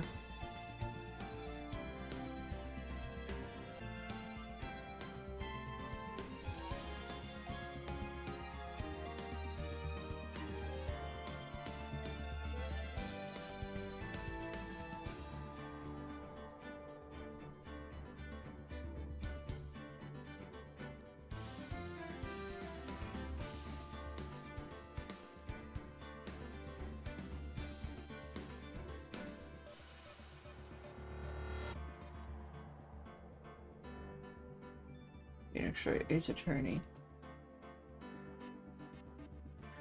Just making sure it's the one I'm picking. Play this game. Alright.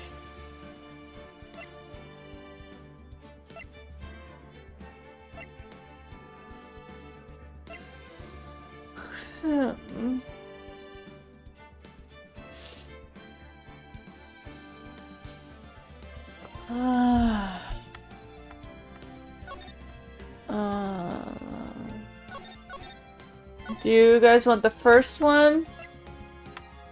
Or the second one?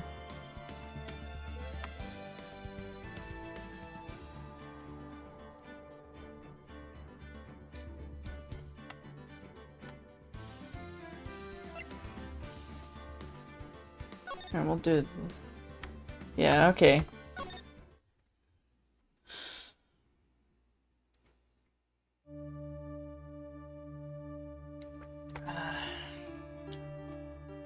Gasp, gasp.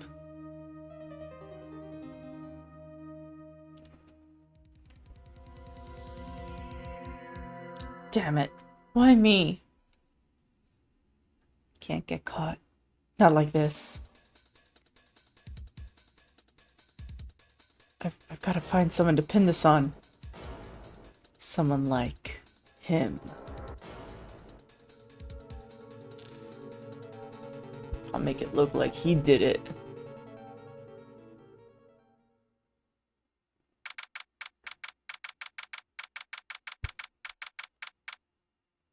August 3rd, 9:47 a.m. District Court, Defendant Lobby number 2.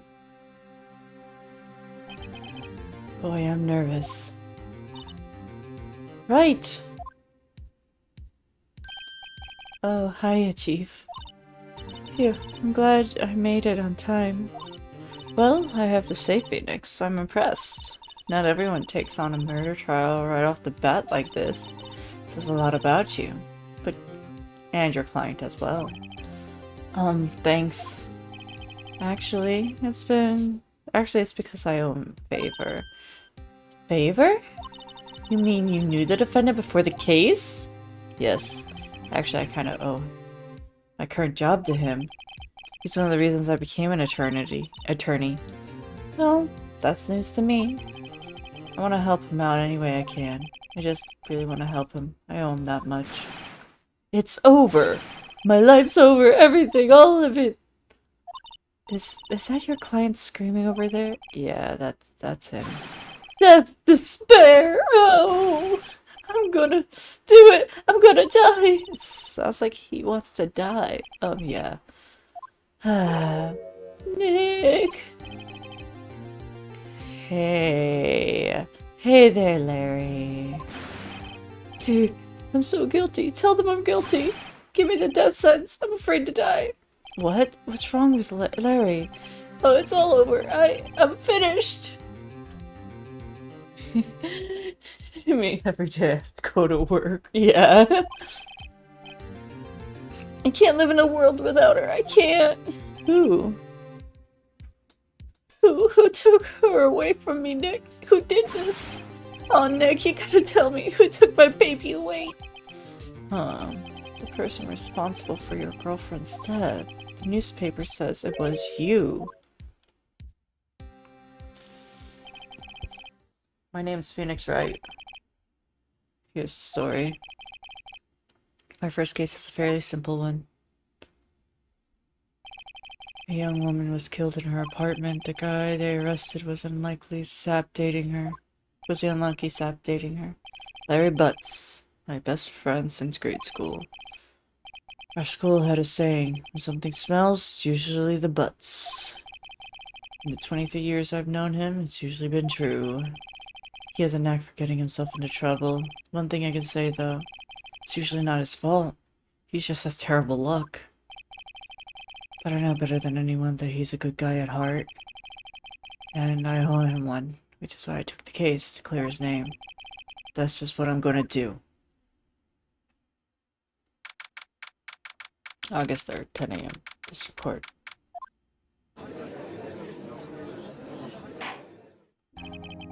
Court is now in session for the trial of Mr. Larry Butts.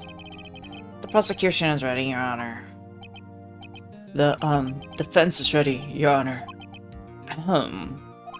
Mr. Wright.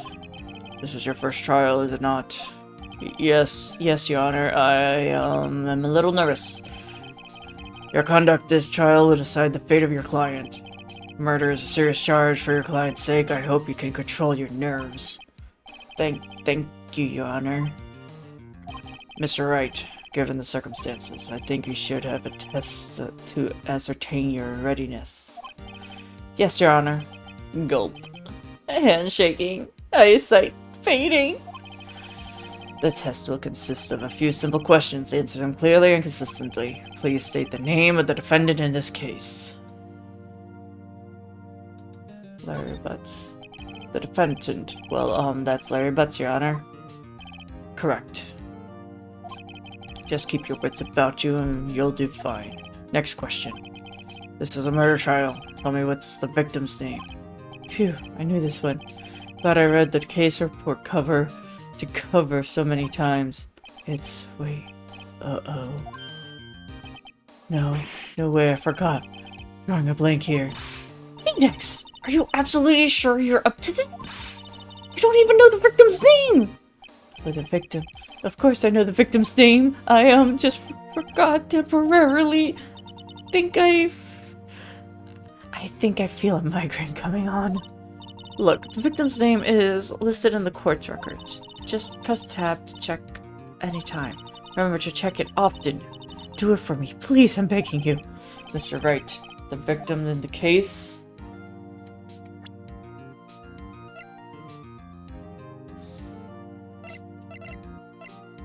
Sydney.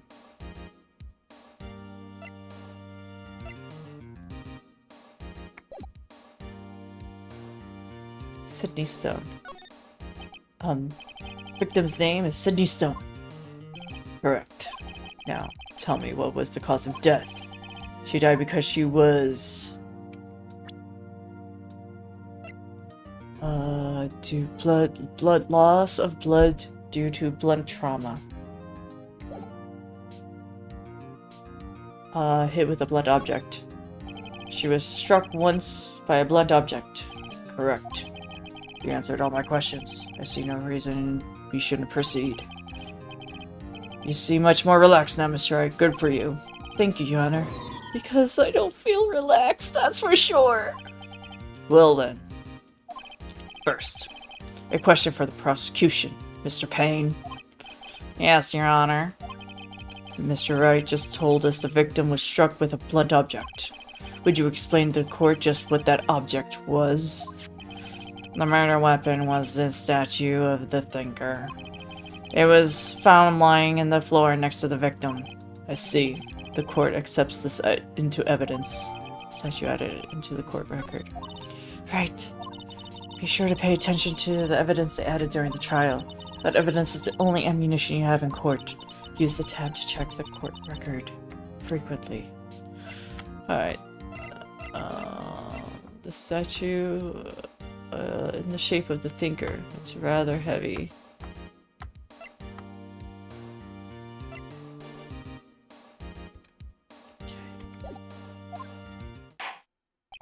Mr. Payne, the prosecution may call the first witness.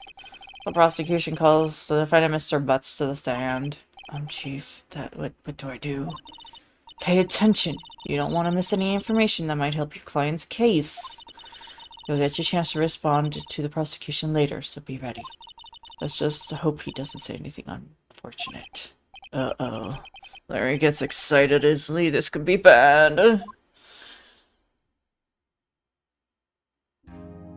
Ahem. Mr. Butts, is it not true that the victim had recently dumped you?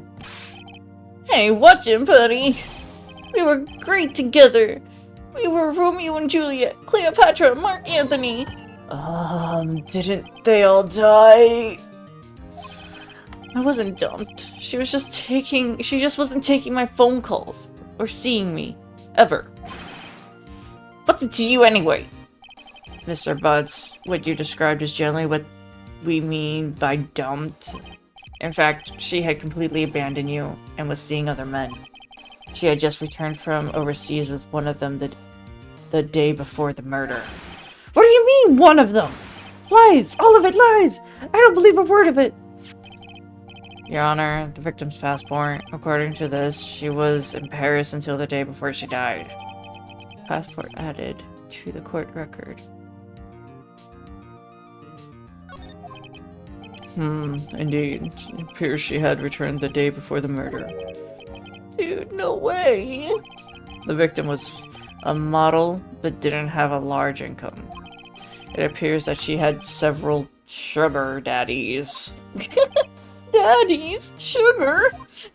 Yes, older men who give her money and gifts. She took their money and used it to support her lifestyle. Dude. We can clearly see what kind of woman this Miss Stone was. Tell me, Mr. Butts, what do you think of her now? Right? I don't think you want him to answer that question. Yeah, Larry has a way of running his mouth in a wrong direction. What should I do? Stop him from answering. My client had no idea the victim was seeing other men. That question is irrelevant to this case. Wits. Dude, Nick, what do you mean irrelevant? That cheated she-dog! I'm gonna die! I just want to drop dead! Yeah, and when I meet him, I'm going to get the bottom of this. Let's continue with the trial, shall we? I believe the accused motive is clear to everyone. Yes, quite. Oh boy, this is not looking good. Next question. You went to the victim's apartment the other day, the murderer. Did you not? Well, did you or did you not? Well, maybe I did and maybe I didn't. He went. What do I do?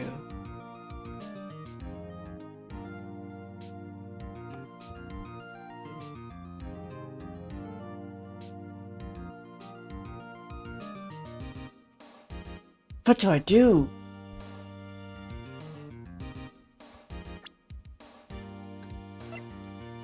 The victim appears to arrive was the day before the murder.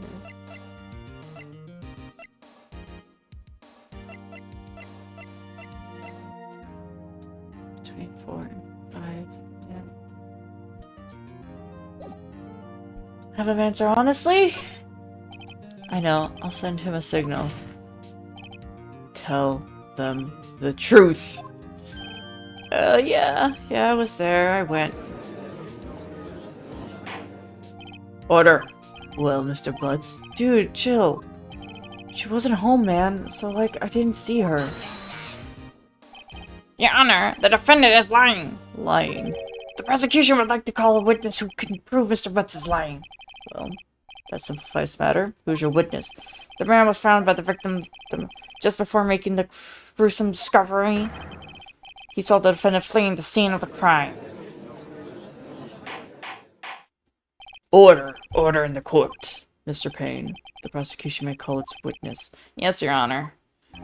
This is bad. On the day of the murder, my witness was selling papers to the victim's building. Please bring Mr. Frank Swat to the stand. Mr. Swat, you're selling newspaper subscriptions, is that correct? Oh yes, newspapers, yes. Mr. Swat, you may proceed with your testimony. Please tell the court what you saw the day of the murder.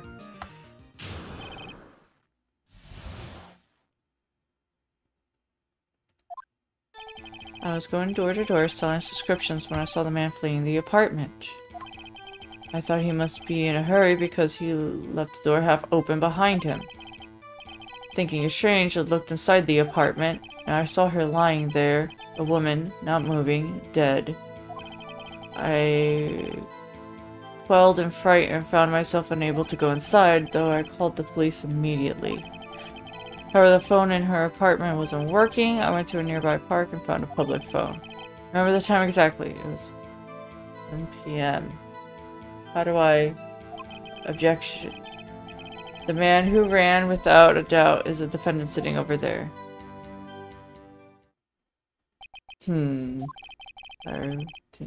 Why didn't you tell the truth? I can't defend you against a testimony like...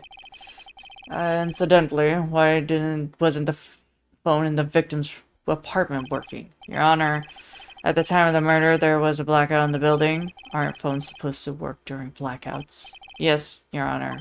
However, some cordless phones do not function normally.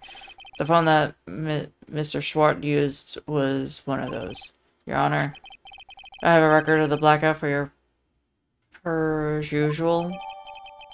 Blackout from noon to 6 p.m. Okay. Now, Mr. Wright. Yes, yes, Your Honor. You may begin with your cross-examination. Cross-examination, Your Honor. Alright, right, this is it. This is the real deal. What exactly am I supposed to do? Why don't you expose the lies and testimony the witness gave? Lies? What lies? He was lying? Your client is innocent, right? Then the witness must have lied in his testimony. Or your client is really guilty. How do I prove it's not? You hold the key. It's in the evidence. Compare the witness's testimony to the evidence at hand. There's bound to be a contradiction in there. First, find the contradictions between the court records and the witness's testimony. Then, once you've found the contradiction evidence, present it and rub it in the witness's face. Okay. Open the court record with tab and point out the contradiction in the testimony.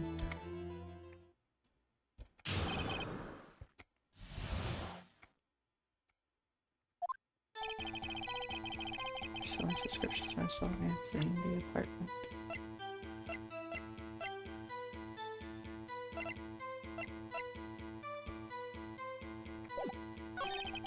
I must be in a hurry because he left the door half open behind him.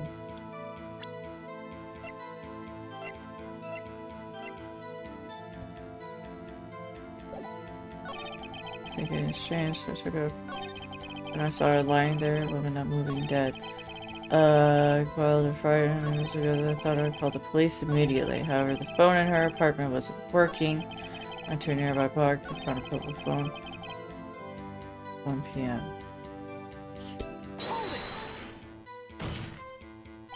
1 p.m.? Are you certain? Yes, absolutely. Seems really confident. 1 p.m.? Right. Does that seem strange to you? Press the evidence to contradict him.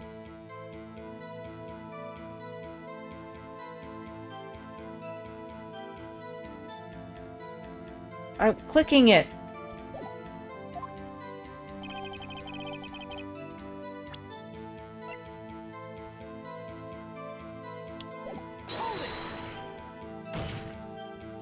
One p.m.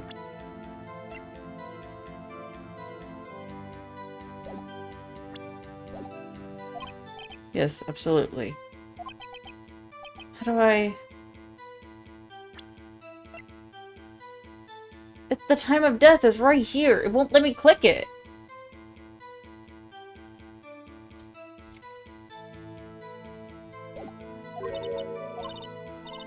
So let's change you. Present some evidence to contradict him. How do I present the evidence? Tab to present. Oh.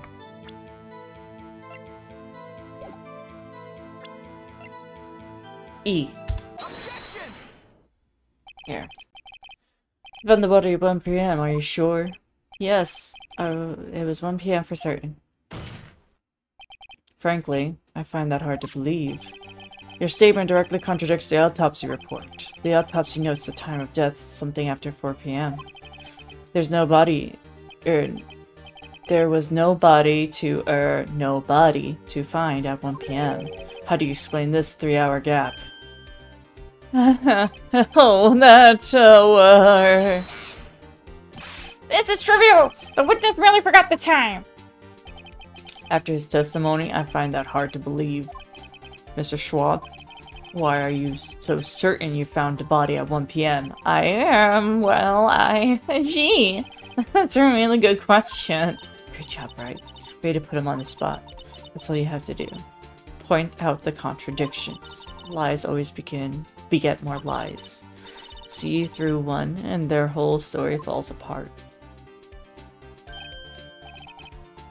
Wait, I remember now. Would you care to give your testimony again?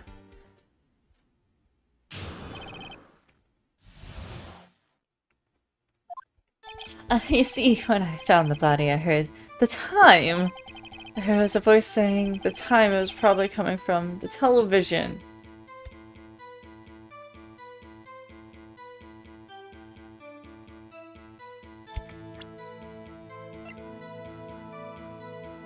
I can't present just yet. Oh, but it was 3 hours off, wasn't it? Yes, the victim must have been watching a videotape program.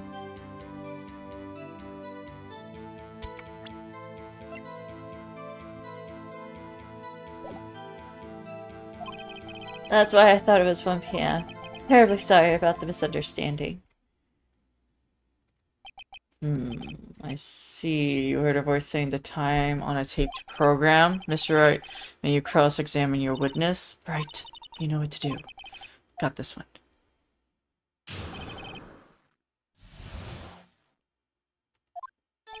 See, I heard the time. There was a voice saying the time. It's probably coming from the television. Tab. Present. Hold it right there. The prosecution has said there was a blackout in the time of the discovery, and the records prove it. You couldn't have heard a television or video. Yeah? Yeah, well, the defense has a point. Did you have an explanation for this, Mr. Schwartz? No, I find it quite puzzling myself, quite. Wait, I remember now. Mr. Schwartz. The court would prefer to hear the accurate testimony from the very beginning. This constant corrections are harming your credibility.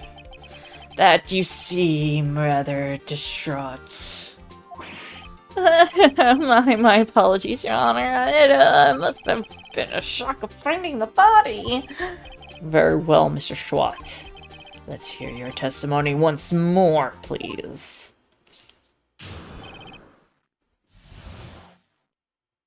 Okay. Actually, I didn't hear the time. I saw it. There was a table clock in the apartment. It wasn't there. Yeah, the murder weapon the killer used to hit the victim. That must have been what I saw. You saw a clock? So that would explain it. The defense may cross-examine. Gladly.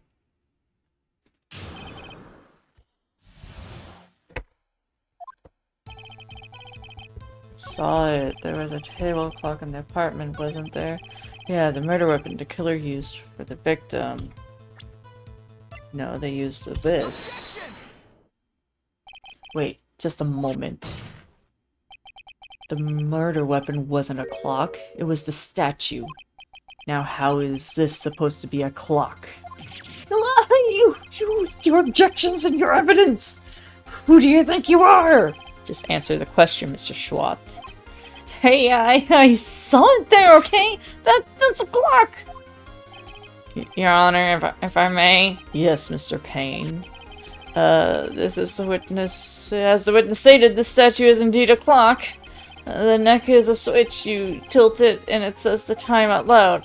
It doesn't look like a clock. I submitted it as a statue. My apologies. I see.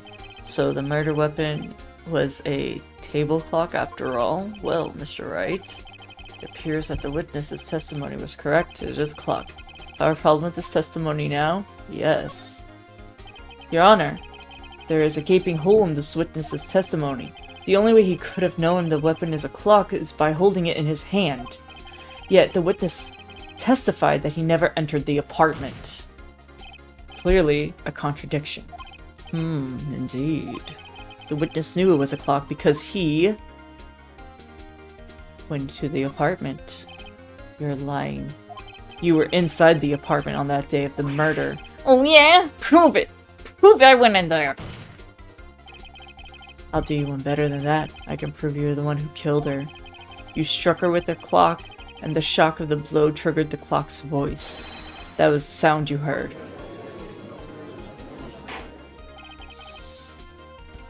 Order in the court. Intriguing. Please continue, Mr. Wright. Ibuprofen? I got a headache. Hi, Invis. Yes, Your Honor. Mr. Schwat. Sound must have left quite an impression on you. Understandable, since the murder weapon spoke just as you hit the victim. The voice was burned into your mind. That's why you were so certain about the time. What's the meaning of this? This is all baseless conjecture. Baseless? Just look at the witness's face. Would the witness care to elaborate? Did you strike the victim with the clock? That day I never. Look, the clock heard. No, I mean I saw. He threw his hair. Shut up, I hate you. It was him. I tell you, I saw him. He killed her, and he should burn, give him death. Order in the court, I say. Your Honor, a moment, please. There isn't a shred of evidence supporting the defense's claims. Mr. Wright. Your Honor, your claim the sound the witness heard came from the clock.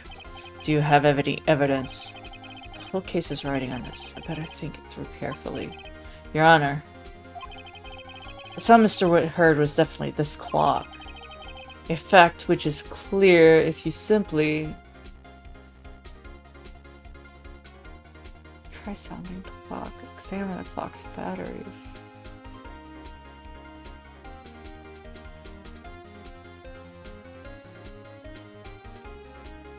Maybe try sounding the clock? Oh, no, check the batteries.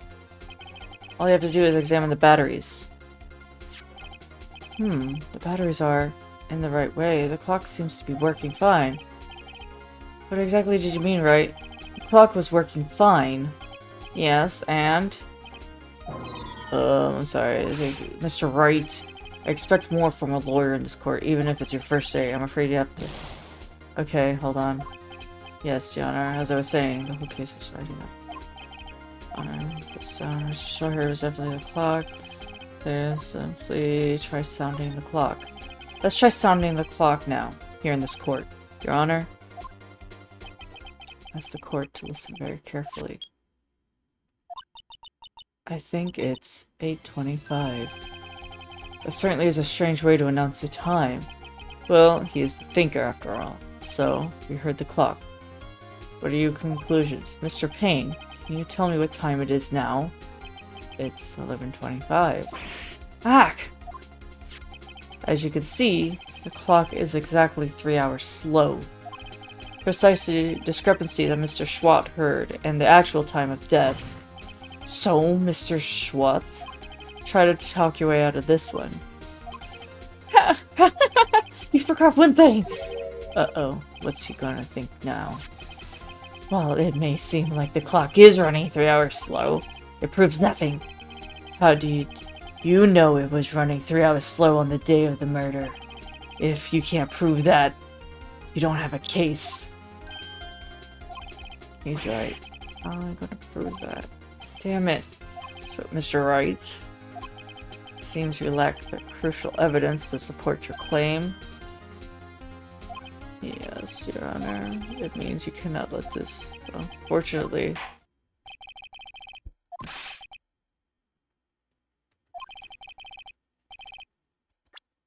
Hold on.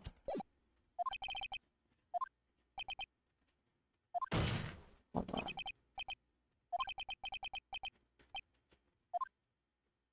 Hold on, I have to redo this. Not so fast, Mr. Schmidt. Yeah, I mean, Chief. Listen up, right? Don't throw this away. It's not like this to think. But Chief, it's over. I can prove the clock was slow the day of the murder. Nobody can prove that. Well, yes. Doesn't mean you can't still win. Try thinking outside the box. Start down to assume the clock was 3 hours slow and think it through. Ask yourself, why was the clock 3 hours slow? Figure out the reason and you'll have your proof, right? Right. Think of a reason why the clock would be slow. Yes. Wait. I can prove it. I must have the evidence somewhere. Prove it. Find it and let me have it. Well, Mr. Wright? On the day of the murder, have you found any evidence to support this claim? Of course. There's a piece of evidence.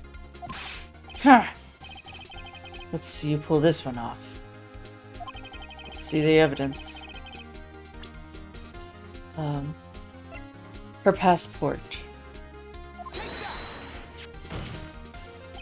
The victim had just returned home from abroad the day before the murder. As well know, the time difference between here and Paris is 9 hours. When it's 4 p.m. here, it's 1 a.m. the next day there. The clock isn't 3 hours slow, it's 9 hours fast. The victim hadn't reset her clock since returning home. That's why the time you heard when you struck her dead in her apartment was wrong. Proof enough for you, Mr. Schwat? Or should I say, Mr. Did It? Nyah! Foams at the mouth and falls over. Ace Attorney, yeah. Order, I say. Well, this case has certainly turned out differently than what I expected. Mr. Payne, your witness, he was arrested and has been taken away, Your Honor. Very well. Mr. Wright, yes, Your Honor? I have to say, I'm impressed. I don't think I've ever seen someone complete a defense so quickly and find the truth culprit at the same time. Thank you, Your Honor. At this point, this is the only formality, but this court finds the defendant, Mr. Larry Butts, not guilty. Yay! And with that, this court is adjourned. Hells yeah! Turns out that Frank Schwat was a common burglar. He posed as a newspaper salesman to check to see when people were out of the house. That day, when Larry went to her apartment, the victim wasn't home. After he left, Mr. Schwartz let himself in to do his dirty work. While he was searching her place, the victim returned. Flustered, Mr. Schwartz grabbed the nearest blunt object he could find.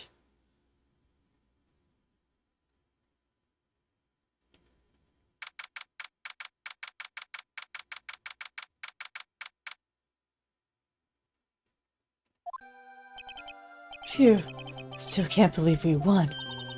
Right, good job in there. Congratulations. But thanks, Chief. I owe it all to you. Not at all. Not at all. You fought your own battles in there.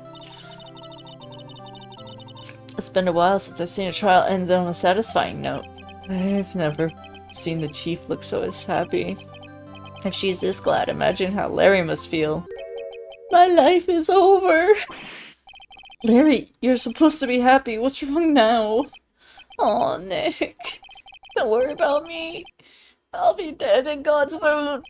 Good. Wait, no! I mean, bad! Bad, bad, bad, bad! Larry, you're innocent. The case is closed. But my Cindy Wendy gone, man. Gone forever. Larry, she was... Nah, never mind. Congratulations, Harry. Harry? Yes, I can practically see the headlines now. Harry butts innocent. Thanks. I really owe you one. I won't forget this ever. Let's celebrate dinner. Movie. My treat. Oh no, I couldn't. Hey, I was the one who got you off the hook. Oh, hey. Here, take this. It's a present. A present for me? Wait. Wasn't this the evidence that... Actually, I made this clock for her. I made one for her and one for me. Really?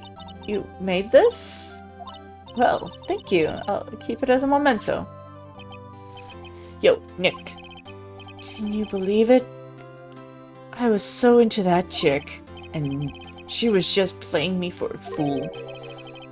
Don't that make you want to just cry? To defend innocent or guilty people. I don't know what you mean by that, Mochi. But I will defend innocence, I guess. Larry, you hit it on Scorpia's boss. Larry, are you so sure? Excuse me. I think she thought quite a lot about you in her own way. Nah, you don't gotta sympathize with me. It's okay. Oh, I'm not just sympathizing, really. Isn't that right? Don't you have something to show your friend? Something that proves how she felt about him? Huh? Oh, yeah, right! What the heck is she talking about?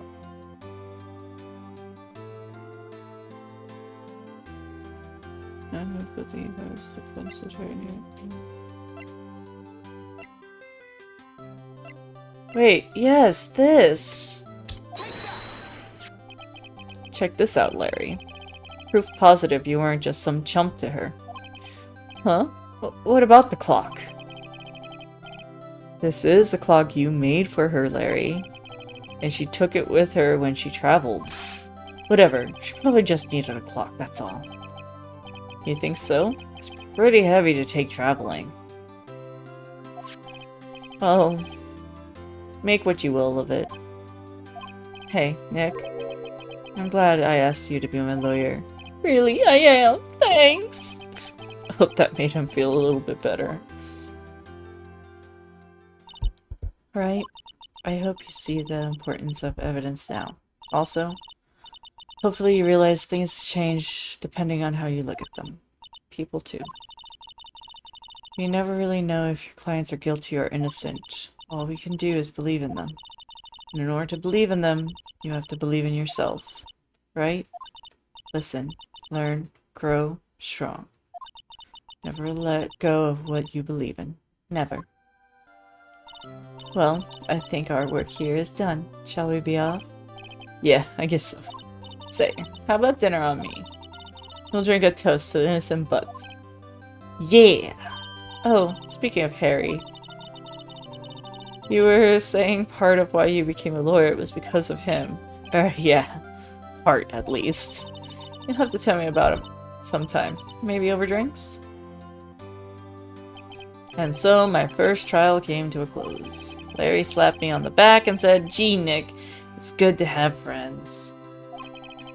But I'm pretty sure he's not going to pay us, unless you count the clock he gave me up. I didn't know it then, but that clock was so going to be the center of another incident. And my promise to tell the chief about me and Larry would be one promise I wouldn't be able to keep. The end.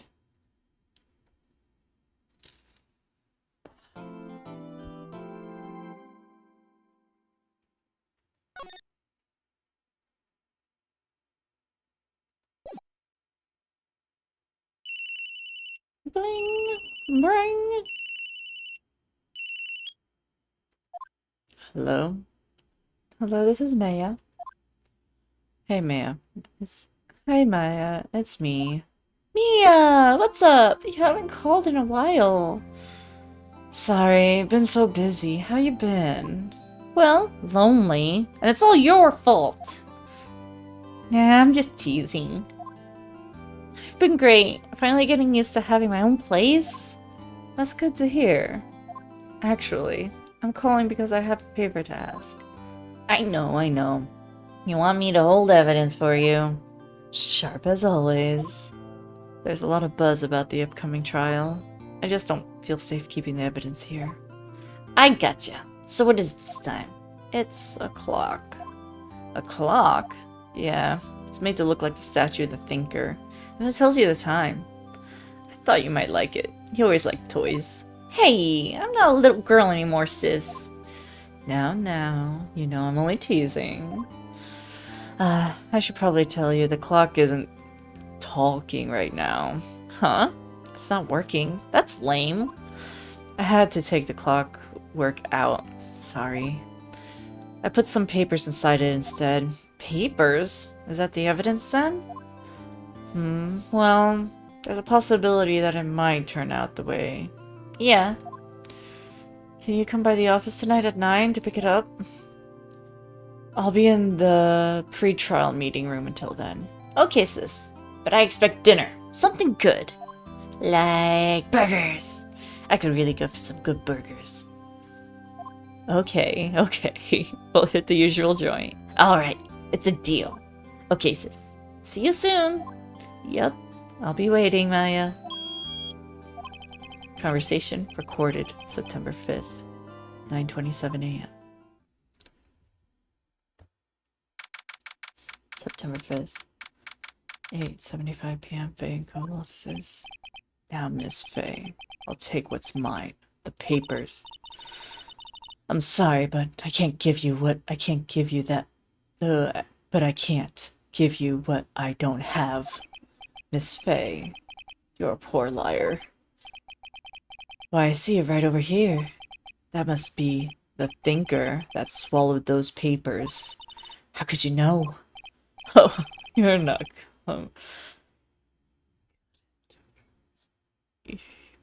You are not conterferous of my background. Gathering information is my business, you see. I should have been more careful.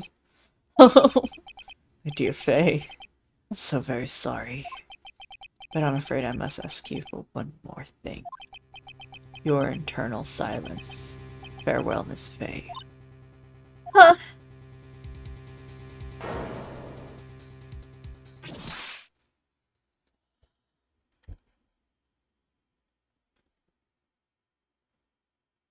Red, white, blue.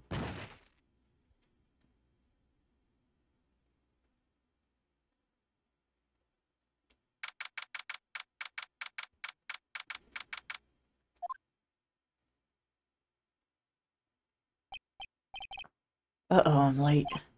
Huh? That's strange. Guess the chief left without me. She said her sister was coming, so we should all go out to dinner. What's that smell? Blood? Mia! Maybe she's in her office.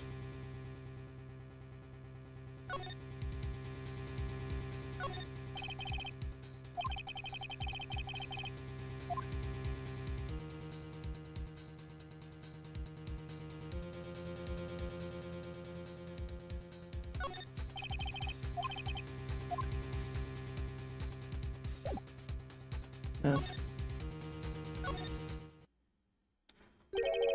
Smell blood. Sob. Sis. Someone's there. Chief. Chief. Chief!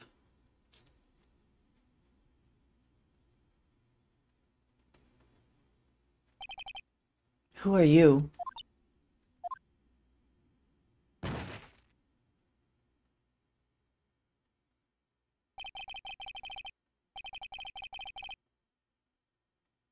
That strange girl dropped out cold. I left her lying in the office sofa.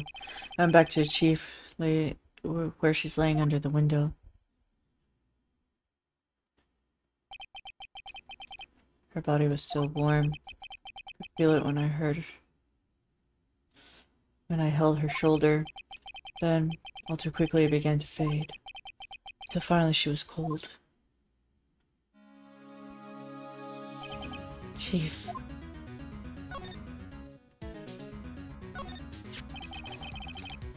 It's encrusted with dried blood. How ironic, the same murder weapon again. Smashed shards of glass shattered on the floor. They seem to be remains of glass.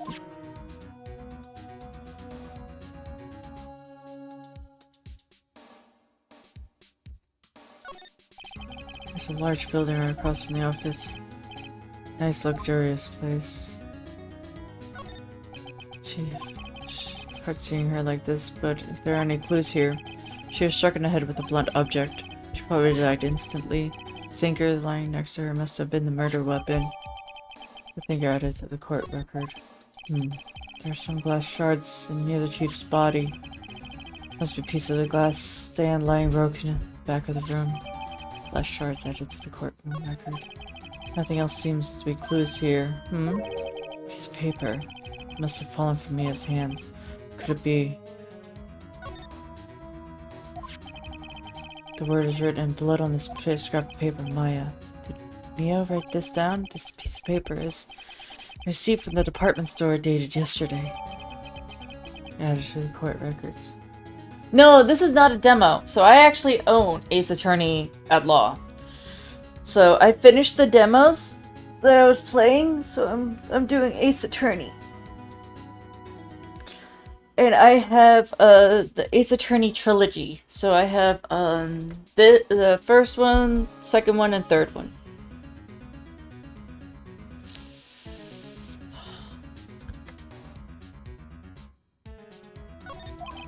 I think that's enough snooping around for now. Better call the police and find out what the girl was doing here.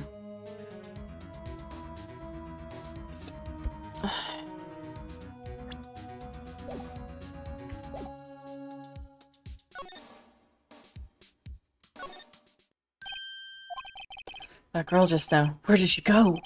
I put her right there on the sofa. I hope she didn't run on me. Yapes! Don't scare me like that.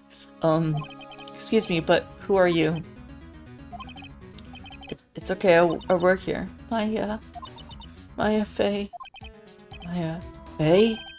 Maya. So Mia was writing the girl's name. Maybe I should show her the receipt. Never thought it'd be used for evidence like this outside a courtroom.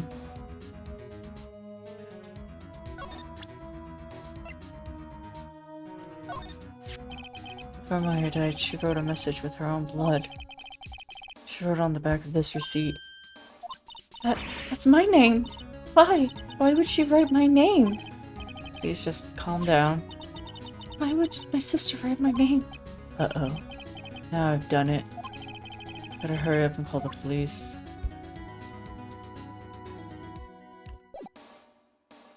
Hold on, wait.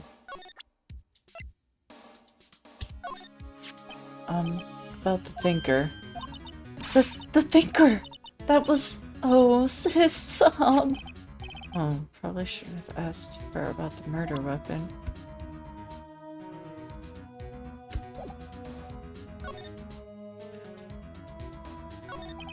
She seems to be in shock. I don't want to disturb her now. Excuse me, can you tell me what happened? I came in, the room was dark. Sis. She's already dead.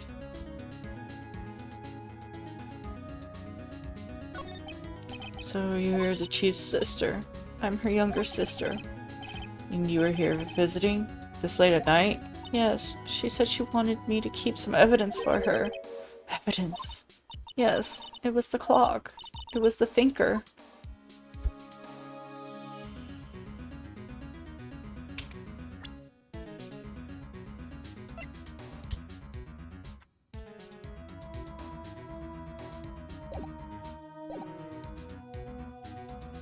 Maybe I can present it again after she said it was the thinker.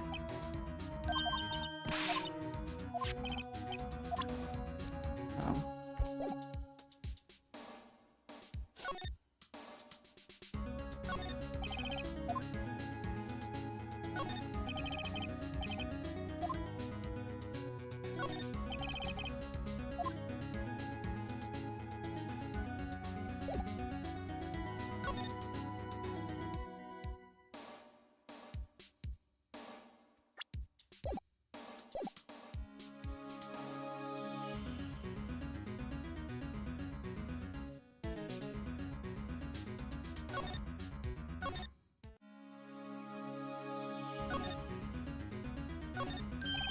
Right, I'll be able to call the police.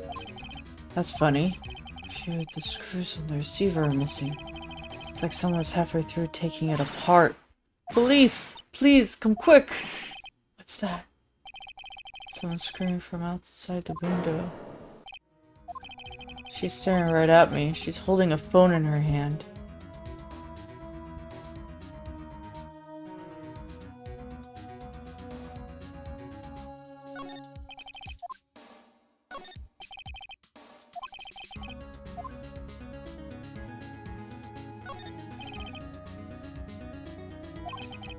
Well, she has to receive Borger's email. She picked up ancient model.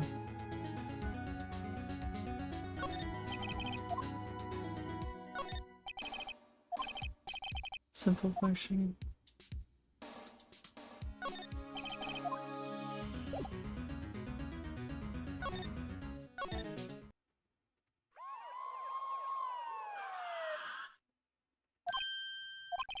Police. Sounds like they're coming this way. Freeze, police. Alright, I'm Detective Dick Gumshoe, see? Gumshoe? What an odd name. We received a report from the building across the way, see? Got a person saying they saw murder. It must have been the woman I saw. Anyway, I don't want either of you moving an inch. Great. Just great. I am? Wait, she wouldn't... Nah. Whoa. Squeeze me! Eek! This word Maya here means anything to you? That's my name. What?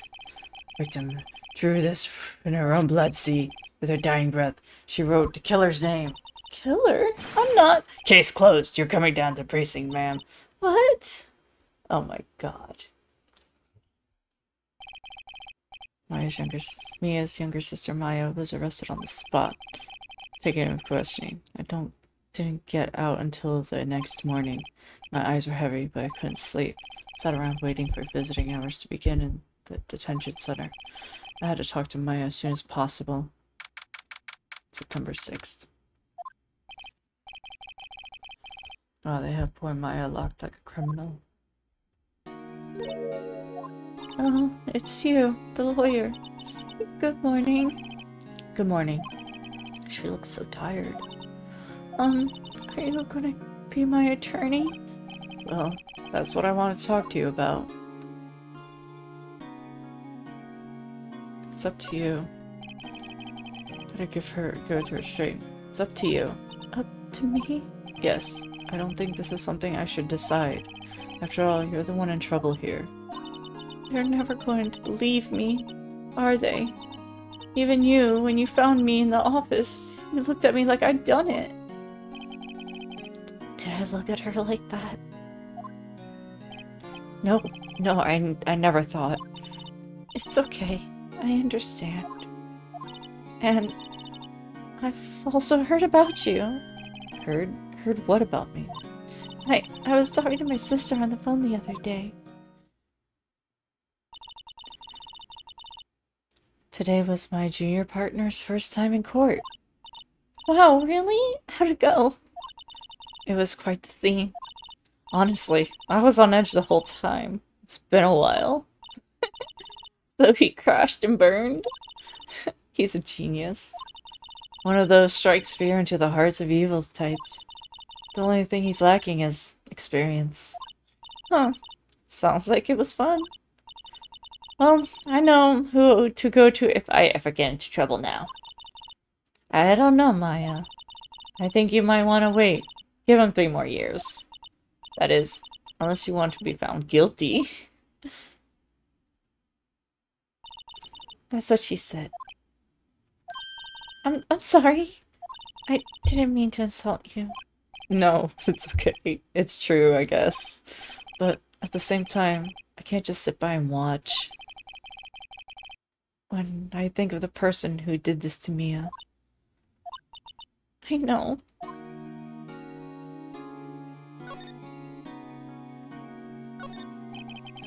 Smile for the camera.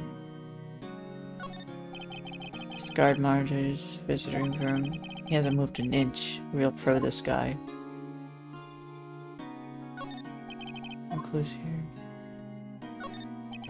Clues here. Clues here. Clues here. Okay.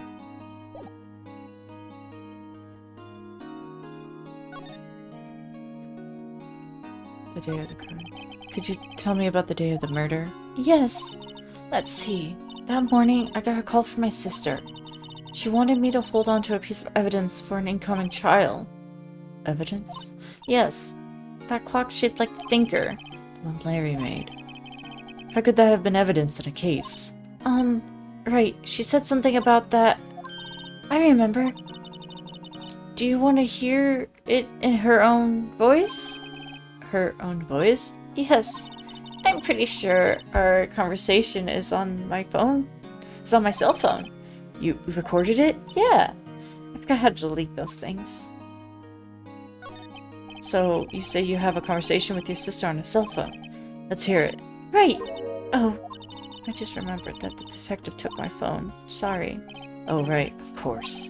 Next time I see the detective gumshoe, I'll ask him for it. I'll write you a note so you don't forget, okay? Sure, thanks. Alright. There's something I've been wanting to ask you. Yes? What's with your outfit? Oh, this? It's what all acolytes wear. It's my uniform, you could say. Acolytes? Like people in religious training? What is it you do? Oh, it's nothing strange, really. I'm a spirit medium in training. A spirit medium. I'm pretty sure that qualifies as strange. So you're an acolyte. Medium in training. That's right. Fae family, especially the women, have always been very sensitive to the spiritual world. Wait a second, you said Fae family? So Maya was into this stuff too? Of course! She left the mountain to follow her career, she said. Their powers were first class too. I had no idea. Huh. Wait. What? So you're the real honest-to-goodness spirit medium with ESP and all that? Yes, in training. Well, can you contact me as spirit then? We can just ask her who killed her. I'm sorry. I'm still in training. I couldn't do something in that level. Huh. Thought it would be too easy. Huh? Something the matter? I was wondering, could I ask you a favor? This is the address of a famous lawyer. My sister gave me this a long time ago. She said if I was ever in trouble, I should call him. And, well, I'm in trouble. Do you think you could ask him to represent me? Huh. Sure, why not? I'll go ask. Thank you so much. I have no one else to turn to. Say, what about your parents? I see. Don't worry, I'll leave it to me. Thank you. Trial starts tomorrow at 10. What? Tomorrow? Tomorrow. What if this guy refuses? They told me that if I don't find one, the state will pick an attorney to defend me. Then what will happen? They'll give me until 4 this afternoon. Visiting hours are almost up. Better hurry. Right, I'll be back. Could you tell me about the day of the murder? Sorry, I know it must be hard. No, it's okay. The last few hours is talking about it. I kind of got used to it. Let's see. That morning I got a call from my sister. And practically qualifies as a serial murderer by now. So then when did you arrive at the office? It was right around 9. The lights were off and I could smell blood. Then I found her, my sister. Thanks. That's all I need to hear for now.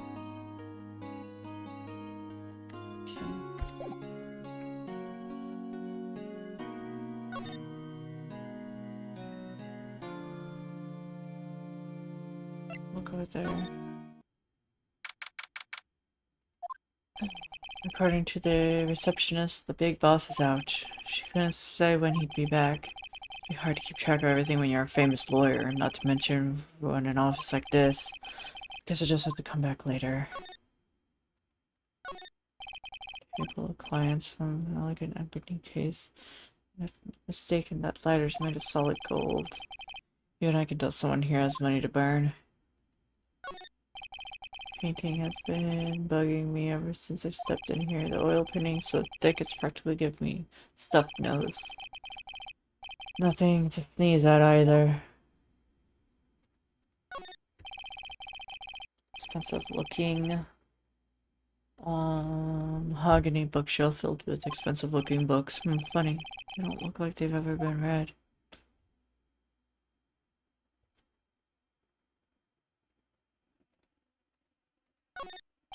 Solid mahogany desk. The wood's been polished and deep luster. No clues here.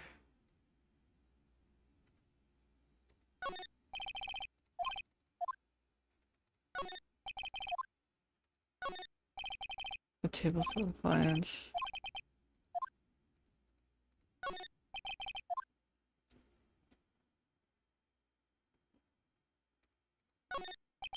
An expensive potted plant. No idea what kind of plant it is, but it's probably the most expensive one available.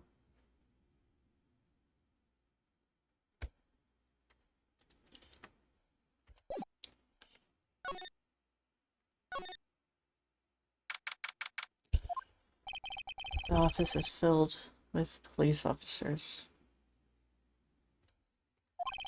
They're all busy searching for clues. Hey, you there! The crime scene, pal. No trespassing. Sorry, don't know where... Do I know you from somewhere? Wait! You're the Butts guy, aren't you? No, Phoenix Wright. How could anybody mistake me for Larry? Huh. Guess I got the wrong name, Mr. Wright. Sorry about that, but that Butts guy, he was a killer. And you're no killer, right? He was proven innocent. Right. And you were... Detective Gumshoe. Detective Gumshoe, wasn't it? Dick Gumshoe? Right. At your service. Hang on. That's Detective Gumshoe to you, pal. Anyway, get the name right. And don't go calling me Dick. Hey, Dick, over here. Yes, sir. Be right there. You're her lawyer, right, pal? If you got business here, you better do it quick.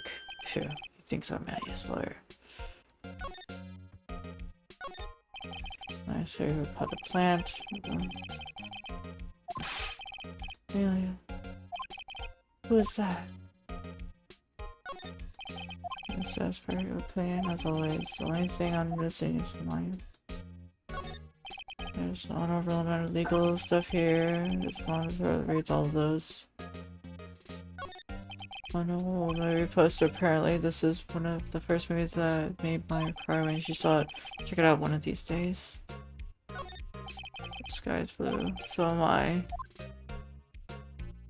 Okay.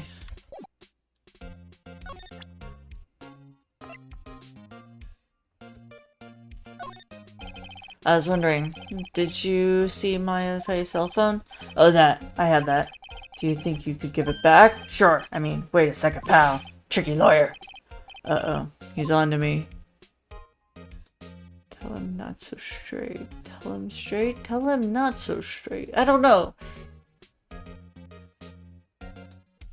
he seems like no matter what, he doesn't change his mind even when evidence is presented. If I tell him why I want it, there's no way he'll give it to me. Something the matter? Oh, no, it's just, you know, detective? Nope, I know nothing, pal. That cell phone has a lot of numbers on it, like her boyfriend's. The cell phone holds a little girl's sweetest and spiciest secrets. Herc, are you trying to confuse me? Sorry, pal. I already checked out all the numbers in memory. Impressive. Quite the detective. Oh, here, you can have the phone back. There aren't any suspicious calls in there after all. Seems he didn't notice the recorded conversation. Chief from Detective Gumshoe. Check the court records to hear the recorded conversation.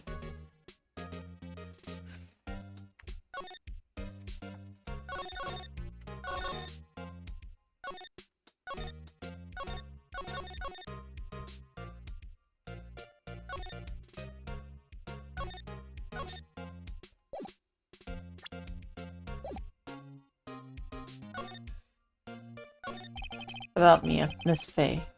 You do an autopsy, You want to know the results, eh? Now don't you look at me like that, pal. It's no use. She might have been your boss. That doesn't mean you get any special treatment. Alright, you can see the report. But that's all.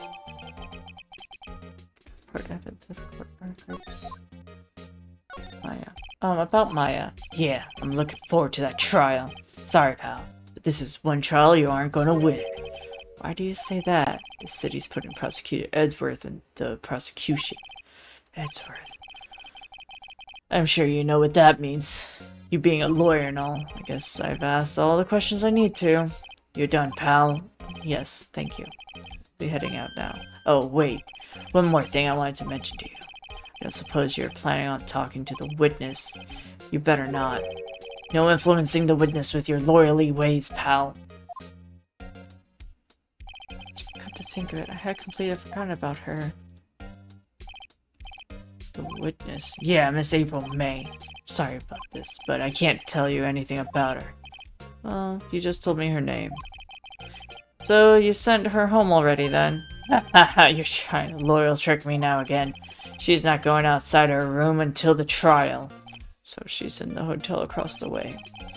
I guess I should know better than to try my detective to leak information. You got that right, pal. Time to pay a visit to Miss May.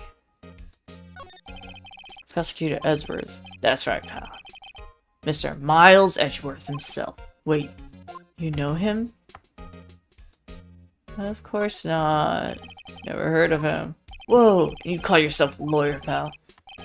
About 4 years ago, this Edgeworth became prosecutor at the age of 20. Everyone says he's a genius. Surprised you didn't know him. Of course I know him. I was just plain dumb. He's this cold and heartless machine who'll do anything to get a guilty verdict. Rumors in the back alley deals are forged evidence. All I know for sure is that Edgeworth hates crime with an almost abnormal passion. I never imagined I'd be facing against him so soon.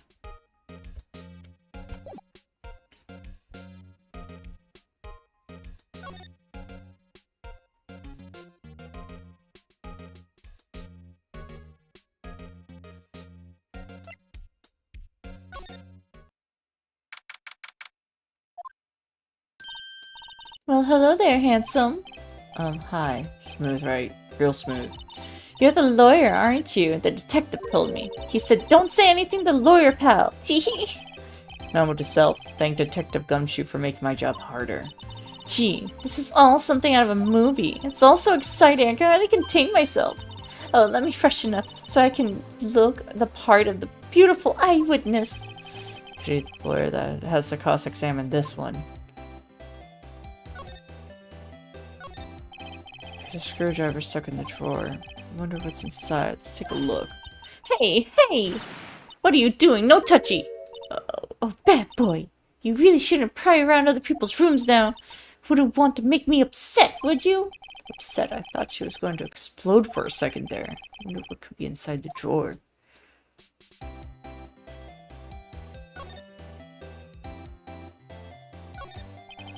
Late summer sunlight stream in the window. There's a very cool office building, of course.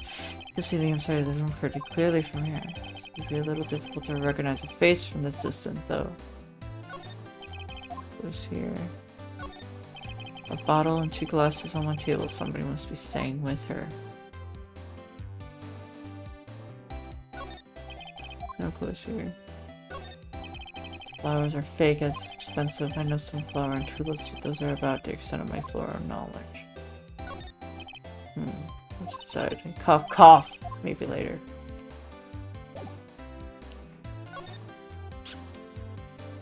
What did you witness?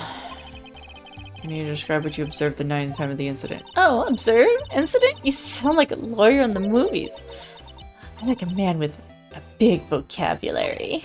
Gulp. Better not encourage her. You know what thing that occurred, happened the other day, the bad thing? What did you see when it happened? I don't suppose you could tell me about it, pretty please. Let me see, well, dream on. If you want to know, you'll just have to come to court tomorrow, Mr. Lawyer. Oh boy. Could you say exactly who? Oh, Mr. Lawyer, you're hitting on me? No way, I'm just doing my job here. Teehee. You know you're cute when you blush. Believe me, this is the first time in my life I've blushed this much. Right. Can you tell me what it is you do?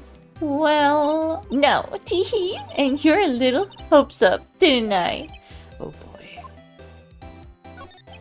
See, there are 2 glasses on the table. Is someone staying with you? Oh, what amazing power of observation! You must be one of those famous detectives like on television. Oh no, not me. I'm just a lawyer. Say, Mr. Big Detective, why don't you look for clues in the garbage, huh? This maid doesn't like nosy little lawyers. Oh boy. Let's see if I can examine the trash. Oh, okay.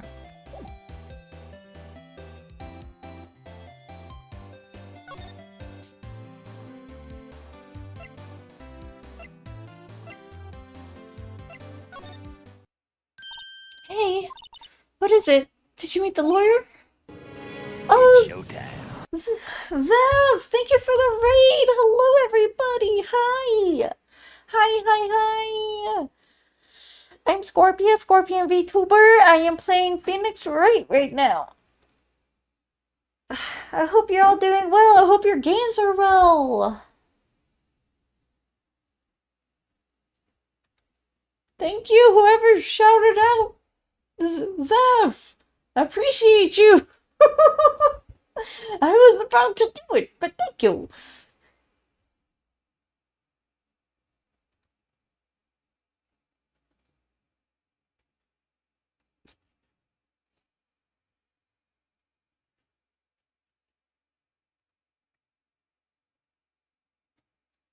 Hold on 1 minute. My computer's being a butt. I apologize.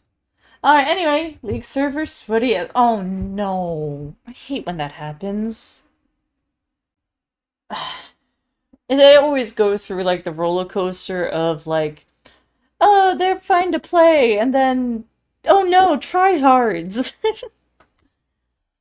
Well, I'm sorry I'm sorry that all the sweats were out the day. Anyway, back to the story at hand. Sorry, I haven't seen him yet. I see. I'll go see if I can find this elite lawyer she's talking about.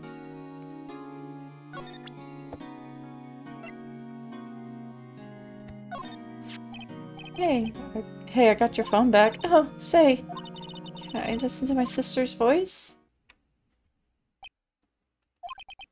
Maya's eyes closed as she listened to every word, such intensity. Before long, tears began to roll down her cheeks.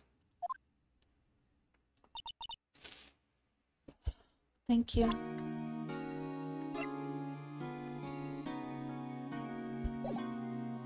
Let's move. Let's try to go to that office again. Seems like Mr. Crossberg is out. Well, should just wait here. That wasn't the most over-the-top clearing of the throat I've heard. Oh, So you're the one they say have been looking for me. Yes, that's me. He looks even grandier than I imagined. That badge on your collar.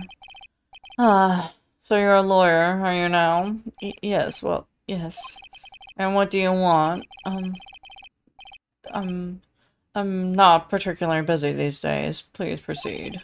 Not busy? Is this how no one could get in touch with you? Something the matter? You came to see one and only Marvin Grossberg, did you not? Well, here I am, boy. What do you want? Out with it. Well, sir, actually, it's about Maya Fey. Yes, Maya Fey. Come on. Why, that's a strange reaction. Cha-cha? I'm really quite busy here, son. I can't take in cases on a day's notice. No, it's quite impossible. Wait a second. How did you know the trial was tomorrow? Anyway, I'm afraid this is entirely impossible for me to represent her. Sorry. End of discussion. What's going on here? He refused me before I even got a chance to ask him. What do I tell Maya?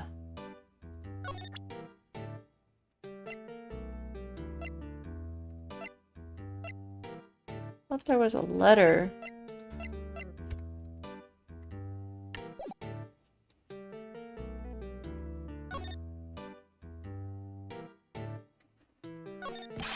How could you just refuse like that? Please tell me. Why won't you take the case? Well, you see, it's just so busy, you see. But the client's Maya Fey's sister. Maya trusted you. She knew her sister would be in good hands. Yes, of course, I know that. However, I'm sorry, but I must refuse. Sorry, goodbye. Creep. Fine. I don't have the time to argue with you anyway. I'll go look elsewhere. I think not. Did you say something? I think not, I said. What do you mean? I'm terribly sorry, sir. But I'm afraid no lawyer worth their salt would take this particular case. Terribly sorry, my boy. Why? I can't say. I beg your pardon? But could you leave now? I have nothing more to discuss with you. What's going on here? That's quite a painting. Aha, you noticed. My pride and joy. Impressive, isn't it? Well, isn't it? The color of the sky, the hue of the sea, the wave of the straw hat. It's worth at least 3 million. I have no intention of parting with it, of course. No, I won't sell it. Not even for you. I wasn't interested. Not for sale. I'm not buying. How did you know Mia Fey? She's worked here a long time ago. Quite the apprentice, that one. Learned my teachings in the blink of an eye. She left one day, quit suddenly. She had a mission, you see. A mission? You could see it in her eyes. She followed it with a burning passion. Never looked back, that one.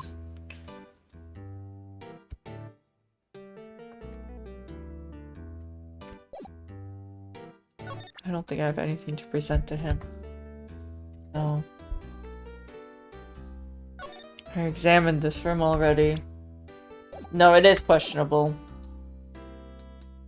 It means it's either being threatened or bought off.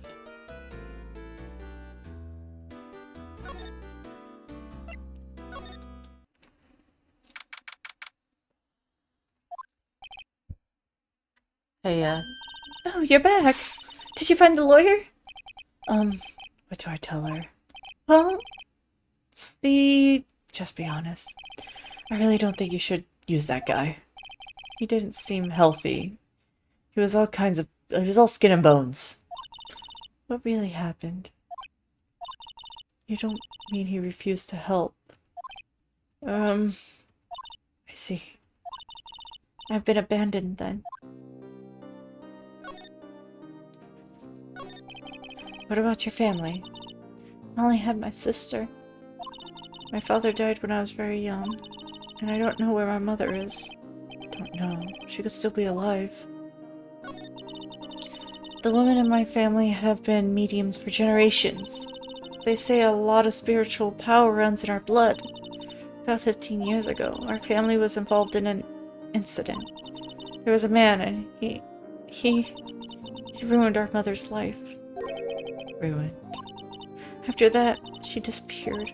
Several years after that, my sister announced she would become a lawyer and she left the mountain. So, you lived by yourself? Yes. I've gotten used to it. Oh, also, I had to become independent, or I would lose my powers. I feel bad for her, all by herself up in that mountain. So, who was this man who ruined your mother? About 15 years ago, there was an unusual murder case. It made quite a stir, everybody talking about it, apparently. The police were running out of leads, and they were getting desperate. Wait, they didn't use the spirit medium, did they? The police convinced my mother to try to contact the victim. So what happened? The case was solved, we thought. You thought? The man my mother helped the police capture was innocent. The police consultation with the medium had all been carried out in secret, of course. But the man found out and leaked it to the press. He told the papers that my mother was a fraud and that the media jumped on it big time. My mother, became a laughingstock of the nation. I see. White. Excuse me? White? That was his name. My sister told me. White. Huh. Just a little longer now before my state-appointed lawyer comes, I guess.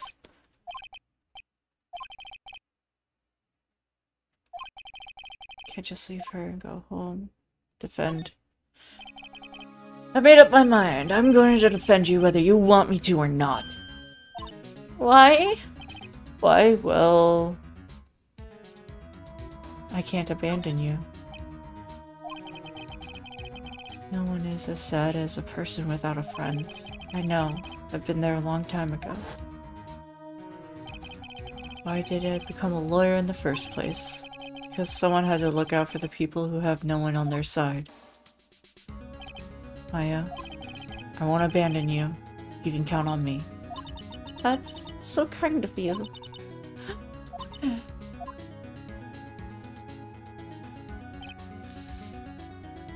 Well, let's fight this one and get you out of here. Alright, thank you.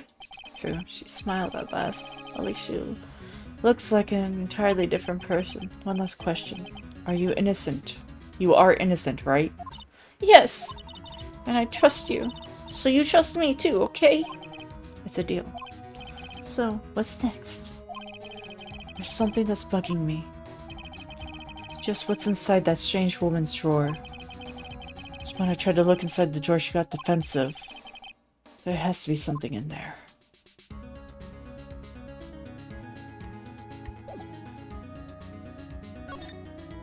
There has to be a way to get her out of the hotel.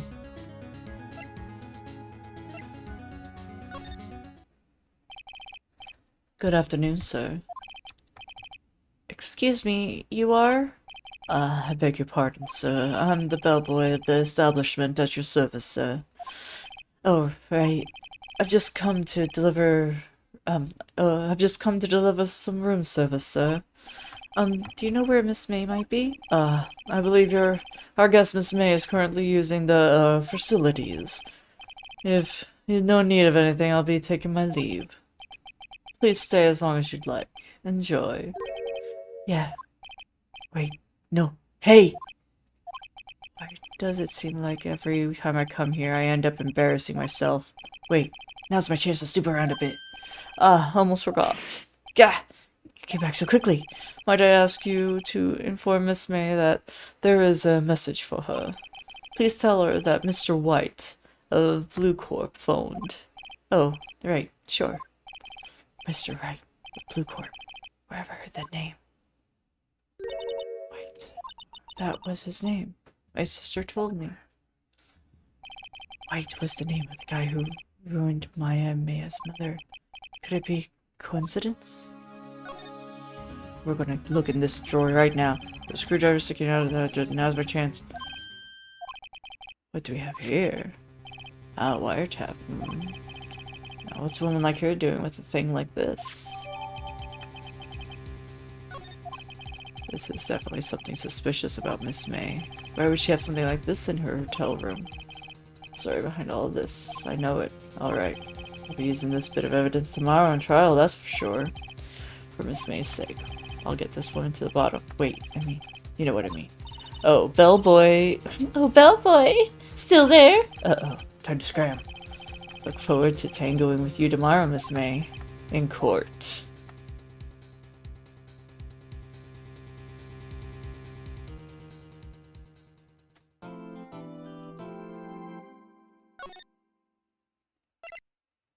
I'll save on 4.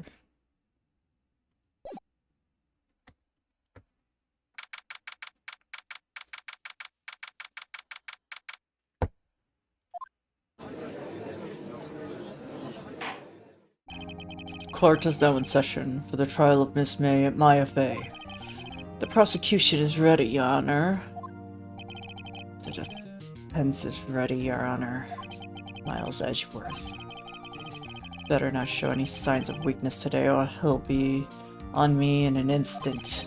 Mr. Edgeworth, please give the court your opening statement. Thank you, Your Honor. The defense, Miss May Fey, was at the scene of the crime. The prosecution has evidence she committed the murder, and we have a witness who saw her do it. The prosecution sees no reason to doubt the facts in this case, Your Honor. I see. Thank you, Mr. Edgeworth. Let's begin then. If we may call our first witness, Your Honor. The prosecution calls the chief officer on the scene, Detective Gumshoe. Oh, God. Witness, please state your name and profession to the court. Sir! My name's Detective Gumshoe, sure. I'm detective in the charge of the homicides down in the prosecution precinct, sir. Detective Gumshoe, please describe for us the details of this murder.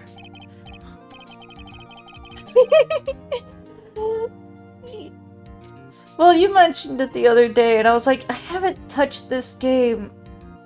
I played it once for a little bit, and just never played it again, so I'm playing it again. Very well, sir. Let me use this floor map of the office to explain. The body was found by the window here. The cause of death? Loss of blood due to being struck by a blunt object, sir. The murder weapon was a statue of the thinker found next to the body, sir. It was heavy enough to be a deadly weapon, even in the girl's hands, sir. The court accepts the statue as evidence. They're still calling it a statue. Floor plans added to the court record. Now, detective. Yes, sir! You immediately arrested Maya Fey, who was found at the scene of the scene, correct? Can you tell me why? Yes, sir! We had hard evidence she did it, sir. Detective Gumshoe, please testify to the court about this hard evidence. Okay. As soon as the phone came in, I rushed to the scene. There were 2 people there already. The defendant, Miss Maya Fey, and the lawyer, Mr. Phoenix Wright. I immediately arrested Maya Fey. Why, we had the witness account describing her. The witness saw Maya at the very moment of the murder. Very... What would you say? Very well, right? Begin your cross-examination. Yes, Your Honor. Cross-examinating what? Couldn't see a single contradiction in that testimony. Whoosh. Smack. Maya just threw something at me. What's this? When my sister couldn't find any contradiction in witness testimony, she would bluff it and press the witness on every detail. The witness always slips up and says something wrong. It worked lots of times. I should have expected Maya would do something. Alright, let's give it a try. Something the matter? No, Your Honor. I'd like to begin my cross-examination.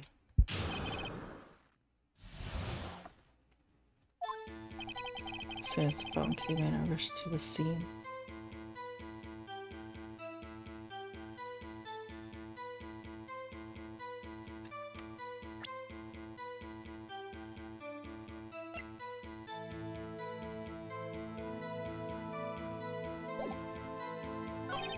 There were 2 people there already. The defendant. I immediately arrested Maya Fey. Why? I had a witness describing her. Witness.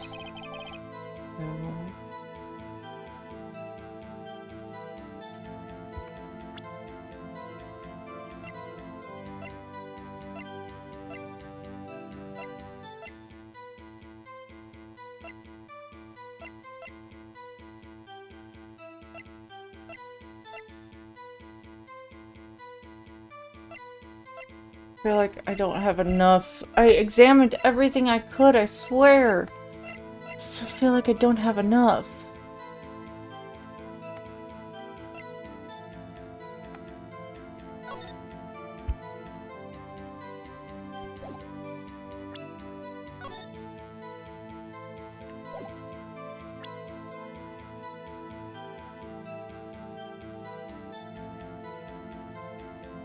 That's not gonna do anything. See a single contradiction in there. I'm take my advice and press him for something suspicious. As soon as the phone call came, I rushed to the scene.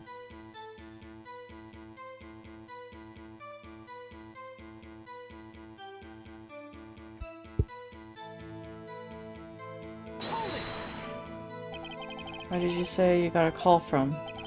Hey pal, don't play dumb, you know who. The call was from a customer at the Gateway Hotel, right across the street from the scene. Okay. I pressed. Not sure it did much though. Right, please continue. 2 people there already. The defendant.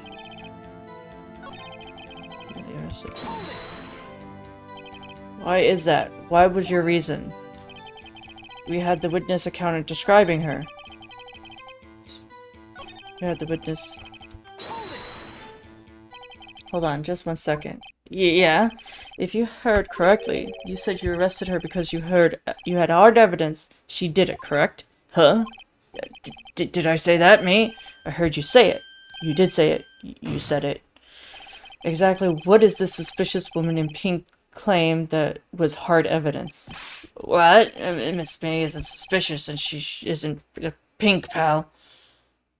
Well, I guess she is pink. That's enough. Detective Gumshoe. Do you have solid proof other than her claims? I guess pressing has its advantages.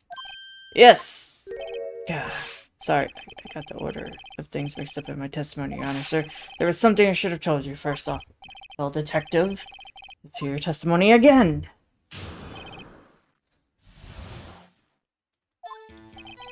After securing the suspects, I examined the scene of the crime with my own eyes. I found him written on a piece of paper next to the victim's body. On it was the word Maya. It was written clearly in blood. Lab tests showed that the blood was in the victim's. Also, there was blood found in the victim's finger. Therefore, she died. The victim with the killer's name. Impossible, because I said death was instantaneous. How'd you like that, huh? Hard evidence. Before we begin cross-examination, I have a question for you, Detective. Your Honor, why didn't you testify about the vital piece of evidence the first time? I know. Real embarrassed. I forgot about it, Your Honor, sir. Try to be more careful. Very well, then. Defense begins cross-examination. I have the thing that says she died instantaneously. After securing, I found a memo on the piece of the victim's body. On it, the word Maya written clear in blood. Lab test showed that the blood was the victim's. Also, there was blood found on the victim's finger. Before she died, the victim... Here we go. This is where we present it. Objection! Detective Gumshoe, there is one thing that you want to clarify for me here. You say that the victim, Mia Fey, wrote this note. That she was accusing the defendant, Maya Fey.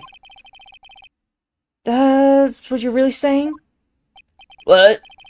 This isn't one of those lawyer tricks now, is it? Of course she wrote it. Who else could have? You have it backwards, Detective. Backwards? The victim's the only person who absolutely could not have written it. This report from your department, Detective. Immediate death due to blow from a blunt object. She died immediately. But... No but-ing your way out of this one, Detective. Order! Order! The defense has a point. Someone who died immediately wouldn't have had the time to write anything down. Mr. Wright, I beg your pardon, but when exactly did you obtain this autopsy report? When? Day after the murder. It was the day after the murder. Prosecution point begins. That autopsy report is outdated, Your Honor. What? The second autopsy was performed yesterday at my request. Death almost immediate due to blow from a blunt object, but rather it is possible the victim lived for several minutes after the blow. I received the results this morning. No way! Your Honor, it's quite easy to imagine the victim did have time to write Maya. That's all. I see. Damn you, Edgeworth. I should have known you'd have something up your sleeve. Why, Mr. Wright? You look so shocked. Something you want to say? The detective's a sham. Detective Gumshoe, you're a sham. How could you have given me a faulty report? I thought... Detective Gumshoe? I'm disappointed in you handling him in the wrong report like that. I'm sorry, sir. You are at fault, Detective. This isn't going to look good on your evaluation next month. What, but... Your Honor, I submit this report into the court. Understood. The court accepts this evidence. Well, Your Honor, the evidence strongly suggests the victim was identifying the killer. I suppose that's obvious conclusion, yes. Darn, this isn't good. The prosecution would like to call the next witness. This poor innocent girl saw the murder with her own eyes.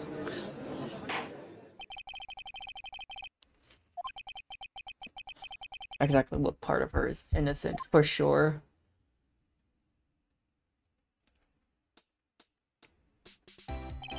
Witness, your name, please. April May, at your service. Wink. Oh, God. Order. An introduction should not require any reaction from the crowd. The witness will refrain from wanton winking. Aw, yes, Your Honor. This is not good. She's already captured the hearts of every man in this courtroom. Tell us, where were you on the night of September 5th when the murder occurred? Gee, I was like, in my hotel room, teehee. I checked in right after lunch. This hotel's directly across from Faye & Co. Lofts? That's right. Big boy. Please testify to the court about what you saw.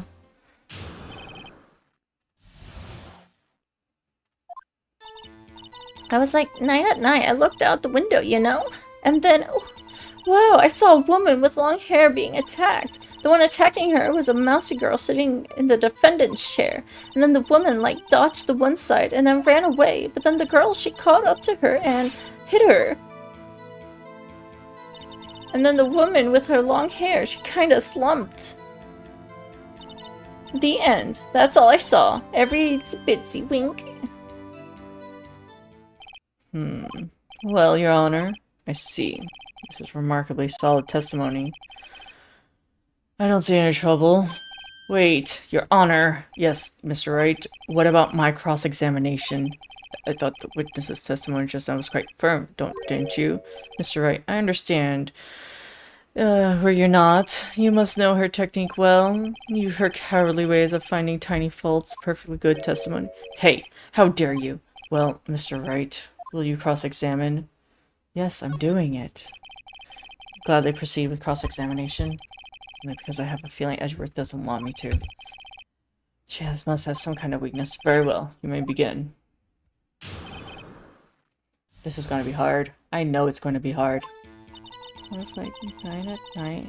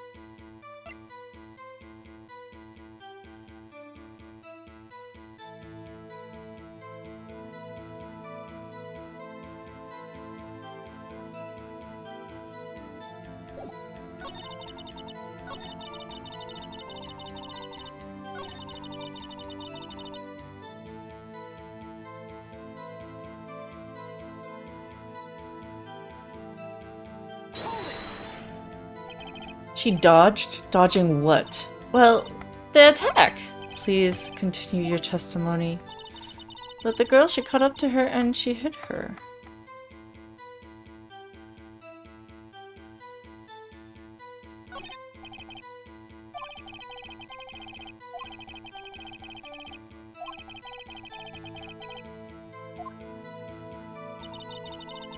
Late at night, I left up the window. Why do you know that? Huh? Why? Why what? Why did you look out the window? Were you expecting to see something? Oh, well, gee!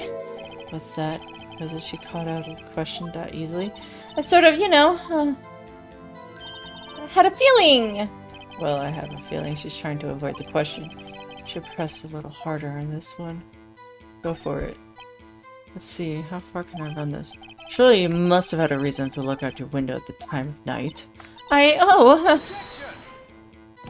Mr. Wright, I will now have you badgering my witness. Badgering? You insist on needing her these trivial questions. I really don't think you should be allowed. Yeah, stop him. Poor girl. Order. Mr. Wright, you have been warned. Poor girl. Then saw the woman with the long hair being attacked.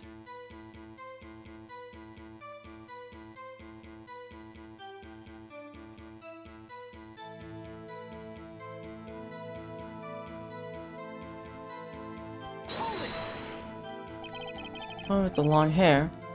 Who was that? Slander, sort of. Well, some people might say pretty, if that's what you're thinking. Your thing. The person attacking her? When attacking her was the mousy girl sitting in the defendant's chair. There has to be something I can resent for this. This is going to be hard.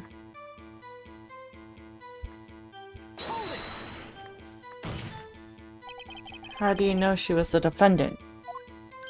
Huh? Well, she had a girlish physique. Women and these things, I just know, okay? There's only one person at the scene of the crime with the short, girlish figure. The testimony is bulletproof, Your Honor. That's right. Why question the testimony? Hold on a minute. The testimony stinks. What? Miss May, I'm willing to bet that you're lying. You are telling the truth. Did you really see the defendant? Yarp? That's right. What's the meaning of this? Yes, what's the meaning of this? Okay. If you had really witnessed my client, May Fay, you would have noticed her clothes before noticing her physique. No one wears clothes like that on a daily basis except her. And I am no expert of fashion, but her hairdo looks far from normal to me. However, the witness testimony neither of these things. The testimony is bogus. But, still, you don't know if she was dressed that way the night of the murder. She was, Your Honor. I saw her, and so did Detective Gumshoe. What do you say to that, Miss May? Rawr! What are you trying to say, you mean lawyer? I saw what I saw. I just don't think thrilling details are necessary. Miss May, the court would like you to remind you that you to please omit nothing you saw in the testimony. I'm sorry, Your Honor. I'll be a good girl, promise. Your testimony again, if you would.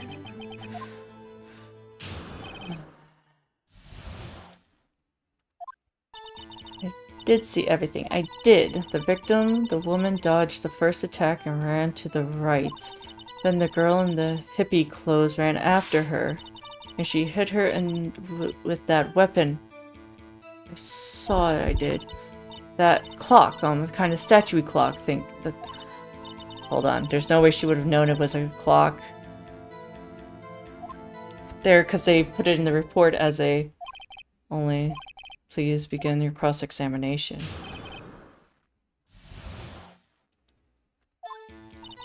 Okay, saw everything. The victim, the woman dodged the first attack. Girl and hippie, She hit her with the weapon. I saw it, I did. That clock. Thank you. A clock? Didn't think this come to another testimony recently. Well, didn't you look so sour, Miss Lori? You can't win them all. No, but I have a feeling I saw this one. That clock, statue-y thing. Hold on. Maybe it is... But it's actually... Objection! Miss May, what you said just now was quite... revealing. Revealing? Oh, you'd like that, wouldn't you, naughty lawyer? You just said the statue, the thinker, was a clock. There's no way of knowing that by looking at it. Erp! Another person is much more position in much the same position as you recently called this a clock too, and that was found guilty of murder. Order, order. Miss May, can you explain how you know this was a clock? Oh, yarp! The witness saw the murder with her own eyes. That's all that's important here. The defense is trying to confuse the issue with trivial concerns. Yes, yes, of course. Will you withdraw your question, Mr. Roy? But the questions are all I have, Your Honor. And as you recall, I've caught murders with these questions before. Well, only once. Objection sustained. You may continue to questioning the witness. Oh, Deviant Doctor, hello! If the music stops, you pick the right option. Okay. That was close. If he stopped me here, the trial would have been over. Thank you for the water. Huh, what? So what happens now? What happens now is you answer my question. How did you know it was a clock? What? That's... because I heard it! Yes, I heard it say the time. So you've been in the law office at FACO? No, I didn't say that. Why would I? I heard it from my hotel room. Teehee. The law office FACO where the murder took place is very close to the hotel. She could have easily heard the... Well, Mr. Wright, you satisfied? No. No, Your Honor. Can't give it up now. I'm not satisfied because... she couldn't have heard it. You were in the hotel. There's no way you could have heard a clock go off a building next door. You have proof she could not? Hold on. The courtroom... No, then a test if she really could have heard it. Then prosecution denies your request. What? On what grounds? This is a trivial matter with no direct bearing on the... Indeed, objection sustains. Damn, it's time to switch tactic tricks. Mr. Wright? No, Your Honor. Can't give up now. I'm not satisfied because... it couldn't have rung. Your Honor, the members of the court... This is inconceivable. The clock in question couldn't have rung because... it's empty. That clock is missing the clockwork. Yes, that was it. How could you possibly... Just take a look right now. Oh, see? Anything interesting, Your Honor? And the defense says this clock is missing the clockwork. It's quite empty. Mr. Wright, would you care to explain to the court the meaning of this? It is, as you can say, the clock was empty. It couldn't have rung. Therefore, this witness is big fat liar. Fat? Well, Miss May. Tisk, tisk. Quite a show you've put on for us, Mr. Wright. He knew the clock was empty. Somehow he knew. I'm afraid you've forgotten one thing, however. Indeed, the clock is empty. As you say, it can't ring. However, we must ask, when was the clockwork removed? If it was after the witness heard the clock, then there's no contradiction. That's true. That is a possibility. The clock might have been empty after she heard it. And that's exactly... Thank you for the knocking and the stretch! Well, Mr. Wright, can you prove when the clockwork was removed? Ho ho, impossible of course. I have proof. What? It wasn't you who told me the proof is everything? Well, I was listening. And now I'll show you the proof you like so much. The evidence that proves the clockwork was removed is the phone. Take a look at this. That's a very cute cell phone. Ho ho! You have a girly phone. Wait, this is not my phone. Listen, this is the defendant's cell phone, and it contains the recording. a recording of a conversation she had with the victim on the day of the murder. Order! Order! The defense cell phone? This wasn't brought to my attention. Perhaps Detective Gumshoe overlooked it. Bull. Thank you. I think the phone is pretty cute too. Hi, Kurito! The good detective better remember he's up for evaluation soon. Gotta say, I'm starting to feel bad for the big fella. Let's hear the conversation. Beep. So you just want me to hold the thinker for you, then? If you could. I should probably tell you the clock. The clock isn't talking right now. Huh? It's not working? That's lame. I had to take the clockwork out, sorry. December 5th.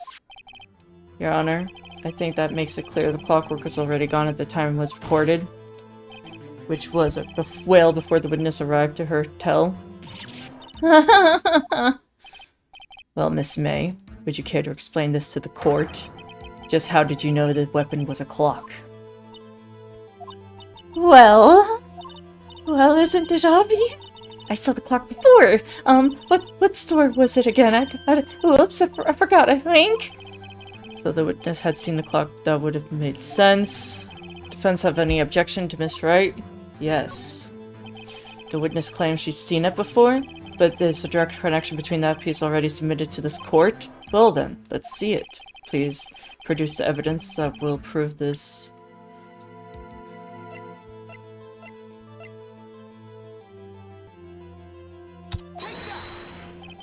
It's simple. This clock was never in any store ever. What? A friend of mine made that clock. Only 2 exist in the world, and the one that isn't here is in the police custody. Impossible! Everything is sold in stores! Miss May, I think it's high time you went shopping for a better excuse. Oh, excuse me, not on sale today. Oh.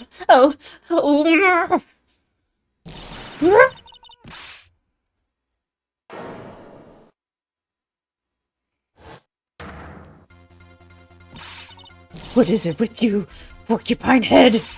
Stupid clock doesn't matter, okay? She did it, and she doesn't die for it. Die!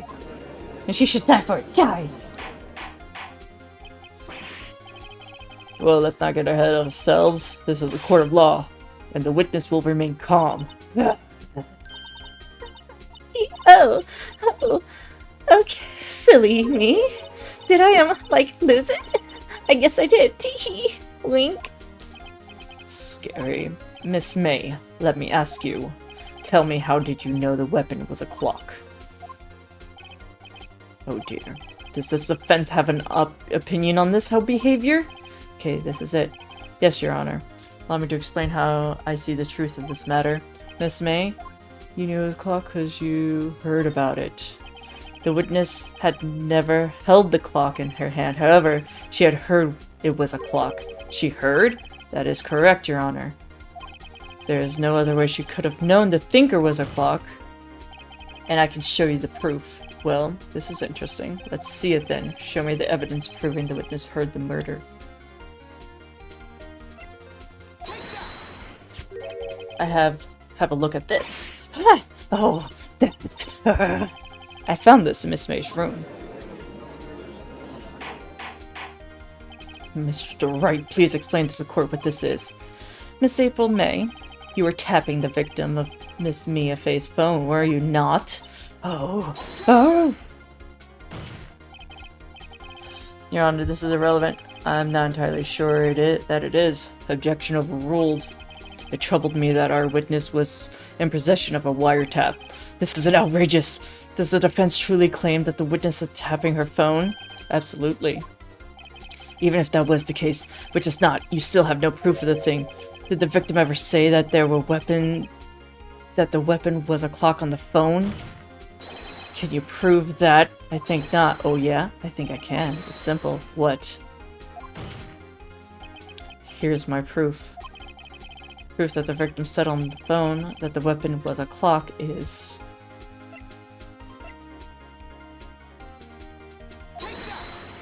In the phone records, I present the defendant's cell phone. Yes, we've seen that. listen once more to the conversation between the defendant and the victim. Oh yeah, what's up you have? Well, actually, something, hold on again, what is it? It's a clock. Made to look like a statue. Miss April May, you used the wiretap to listen to the conversation. That's how you knew the thinker was a clock. Am I wrong?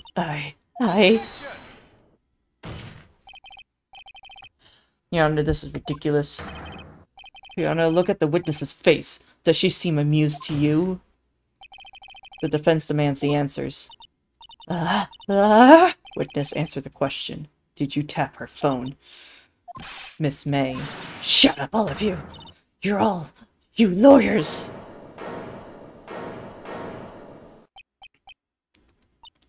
It's not fair. All of you ganging up on me like that. Oh, so I'm a bad girl, is that it? Is that it? Oh, where? That did it. The court seems the real Miss May now. Now the deal is the final blow.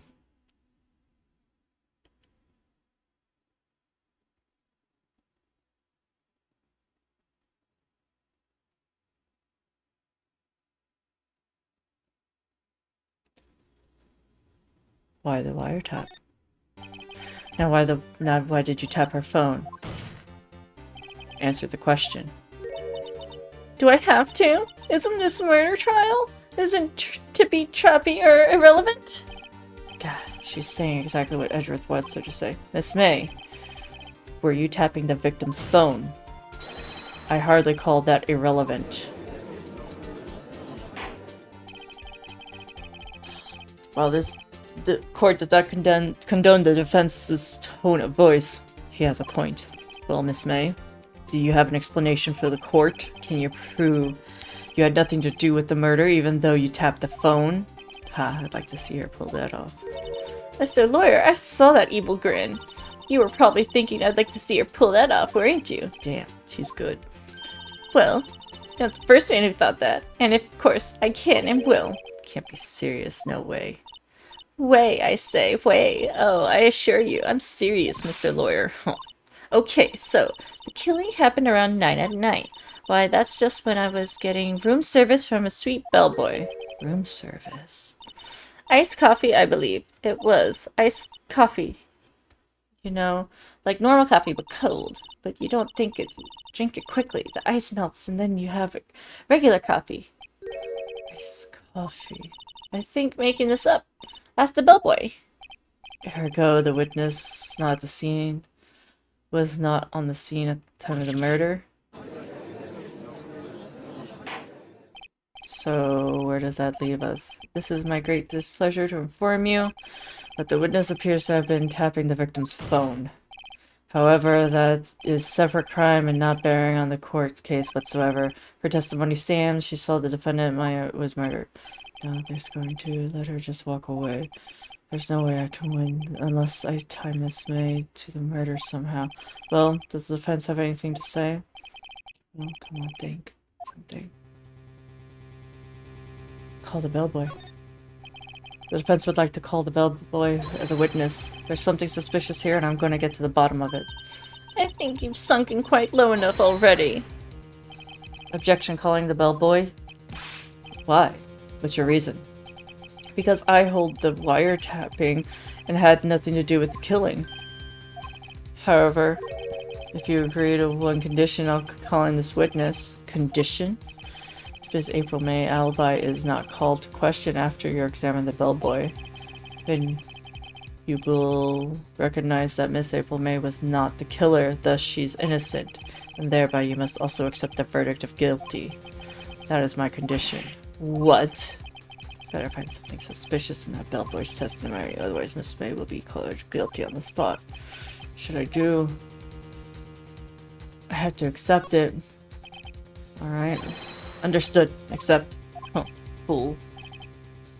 Fell right into my trap. Uh-oh. Very well. I feel like I did this wrong.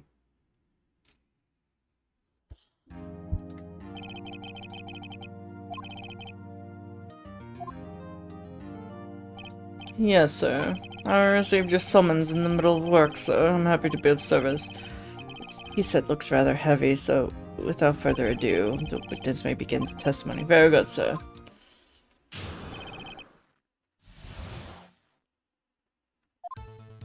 I am the head bellboy at the Fine Grandwater Hotel in business for 4 generations. I believe I received a call after 8 in the evening from our guest, Miss May.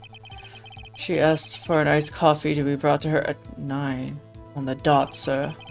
I brought it to her at precisely her request at the time, of course, and delivered the iced coffee to our guest, Miss May herself. Okay. I see. The defense begins cross-examination. Right. This is it. I can prove. Okay.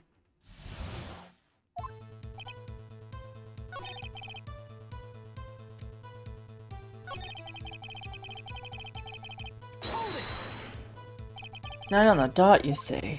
Yes, sir. I confirmed that the detail several times. She was watching a program on the TV and wished to drink after she finished, sir. 9 at the time of the murder.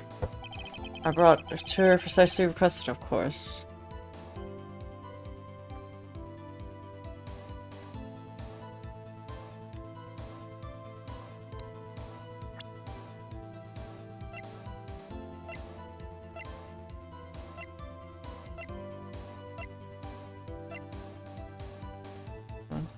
Escape.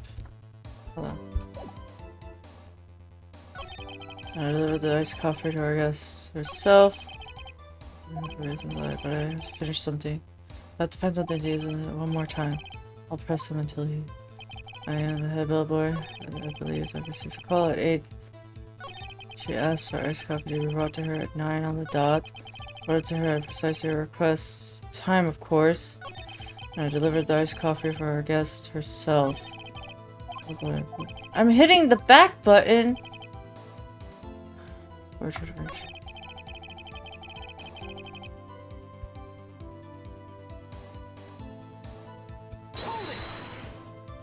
Are you sure? On the phone? Absolutely, sir. How can you be certain? Check Miss May personally, sir. Not only that, I see her in her stunning radiance, but also hear her voice. I saw them and I. The point being, I remembered her quite well, sir. Sir, what then? I asked for iced coffee to be brought to her at 9 on the dot, sir.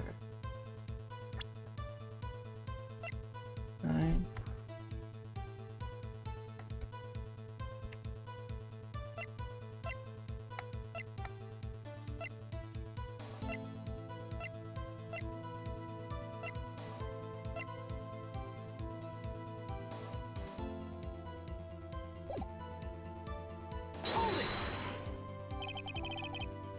Dot, you say? Yes, sir.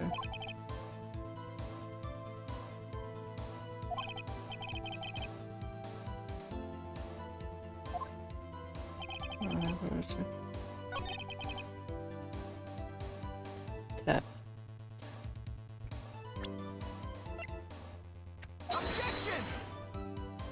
This evidence clearly reveals the contradiction in your statement, on your honor. How exactly is evidence statement? They aren't, are they? No. Fuck.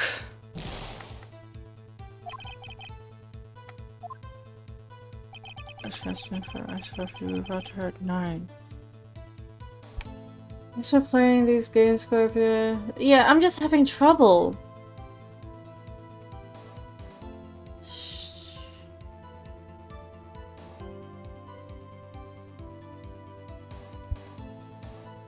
I'm having trouble with the bellhop.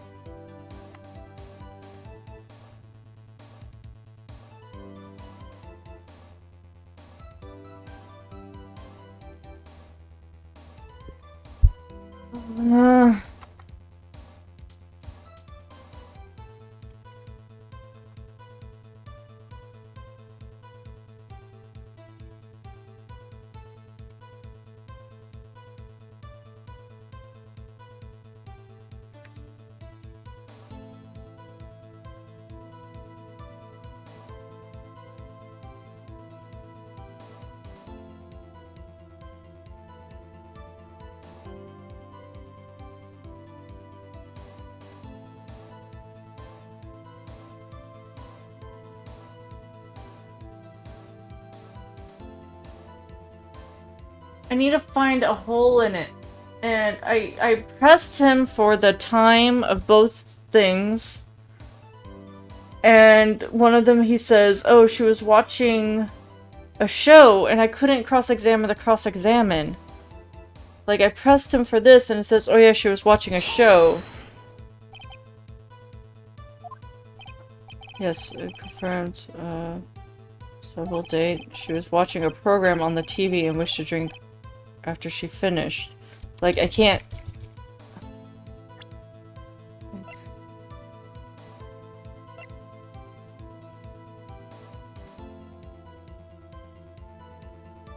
Like, I don't know what to do. Like...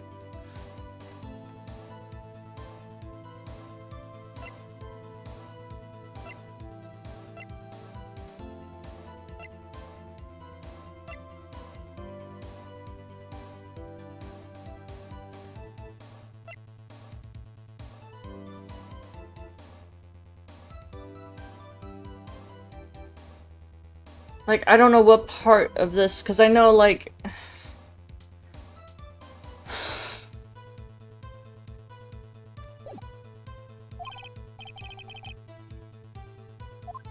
And when I brought it up the night of the time of the murder, I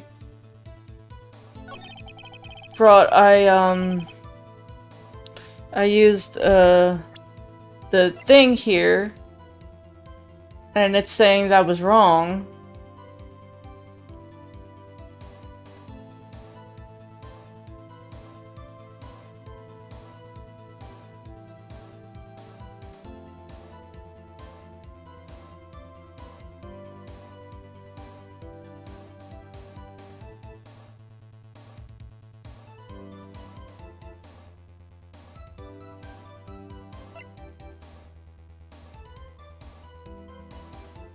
Yeah. Elko, I'll take a little help, please.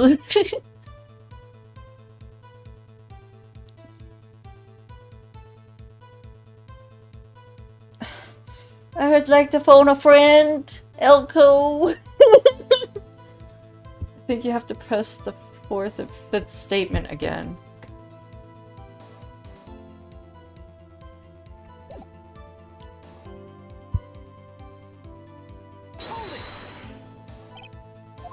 Yeah. She was watching a program.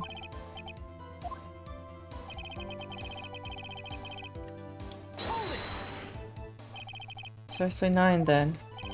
Precisely, exactly, and then most definitely so 9. How can you be so sure? Miss May was quite insistent that I brought it then. Oh, Bellboy, teehee, I'd like that iced coffee at exactly 9. Something like that, sir. Therefore I knocked on the door at the crack of 9. Why would she be peculiar at the time? And then delivered the iced coffee.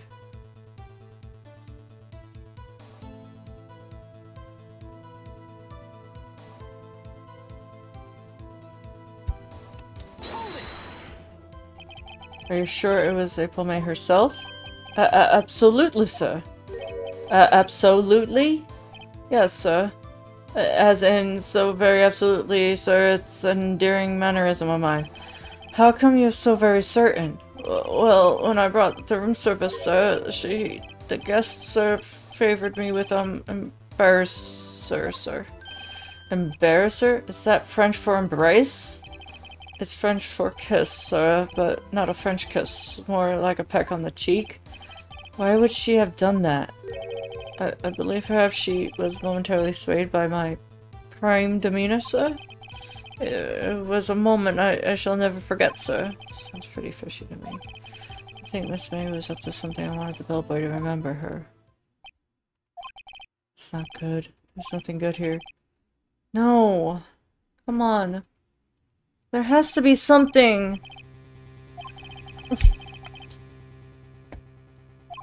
No. I can't let this happen again, can I? Protest. Yes. Objection! Your Honor, I must object. No, Mr. Edgeworth. Alright, Mr. Wright. Okay. This is really it now. To ask him about.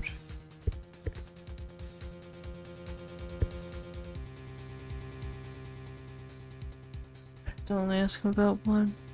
Room service? Tell me again about the room service. Again, sir? Exactly 9 to delivered. Miss May, room 303. Let's see. $18. Doesn't seem a bit expensive. Yes, well, iced coffee for 2, you know? We don't skip on the... Jeez. What did you say? Rather quite... Bellboy, you tell us the truth now. Was someone else in the room with May? That was objectable! No. Objection overruled. The witness will answer the question. Yes, I see. Why did you not mention this in your testimony? Well, sir, you didn't ask. Nice try. That's not the sort of thing you're normally supposed to mention. Yes, quite, indeed. It was a good barista there, Mr. Edgeworth, who... He asked me not to mention it if I wasn't specifically asked, sir. Oof. You fool! You've done it. I've won! Miss April May checked into twin room with a man. Correct? Yes, sir. Then when you brought the room service, you didn't see that man in the room? That's right, sir. Your Honor, we have just learned of another person involved who may have been in the murder. In light of this new fact, I hold it impossible to judge the defendant. Wouldn't you agree, Mr. Edgeworth? And who, Mr. Rott? Right. Who is the other person? Simple. It was...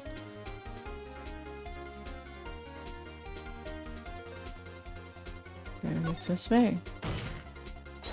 The man who checked in with Miss May. Oof.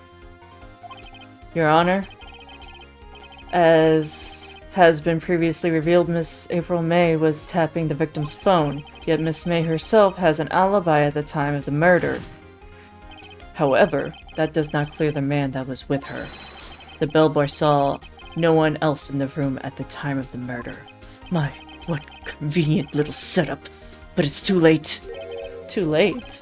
I suppose you'd like it if it was too late, wouldn't you? After all, it was you who hid the presence of another man from this court. Oof. Start. Amateur. These accusations are ludicrous. Enough. The court acknowledges the defense's argument. I expect the prosecution and defense to look into this matter fully, and am I understood? Yes. Yes, Your Honor. That is all for today. The trial of Mayfei. Court is adjourned.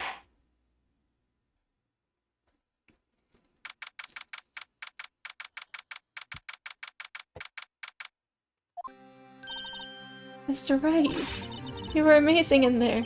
Really.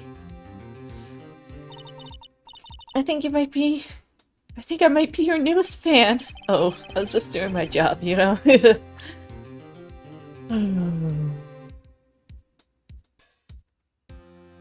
Save. 4. Thank you.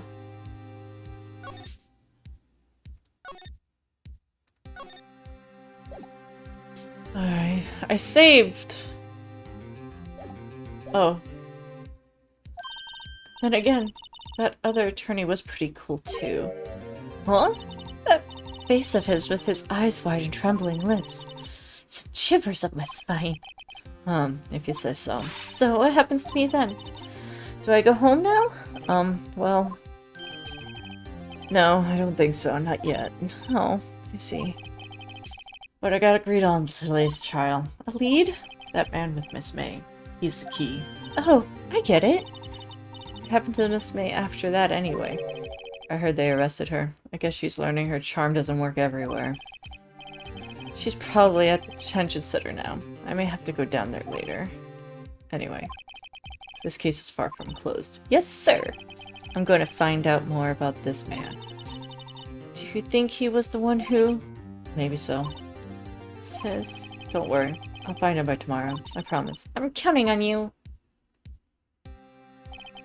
I asked for a full record of April May's testimony. I thought it might come in handy during tomorrow's trial. But now I have it. I'm not so sure. Most of her testimony is all lies. In fact, there's only one part that has been stricken from the record. Victim dodged an attack, then ran to the right, but she was caught and struck. I don't know much good this will do me at all now. Anyway, time to hit the pavement and do something investigating. Maya doesn't belong in that detention center, and that's up to me to get her free. To be continued.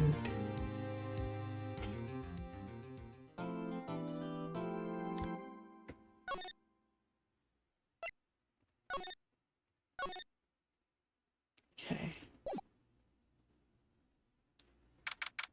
September 7th, detention center. Well, hello! I didn't expect anyone to visit me in such a dang place like this. Really quite moving. Not, you stinking lawyer, I hope you die.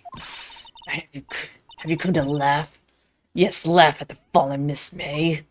No, not really. There's something I wanted to ask. Unfortunately, there is nothing I want to be asked.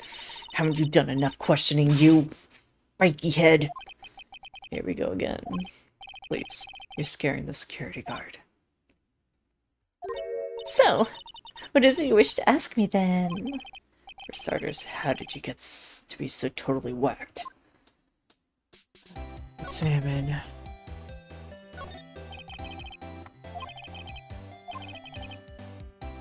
Or maybe he just doesn't get to see a lot of women like Miss May. Smile for the camera. That's all I can do here for examination. Talk. That man. That man who stayed with your hotel room. Can you tell me about him? Where is he? Come on. No way, Jose! Huh. Maybe if I had something to get her to talk. Why did you place a wiretap in this on Maya's phone? Aw, when you say it like that, it sounds so cold, so criminal.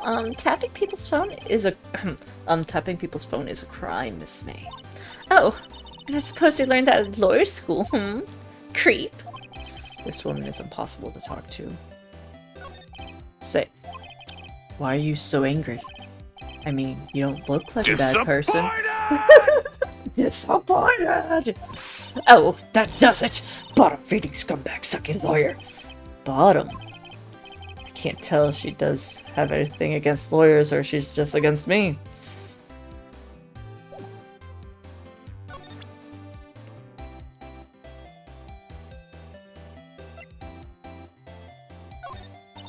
Hey, guess what? Actually, I really hate your guts. So, get lost, because, well, I'm not cooperating. Thanks, I noticed.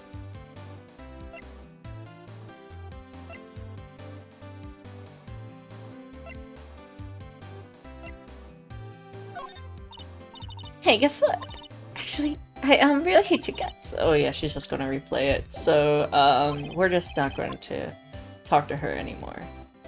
Because she's not being cooperative.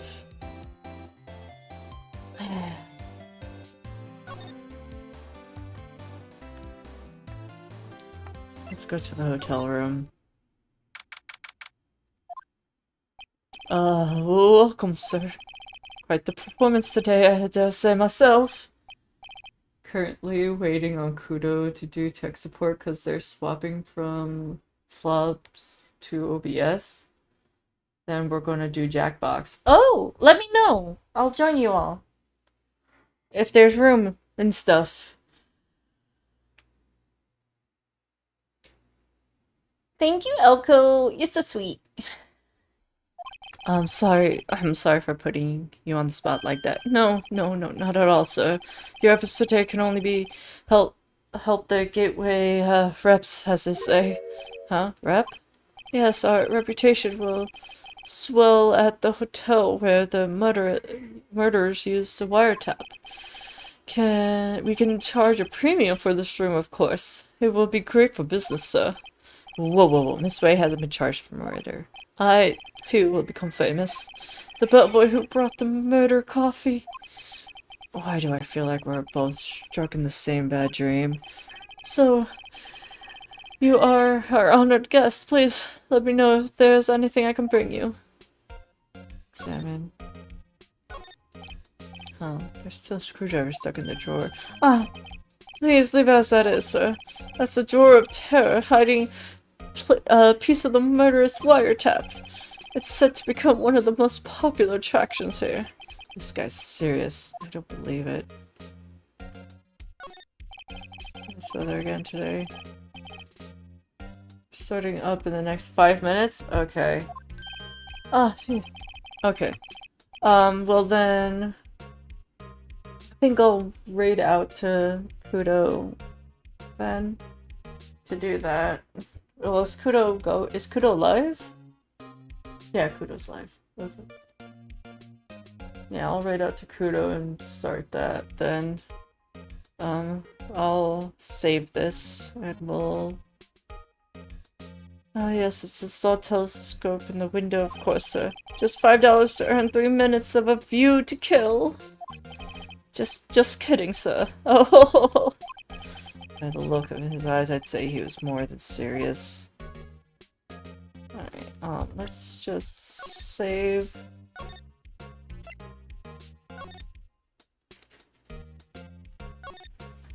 And then we'll do the raid.